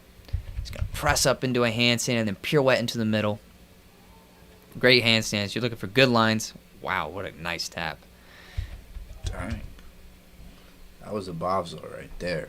Bobzar, and then comes up and swings a kip into a pelt. That's where they catch in that support, that straddle support on top of the bar. Diom there, little bit of a form break. Comes underneath, does a whip it to a straddle cut. We have a couple guys at Penn State doing that currently. No hand movement there. That was nice. Into a Moi to support. He is putting it on. I'm not gonna lie. Yeah, really clean. Not a huge start, but it's super clean, man. It looks like he got done with all his hard skills at the start. Yeah. He had his kip, and then he had his Bobzar. Wow, and look at that. Like I said, After man, that, this OU is nickel and sticking dime. everything right now. Yeah, That's what you love to see. that's what I'm saying. I think, I don't know what they're projected for right now, but given how they've been doing this meet, I think this might be OU's best meet so far. And that's what you want to see. You want to see the team improve every single weekend, and they're definitely doing that. I just know some people that used to say that that their scores are a little inflated over there in McAllister. I don't necessarily believe it, but well, I guess we'll find out if they score a 440 or something like that. Something crazy. So that's a whip at the handstand. Nice skill. A lot of guys have been doing that lately. Peach to handstand. A little bit of a form break there at the top. Another giant to handstand. Stutz there into a Moi to support. Swing up to a nice handstand. Looking for clean lines here. He's done that so far. Peach to support. Probably going to be a press from here and into a dismount, I believe. So winds up for the dismount. Double pike. Nice. Got that around just in time. It's very difficult to do your dismount on the metal when you're that close to the upright to the P-bars. You don't get as much bounce there. So it's pretty nice to see him pull around that dismount. I wasn't sure if he was going to make it, but prove me wrong. I'd rather everybody prove me wrong. That's what, yeah, absolutely. Next up for OU, we have Matt Winsky. Yeah, Matt, we just watched him on vault. Matt's crazy, and he's just as crazy on P-bars. So as Cannon does the start value here, I'm sure you'll understand what we're talking about. It's just OU, man. These guys are just putting it down, and it's so much fun to watch these guys. It's almost like you're just watching everybody do insane gymnastics, and it's almost like you're watching event finals. Really, I mean, every single guy on every single event is just rocking it. So here we go. This is Matt Winsky. I believe he does a bell.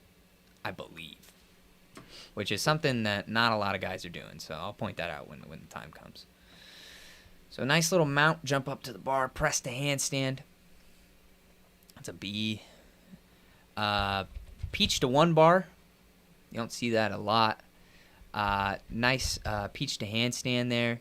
That's that bell I was talking about. That skill is crazy. That's a double back, and then they catch and support.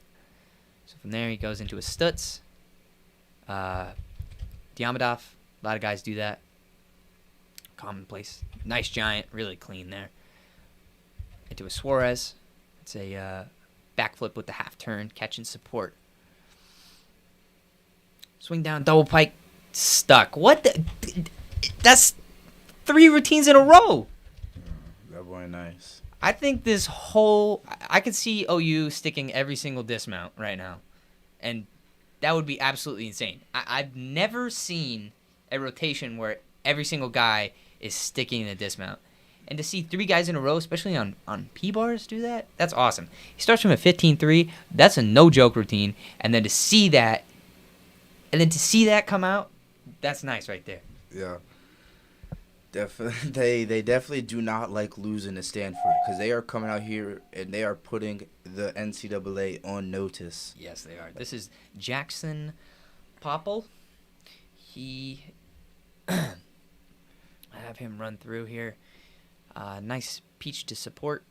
Mount off the springboard. Press up to a nice clean handstand. Looking for good lines here. Legs together.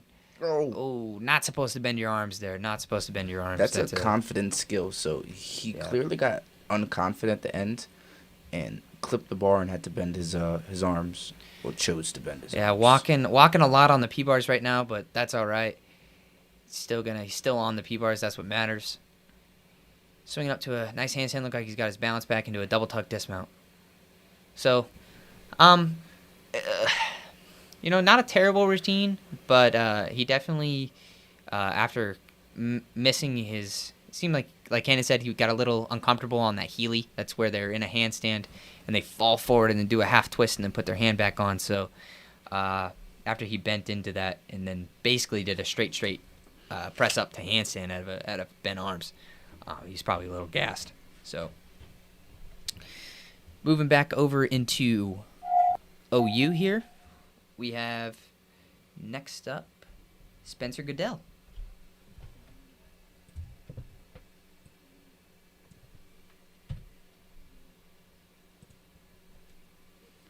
Yeah, here goes Spencer.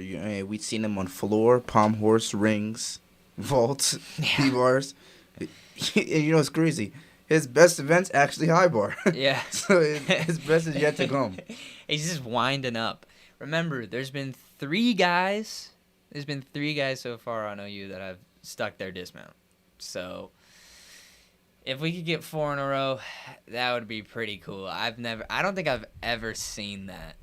I've seen guys go 30 for 30, meaning they hit every single routine at a meet, but putting down The sticks like that this. many sticks, sheesh. Their coach is gonna be happy with them, man. Happy with them. Randy used to get mad at us for not sticking double fulls. Yeah. We were climbing ropes if you didn't stick a double full, But Yeah.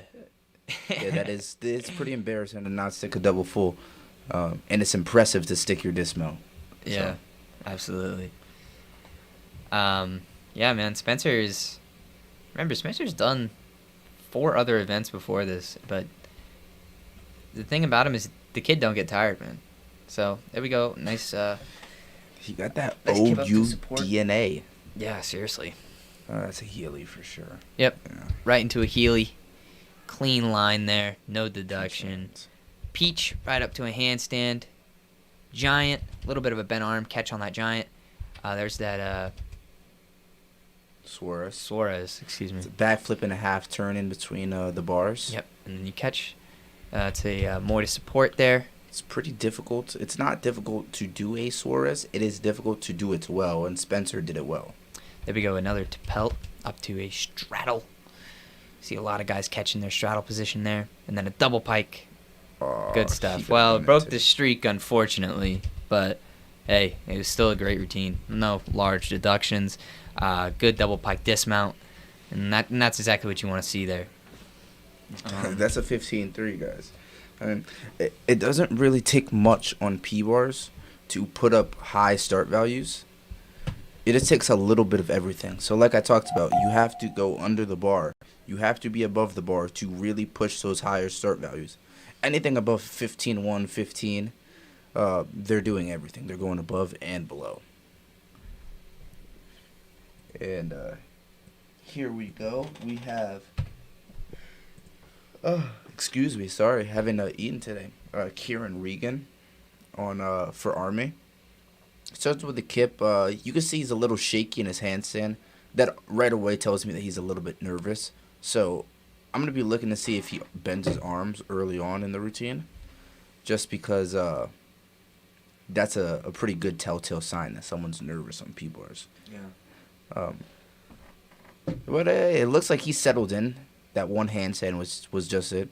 Right now he's rocking the set. You can't. I mean, no complaints right now. There's not much to take off or in P-bars, as long as you're doing the skill and you're keeping your legs together. He's having a little bit of form in his front uprise. He's gonna need to fix that. I'd probably take him 3/10 for the knee bend, but But hey, landing a double front, that's a big dismount. So it's good to see. It's good to see Army guys. On rings, I remember they were just doing some double backs. So it's good to know that they're putting D dismounts down across on some of their other events. Since that's what you want to see. Yeah, of course. Next up for OU, we have David Sandro, who I feel like we've seen all the same OU guys. I feel like they're just putting up almost the same 6 guys today. I know there's some other guys in there too, but they definitely got a core going, especially on the back half of the meet here. David, I believe he does a peach to handstand and to a moi to support, and then a to pelt. I think, but I don't know. That's just my memory cooking for me here. We'll be doing the start value on this one as well. Don't worry about that. That's a whip it. Yeah. Oh, nice whip it, but it bent arms and then press up to a handstand. So that's gonna be 5/10 there. Nice peach to handstand though. After rough first skill. Yeah, moi to support here, and then I believe it's a to pelt. Yep, nice to pelt. Press up to a nice handstand. Oh, feet drop a little bit. That's going to be a deduction as well. You want to have a smooth motion there. That's a Peters into an outside Stutz. So that is going to be a D and a C. 2 separate skills. Into a nice Stutz right there. Into a Diamondov. Front up rise. Oh, front toss. Straddle front toss. But he is putting it on. Yeah, he is. Was he starting at 15-7? Double back. Wow.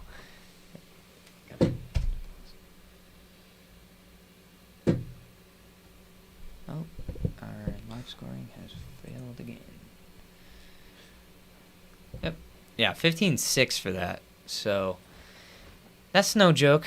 That's a no-joke routine right there. Excuse me. Putting up a 15.6 start value on P-bars. Anytime you see anything over a 15.5, that's the money shot.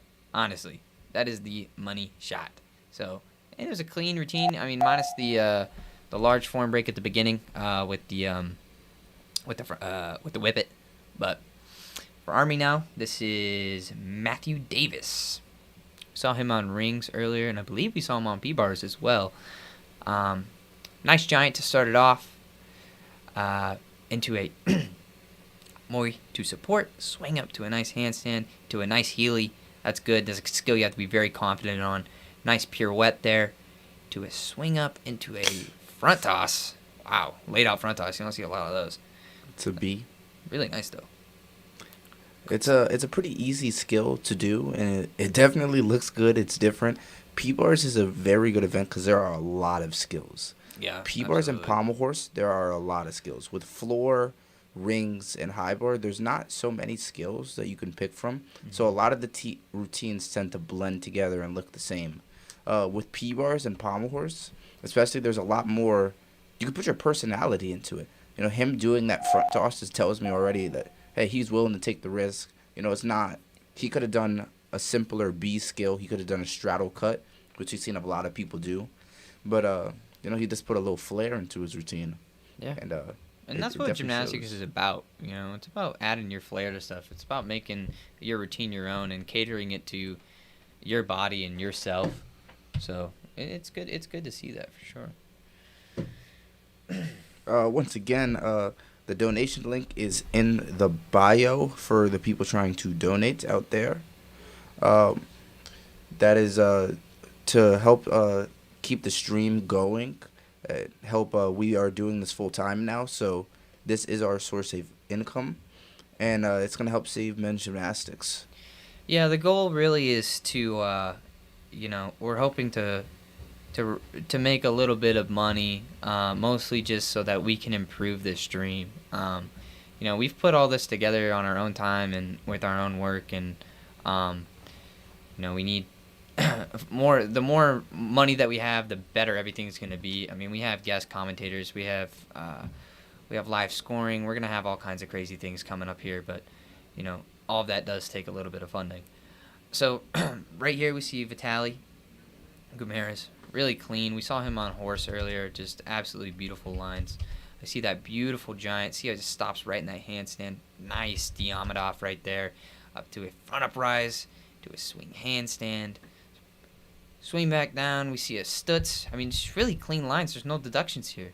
To a peach to support. We're going to see a press here from Vitaly. And I believe double pike. Yep. Just like I said. About a 310 top there. Vitaly doesn't have the biggest start in the world, like his teammate before him at the 15-7 or 15-6, but he does do a very clean routine. And honestly, most of the stuff that Vitaly does, it's not huge, but it's so clean that they keep him in all of the lineups over guys that might have a bigger start value than him. Just because that's also why they're putting him last. They're putting him last because he's just so clean. You know, a lot of times you put the guy with the highest execution score at the end because it sets a precedent. Next up for Army, we have Matthew Davis. He's the anchor, right? Yeah, he is the anchor. Yes. Here we go, anchor routine. And he's gonna kick. Nope, he's not gonna kick the whippet. So just a front uprise to handstand. I believe that's a B into a peach to handstand. Swings down into a Diamondov. Got to keep your legs straight on that Diamondov. Stutz there, nice Stutz to a peach to support. Then a press, and you guessed it, a dismount. Yep. Holding the handstand for good measure here. Fly Pike, high, nice. stick the landing. You know, I didn't stick the landing, but shout out my man Tim Daggett out there. You know, it was a pretty good routine. Most important is the dismount. It's definitely important to have a good dismount at the end of your routine because it is the last thing that a judge will see. Yeah, so as OU is warming up for their last rotation here, we're going to pull up the scores for the last rotation. Currently, after this loads up, believe OU's around a 346. They put it down on P-bars, man. They put a 68-0 on P-bars, which I believe is that might be the highest P-bar rotation this year. So that's good. That's really good. It's always crazy to watch OU, man. Like I keep saying it, but man, like these guys are just on another level. You watch them and the whole time you're just like, how are they doing this? How is every single guy so good? Yeah. Mark Williams has to be, you know, we could have an argument about it in the chat. Mark Williams is the best coach in NCAA. And me and Randy, you know, the Penn State head coach, I have a lot of respect for Randy, but he's not coming close to Mark Williams. Mark Williams does his job every year of doing a very good job at recruiting high talent. And they do a very good job of bringing guys up from the club team. They work with their guys from the club team. And when a spot opens up, they'd rather take a guy from the club team than take a guy from another team. Mm. So they do a really good job of nurturing their guys. And Mark Williams does a very good job of showing that he cares about these guys. It's almost like Mark Williams coaching two teams. Yeah. You know? He is. He definitely is. Because guys aren't afraid to go to OU and say, hey, you know, I might not be on the official roster this year. I'm going to work on club on my weaknesses, and then I'm going to come on next year and have a performance. And I know some of these guys, they won't be named because I think that's disrespectful to say their situation. As I wouldn't want someone to really say my situation on the team. But, yeah, there are a couple guys that have come up from club team on this team that are actually competing today and really putting down some good scores. So if you're out there looking at a school to go to, OU is definitely a good option if you're not necessarily at the collegiate gymnast level right away. It's definitely a good option to go nurture your gymnastics and come up and do big things. It's very frequent that it happens that they pull guys up from the club team, and they All-American that year. It actually happened last year. I'm not once again, I'm not gonna say any names, but it actually did happen last year, and it seems to happen pretty like every 1 or 2 years that a guy coming up from club team, All-Americans, and that's definitely not characteristic of the other teams. No, they're putting the best guys out there, and it's really interesting to watch. All right, first up we got Alexei Vernaev. Cannon's gonna be on live scoring for this one. Yeah, See a nice Yamawaki. his teammates used to call him Loesch. He's from Cyprus. I mean, a lot of OU is from Cyprus. You'll start seeing that or notice that.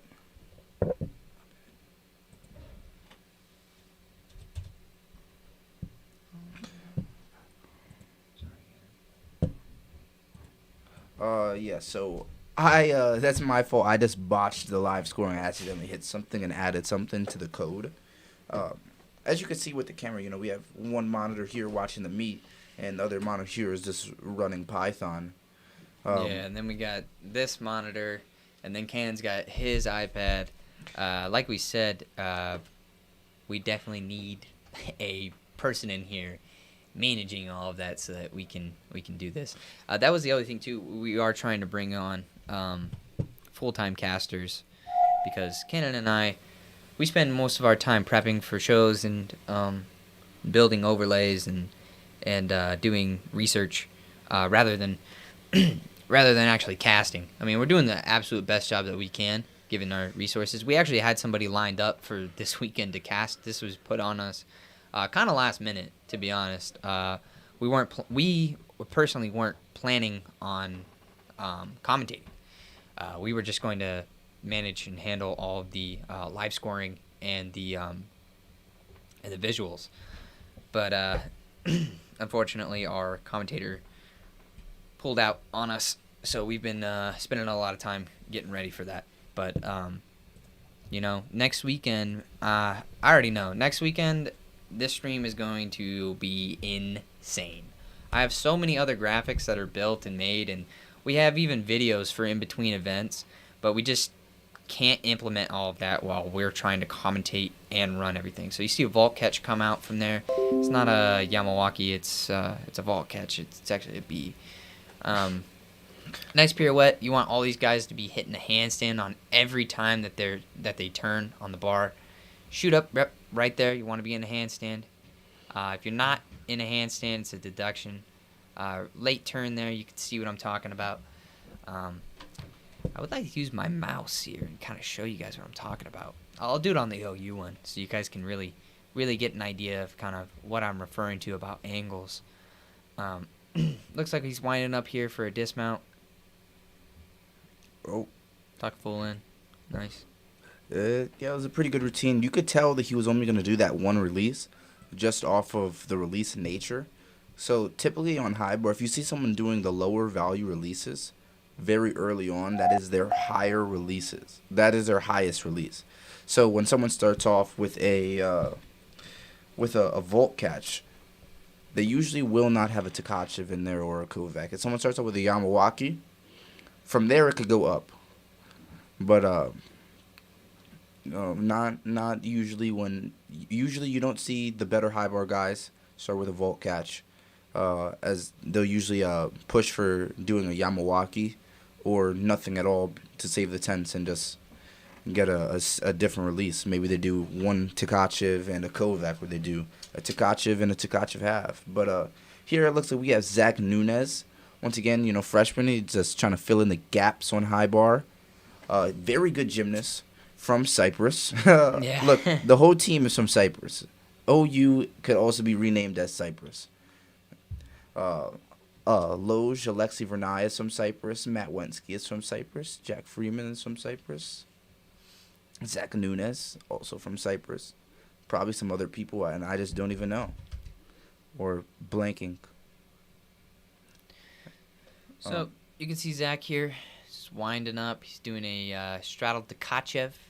Nice release move there. Really clean lines. Coming down. over the top of the bar. That's a jam. It's going to go into an eagle grip giant. Comes down in, does a stalder in the eagle grip.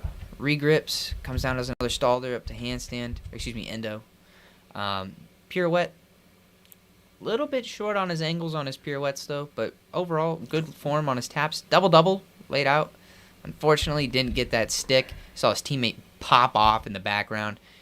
You know, some guys, they really try to put their feet down so they can hit for these sticks. But, you know, it's a double-edged sword, so the harder you go for a stick, the harder it is to get a stick, you know. So. Yeah. Yeah, sometimes any advice for some gymnasts out there, the best idea to go for a stick is sink into your natural body.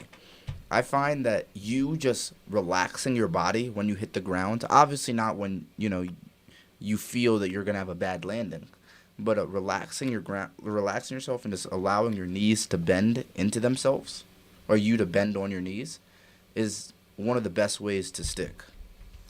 As you saw there, Yamawaki, pirouette there as well. Little bit, got to make sure, that was perfect right there. Angle right up to a handstand. That's exactly what you want to see.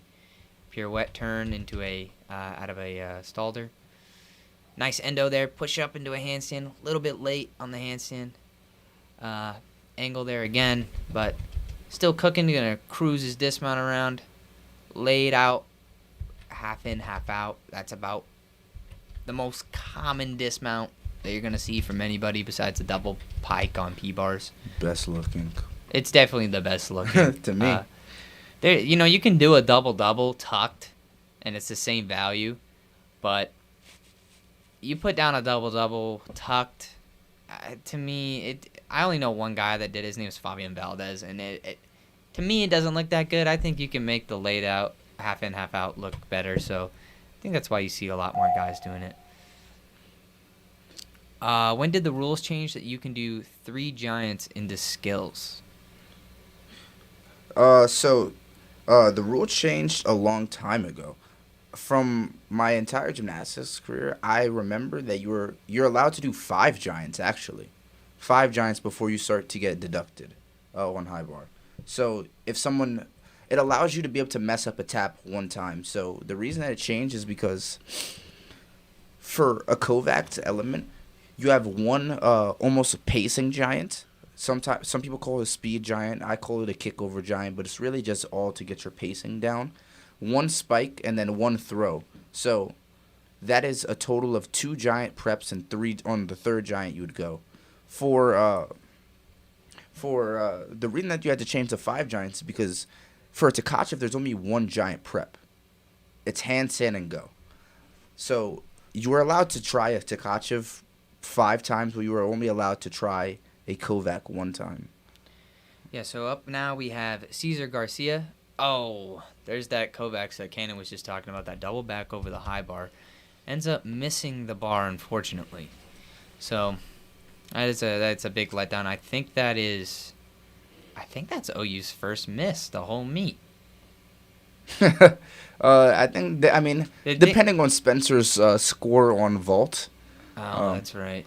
Sometimes they give it to them because they stand up so quick and they yell and they hype it up as if they landed. But that's true. Yeah. But regardless, 1st or 2nd. That's kind of crazy. I mean, for 6 up, they're definitely gonna. So right now, it's on a basis of 6 up, 5 count. So there's 6 people that go, but only 5 of the routines actually count. And OU is not counting any bad routines right now. You know, I don't suspect Mark Williams to be very upset if this is the only fall of the meet. Yeah, they're absolutely putting it down. P-bars was crazy, vault was insane, floor was insane. Their pommel horse, they don't have the best pommel horse in the NCAA, like star value wise, but they're so clean it doesn't even matter. Like they're just playing to their absolute strengths. So winding up for his dismount here. Oh boy. Yep. Stuck. I mean, could you expect anything less from OU, honestly, at this point? You may have had a fall. Starts at a 14-7. 14-5 for this one. But So the reason that he's going to start so low is because he only had one release in that routine, and it was a Kovac. That's and he didn't right. get credit for it. So I put that into a start value, built into a 14.7. But he really started at a 13 point. Man, what is that? 13.8, sorry. Because he had 4 tenths off for not getting credit for the skill. And then he had 5 tenths off for not having the element group of a release move. And he also had a fall. But that doesn't go into start value. So he started at 13.8 with a fall. 12.8 is where his max score is going to be after that fall. So here we have Jackson Popple. Saw him on Vault, I believe. Oh, nice ginger there. You don't see people do gingers, man. That's tight. Yeah. I used to do a ginger, so I love that skill. I think it's awesome. Yeah, there's a Quast. Little bit late on that blind change there. Weiler, nice. Weiler to full Hagen. One more Weiler. Come on. I know it's coming. Up full Full Hagen. spin. It's coming. You think he's gonna do it? Oh, yeah, you're right. That's Right into a pirouette. I used to do that actually. Well, that's how it is. If you see someone do an endo half, you know an endo's coming. Yeah, because always. You got to get the B's in season, and especially if you see someone do it so late. Yeah, It's like- double A out there for our man Jackson Popple. I think he did a good routine. I love seeing Weilers. I really do. The only other person I know that does Weiler is Brennan Pantazis on Penn State, but I'm sure if I watched more high bar routines, I'd probably see one. But It's typically because people don't have good flexion in their hips, Mhm. so it's very hard for them to do the endos and shoulders, which are a lot easier and a lot more consistent. Because when you do an endo and shoulder, it's almost as if you drop into like an orbit, is what most Yeah. people describe it as. Yeah. As you get stuck in it. With a Weiler, you slam your hips against the bar, so with the male anatomy, you might have a little problem sometimes, and also just not as consistent to drop yourself into the bar at full speed yeah. and hope that your back doesn't give out on the way up. Well, I know for when I did a Weiler, it was all about where you put the bar, and what point about when you were falling forward that you got your like right above your knee onto the bar, and then that would literally just whip you around the bar and then shoot you up to a handstand. So if you got it right, you got it right. If you didn't, you didn't. There was no adjusting on that skill. It's so fast. So for OU here, we have Jack Friedman. Jack is insane on high bar. We saw him on floor. He didn't compete vaults, but he does vault well. Jack's a Tkachev guy. I don't know what he got in store this weekend. That is a half talk. Yep, it looks like he got his Tkachevs in. Yep, laid out Tkachev. Really nice there. You want to watch for straight arms as they go back over the bar. There you go. Watch straight arms. Good. That was great. Shout out Tkachev. The problem with Jack, as you can see, is he has a lot of changing body position. Laid out. Tkachev And, half. That's good. A lot he's getting off in his taps. He still hasn't fixed his tap problem from high school, so he's gonna have to work on that if he ever wants to All-American on the event. Well, I'm sure Mark Williams is gonna fix that. Yeah, I'm positive he will. Yeah, because even look at when you watch that pirouette and all of these skills that he's doing, that he's hitting everything to handstand, which some teams they take the sacrifice there, and maybe they'll do an endo, maybe they'll do a stalder, but they're not shooting it up to handstand every time. So when you're watching these guys, they're taking the liberty within themselves to really, really, really put that up into a good handstand. 15-0 is a pretty good start. 15-0 is a pretty good start. Yeah, especially on a high bar.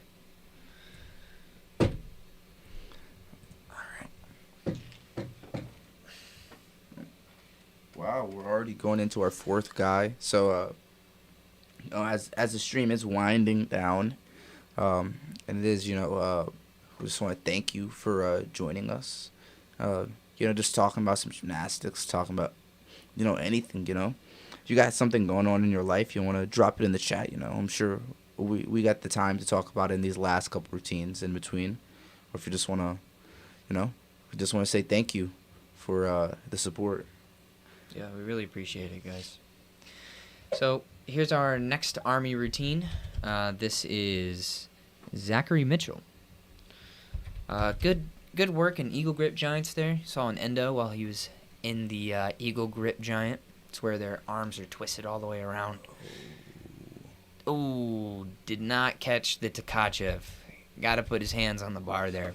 So he's going to have to repeat that skill if he wants that element group. So right now, what's going through his head, and probably what he's talking to his coach about, is whether they're going to repeat the skill. Because it's going to be, if he chooses to repeat the skill, he will just get the fall credit, but he will get credit for the skill and the element group. And if he chooses not to, he will lose credit for the skill, and he will lose credit for the element group, and still have the fall. I don't think he's going to repeat it. I just don't. I bet he does. You think so? Yeah, Zach's from Region 7. He's been doing Tkachev for a long time. Oh, wow. German Giants. That's a C. That's an interesting connection. I've actually never seen that. David Belliazzi from Russert does it. All right. And a tucked half in, half out. So it looked like he was going for a layout there, but maybe he got a little concerned about his rotation, so he tucked it up.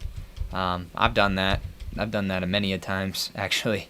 Especially when I was learning my dismount. You know, sometimes you're flipping, and then you think, oh my gosh, am I going to land on my face? And sometimes it's better just to tuck it around and be safe than it is to, put it on your face. I like tuck dismounts. I have no problem with them. So next up for OU on high bar, we have Vitaly Gumeres. Pretty sure we've seen him on every event today. Like we had said earlier, Vitaly doesn't have the biggest starts, but he is extremely clean. Extremely clean. So I am actually excited to watch Vitaly on high bar. I know his P-bars was immaculate, and his pommel horse was also very, very good. So it looks like they have a couple all-arounders, and they have Gage Dyer as their all-arounder, Vitaly as their all-arounder, Spencer Goodell, potentially. I haven't checked if he's on the high bar lineup, but he has competed at every event up until this point. Yeah, there you go. There's that Tkachev that we've been talking about. Goes out into another Tkachev my half. fingertips. Yeah, barely caught that one. Nice pirouette there. Good handstand position. That's what you want to see. Full pirouette, or quast. Into a quast half. That's that full spin with the half catch. Nice. He's just a so beautiful gymnast. He's very controlled, where it looks. There's that tuck double we were talking about. Yeah, he has been doing it for a while. He's the one that made it famous. He's extremely good at sticking it. Not right here. I don't think they have that OU fire in them this meet, just because they won the meet by 30 points or so. There's nobody touching them. But next weekend, they are against Stanford. And we will be doing a full show for that. So right now, we're just doing a commentary. But for that, we will be doing a full show. So keep an eye out for that. We're going to have all kinds of stuff for the show. I mean, we're going to have a pregame show. We're going to have postgame show. And on top of that, we're going to have videos in between each event. So I'm really, really, really excited to bring that out. And then I think we're going to bring on a commentator as well. So for Army, we have Miguel. Nice routine so far. One-arm giant. Flying giant there. Giant. A little bit weird on the angle, but he got it through. He got it, yes, for sure. Into a straddle Tkachev half, but unfortunately not able to get the bar. No, I don't remember. Did he do another release before that? Does flying giant count as a release? No, it does not. Then no. So he's gonna have that same. Well, no. He did at Tkachev because he did Tkachev half first or second, I believe. Also, Nathan Blair, thank you for the support. Really appreciate that. You went to Cyprus and then Iowa. We're gonna keep promoting men's gymnastics as much as we can. We're spending as much time as we possibly can to make it into something great and make it as big as possible. So thank you for that. Yeah, he's gonna come up here and finish the routine. This is Miguel. He just fell on a Tkachev half. So we see a Weiler up to a handstand. Do a nice pirouette there. And then looks like he's gonna crank it for a dismount. There's that half in, half out, laid out we've been talking about all day. Good job from him. Yeah, that was pretty nice. It's pretty nice dismount. Always nice if you fall to stick the dismount. It's something good. Yeah, always. We appreciate it. You know, you've been here literally the whole live stream, from the first live stream to the second one. So thank you. You're the reason that gymnastics is still going on. Yeah, it's fans like Nathan Blair and my gymnastics life that make what we do possible. And I'm not a gymnast anymore. Candace's not a gymnast anymore. But I mean, we work on this show all day, every day. I mean, doing pregame shows, doing postgame shows, making sure that everything is in accordance. Hey, thanks, Colt. We appreciate that, man. Colt, what's going on, boy? We're trying to make it as good as possible. Kenan and I are not commentators. We're not, but we're giving it our best shot here. Like I said before, we will have real commentators on eventually. Kenan and I are mostly just show guys. We really want to make a cool show where when you come on to watch gymnastics, it's not just, oh, we're just watching gymnastics. But there's going to be clips, there's going to be interviews, there's going to be literally anything and everything under the sun that you could possibly imagine. So we're really stoked for that. So here we have David up, David Sandro. We've talked about him on every event, it seems like, since rings. Unfortunately, didn't make it over the bar on that talk. Got to make it over the bar there, so I don't think he's going to get credit for that. But comes around, nice jam, good handstand work there as a German giant. Swings over. And do a nice pirouette. Oh, here comes those German giants. We'd seen that in the last routine as well. Do a nice stalder out to handstand. Really great sequence there. And a laid out, half in, half out, stuck. Oh, he's just sticking everything today. When you saw, I think it was 4 sticks on P-bars. There was like 3 in a row, and then they got an extra one. And now they're just going to high bar, and I think they had a fall on one of the routines, but he still ended up going out there and sticking it. So I think OU's only had 1 fall and and they've had more sticks than they have falls. So that's usually a good sign. Colt, what's going on, man? You checking out the competition against your rivalry next week? We got to see what you and the Stanford boys are gonna be doing next week. Hit me up, bro. You got my Snapchat. You might even have my number, actually. Hit me up if you wanna come on the show and talk about it, or even during the meet. We have a little feature hopefully planned, but text me after.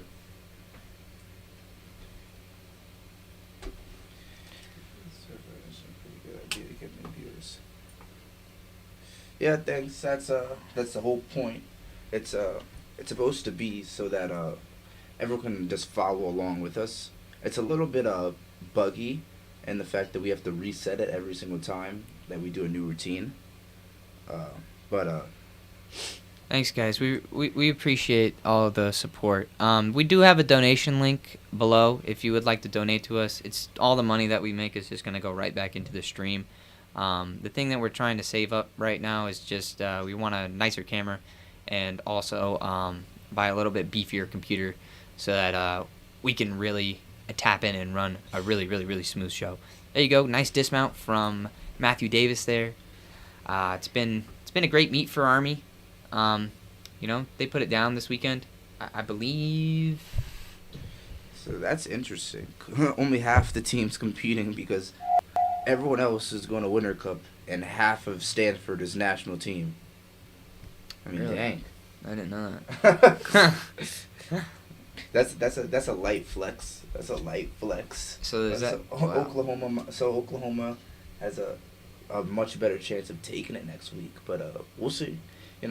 Everybody on Stanford's pretty good. So we're gonna pop up our live start value here for the last routine. This is Spencer Goodell. He's in the number 7th spot. He's just doing the all around here, so his routine actually won't count towards the team score. So OU finished the meet with a 413.0. So I think they've scored a 413 every weekend, which is very, very good to do. You don't see a lot of guys break 410, let alone break 410 3 weekends in a row. So these guys are ready to roll. No flex, but I think it'll be a good comp. Well, we'll be watching. We'll be there. We'll be checking it out. We're definitely gonna run a pregame show on that. So Colt, if you want to be on the pregame show and talk a little bit more about your team, Stanford, we'd love to have you on the pregame show, man. Just hit us up on Instagram. So here we go with Spencer Goodell. Nice Yamawaki over the bar. To a jam. Do some L grip giants here. Pops up to a nice handstand. Pirouette there. Nice pirouette. I don't think Spencer has the biggest start, but laid out the gotcha. It is. Oh, my bad. Yeah, this is You got the start. yeah, never mind. Yeah, this is crazy. Quast, just full spin, Quast 1.5. Yeah. Yeah, this routine's crazy. He fumbled his hand on that revolver. I can't remember if he did 1 or 2 giants double. Yeah, double. Okay, I was wrong. That was crazy. Yeah. Spencer Goodell puts it down. I don't know why they have him in the 7th spot and why he's not in the lineup, because that was a good set. So, like I said, OU ending the meet at a 413 and Army ending the meet at a 374. I think Army might have one more guy. No, they're done. Oh, they don't have the 7th guy. No, they don't. All right. So we're just gonna dump the scores up here on the screen for you guys to be able to view, and that will be the end of this meet for us. If you enjoyed, please subscribe to our channel. We also do pre-game shows and post-game shows. We're just getting into the streaming world. If you'd like to donate, we have a donate link below. As you can see there, we got the OU scores up and the Army score on the right, the 347.9. Yeah, but we're excited for next weekend especially. We have some really cool stuff lined up for that. But yeah, if you enjoyed, like I said, subscribe to the channel, donate. We'd love to. And if you want to reach us, you can email us or find us on Instagram at The Gymnastics Network. All of our stuff on Instagram, it's really easy. Just DM us. We're an open account, so you don't have to get requested or anything. You can just come on, follow us. See, we post everything on our Instagram. If we're going to be doing a live stream, we're going to post it on the Instagram. If we are releasing a pregame show, like today, I believe we release a pregame show for Penn State versus Illinois tomorrow. So thanks for coming, and we're going to take a small break and then get ready for the next meet, which is Arizona State versus Cal. So thank you guys. We appreciate all the support. Yep. Thank you. Appreciate it. And have a good night, Gymnastics Life. Thanks, man. Thanks for sticking around.